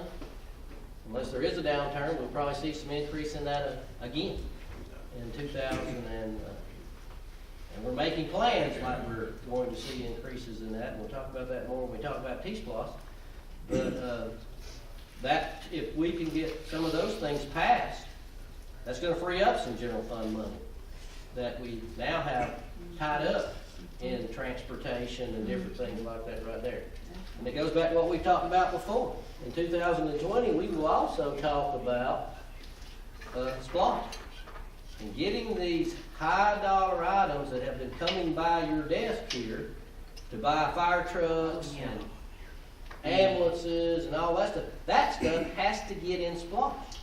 That has to get out of the general fund. Yes. That has got to be a priority before you do anything else in reference to SPLOST, is you have got to get all of that stuff out of the general fund, which frees up the money to take care of your staff and to keep people.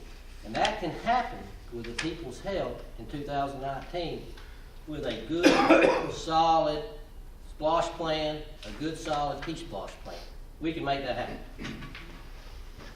All right, so I need something. What are we going to do? I make a motion we table this. What is the number of this? 2019 salary study. The 2019 salary study until our next voting session, which is January 16th.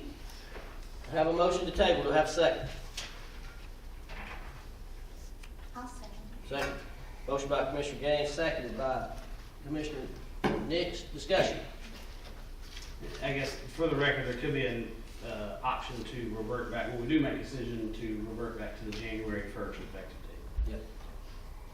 Right. Motion and a second. With that option to revert back when we decide to vote, we'll put that in when we do vote. Any further discussion? This doesn't have to be part of this motion. No, I don't. No, but just to let employees know that the goal ultimately is not to delay it for the sake of delaying it, but we will make an effort to go back to it. All right, so motion and a second. Any further? Hearing none, please vote.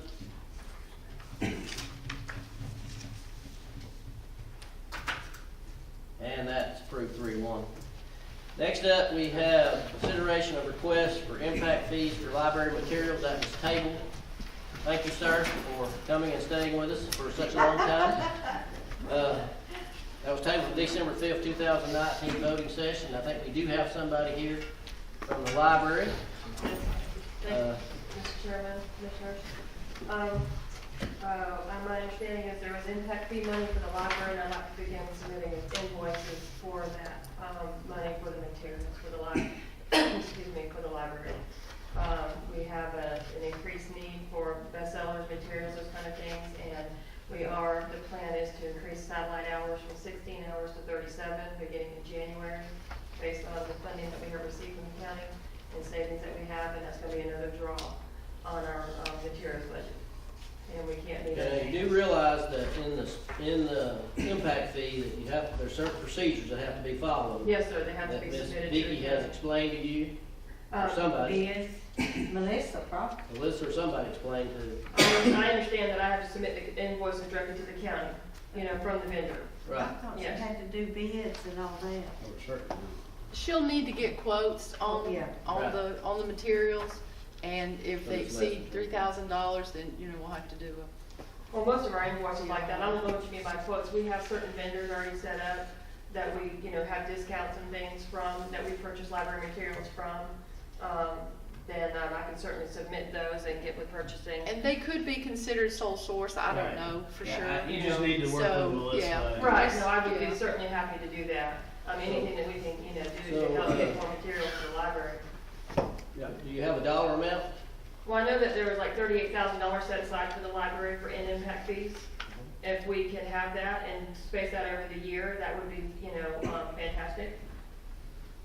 Wasn't the original request 19,000? It was, I was asking for half, but I didn't know that there was a limit on that, that money is set aside for the library. So if it's set aside for the library and we're increasing the hours at the satellite and we have a bigger demand, then I don't see the need to not get the money that's set I aside don't for the think library. she knows what they're for. They're for library materials. But I mean, the impact fee, they're set aside for expansion of the library. Some of it. Well, Some of it, and then some of it is materials. right, but I think the part that, my understanding is what is there is set aside for materials, and there's other parts already being set aside, I think, for expansion. So how much does she have in materials? Come set us straight, Vicki. Yeah, but they have a certain amount just for it. It's not set aside separately for like the building and for materials right now. There's a little over $200,000 that's set aside specifically for the library. However, the capital improvement element says that there will be a new library built in 2026. Yeah. So The capital improvement also talks about material. and materials, correct. And there is So a percentage or whatever based on that? I've not seen a percentage, I just see a, I saw like a dollar percentage amount. about this And garden. so you wanna make sure that you don't spend everything on materials. Yes. So you have enough money left for Right, the but I'm library. just saying, though, there's got to be a breakdown. Well, it says be here able to for figure it out. the library, is it 4.7 million, is that correct? 2026 is new. 2026. 4.7 million, right? Total I have $4,365,190. should cover 100% of the expansion in 2026. How much of that is? Which is materials? 13,991 square feet. Yeah. Which How is much- also a predicted number. Obviously, cost of supplies can go up. It's not, it's a predicted. So just have to separate for supplies. yeah, I Yeah, mean, It's It is, predicted it's to keep, separated out. so it's predicted to keep up the, standard of living, standard. standard, Yeah. Right, Year to You year. have to discard materials, don't you? right. It's predicted that they would need to spend $39,000 next year to keep up their own materials.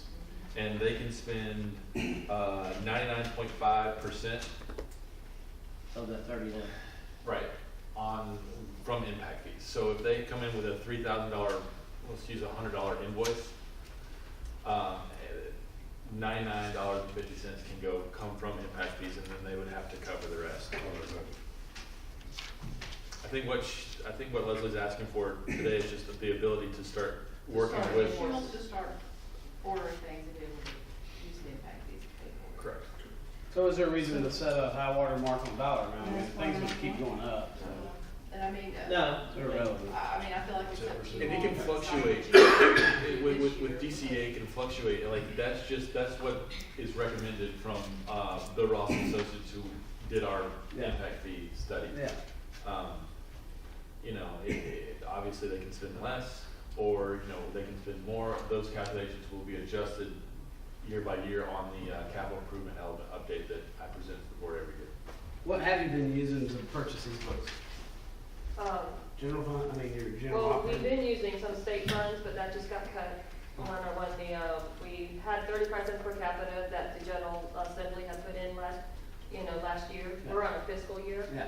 But that just got reduced to 23 cents per capita.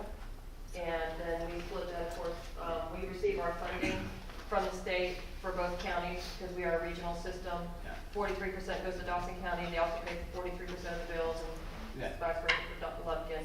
So that materials money got cut, and then with, of course, the funding that we received from Dawson County Yeah. is what we used to pay for the materials. So Of how course- much- I'm sorry, also going to point out that the numbers that Jameson was just giving was based on just the main Dawson library, didn't take into account that we have a satellite library that we have increased, because the growth is on that side of the county.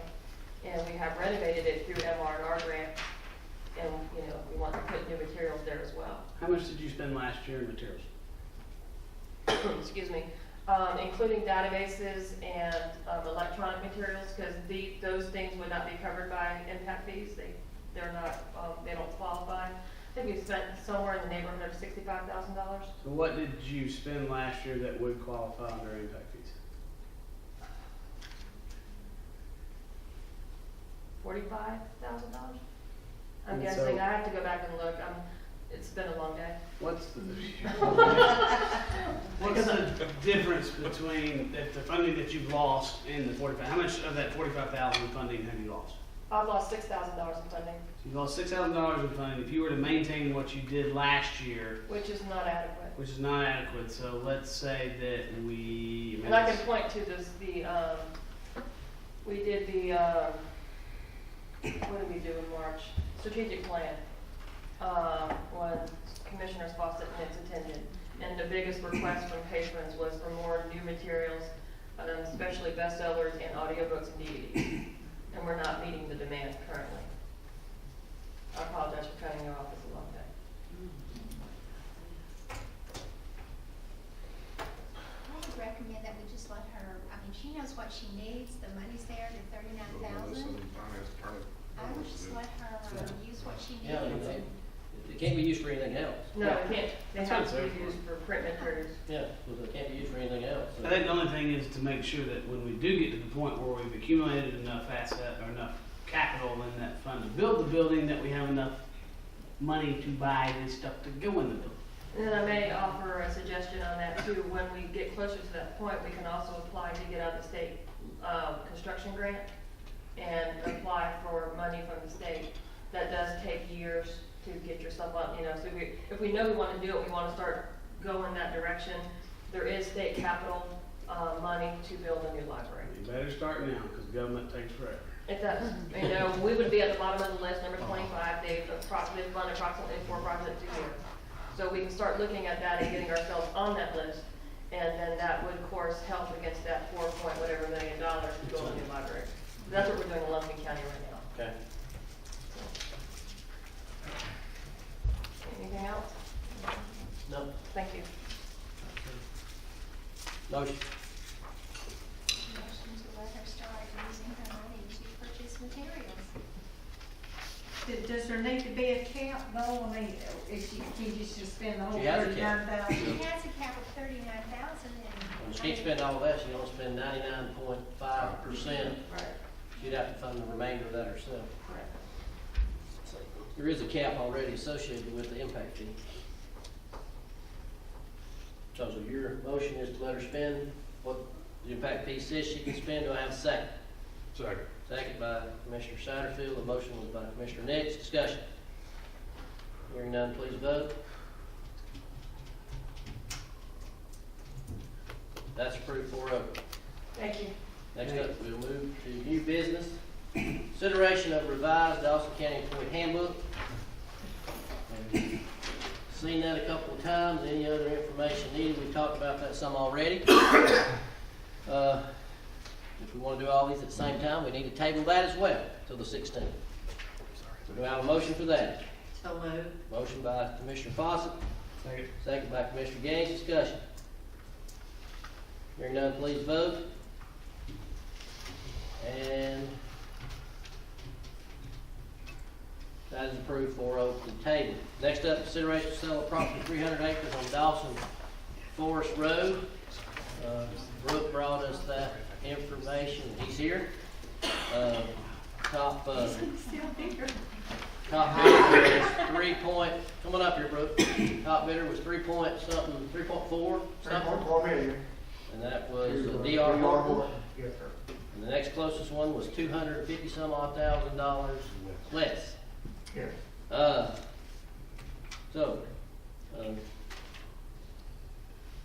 Any other information needed from Brooke?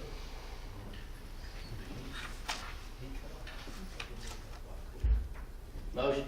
Make a motion to approve the sale of 300 acres in Dawson Forest Road. Motion by Commissioner 3.4 million. Satterfield. You have a second? Second. Second by Commissioner Fawcett. Discussion. Closing date anticipated in September? Should be before then, but we're back out. Outside. Yeah. Okay. Any other information needed? Got a motion and a second. Hearing none, please vote.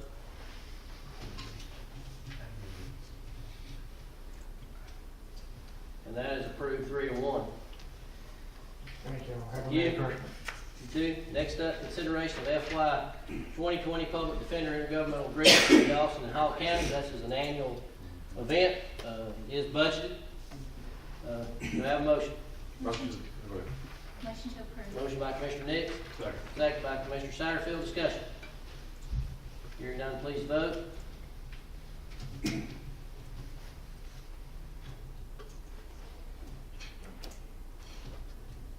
need one more. Need somebody else to vote? Okay. And that's approved 4-0.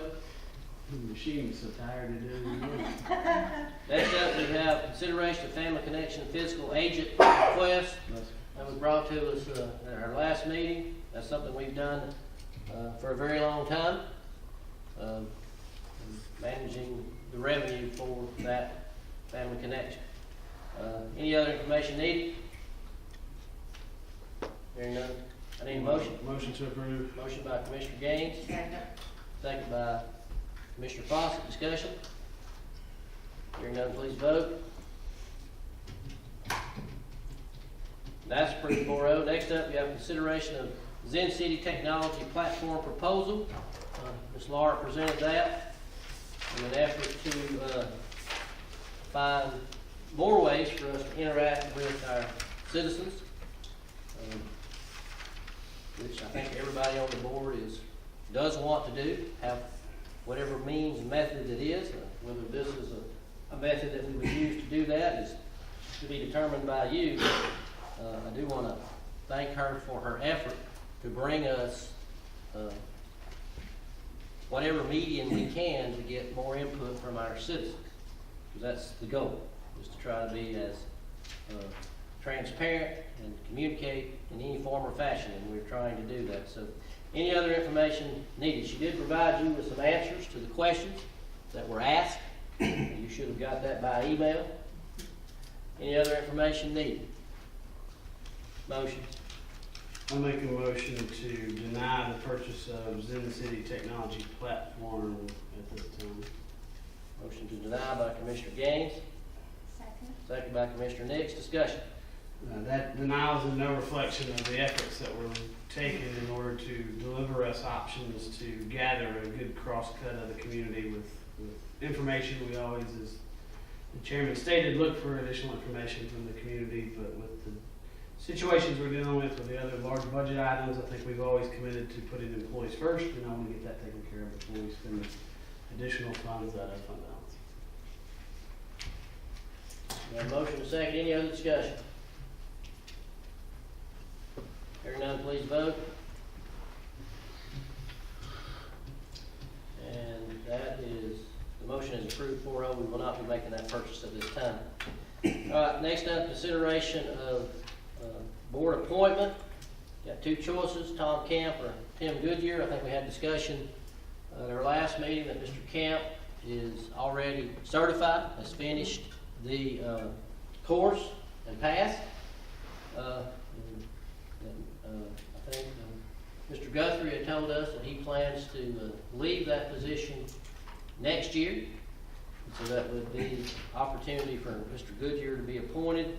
And we did also find out from our council that he could not be appointed at this particular time until there was actually an opening.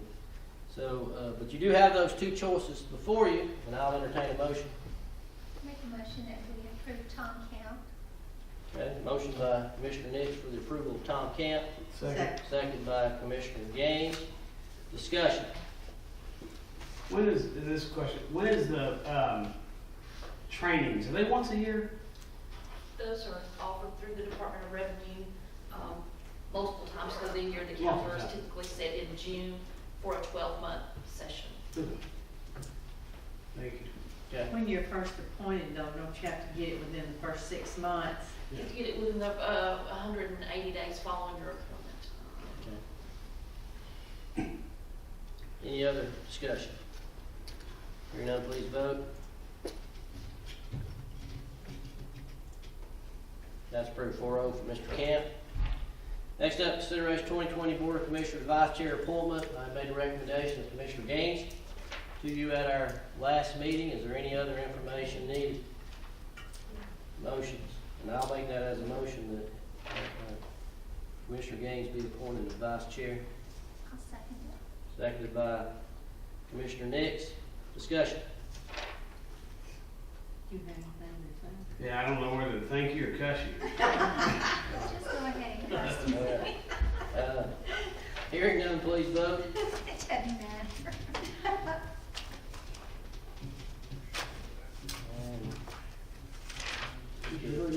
It's working. It's on there now. Does it give you an option to vote? 3-1. Showing me 3-1. I don't even have anything. Showing me 3-1 on mine. It's not even showing me. All right. It's a 3 yes, slate. 1 abstention. That's what mine says. Okay, that's it then. Okay. And there it is. There, yeah. It's like they kept hitting it, it wouldn't. 3, and that is approved. You can blame me later. Last thing I have on the agenda is we moved from the work session RFP 30-19 legal services recommendation that we retain our current counsel through January 31st to get a better understanding from purchasing in reference to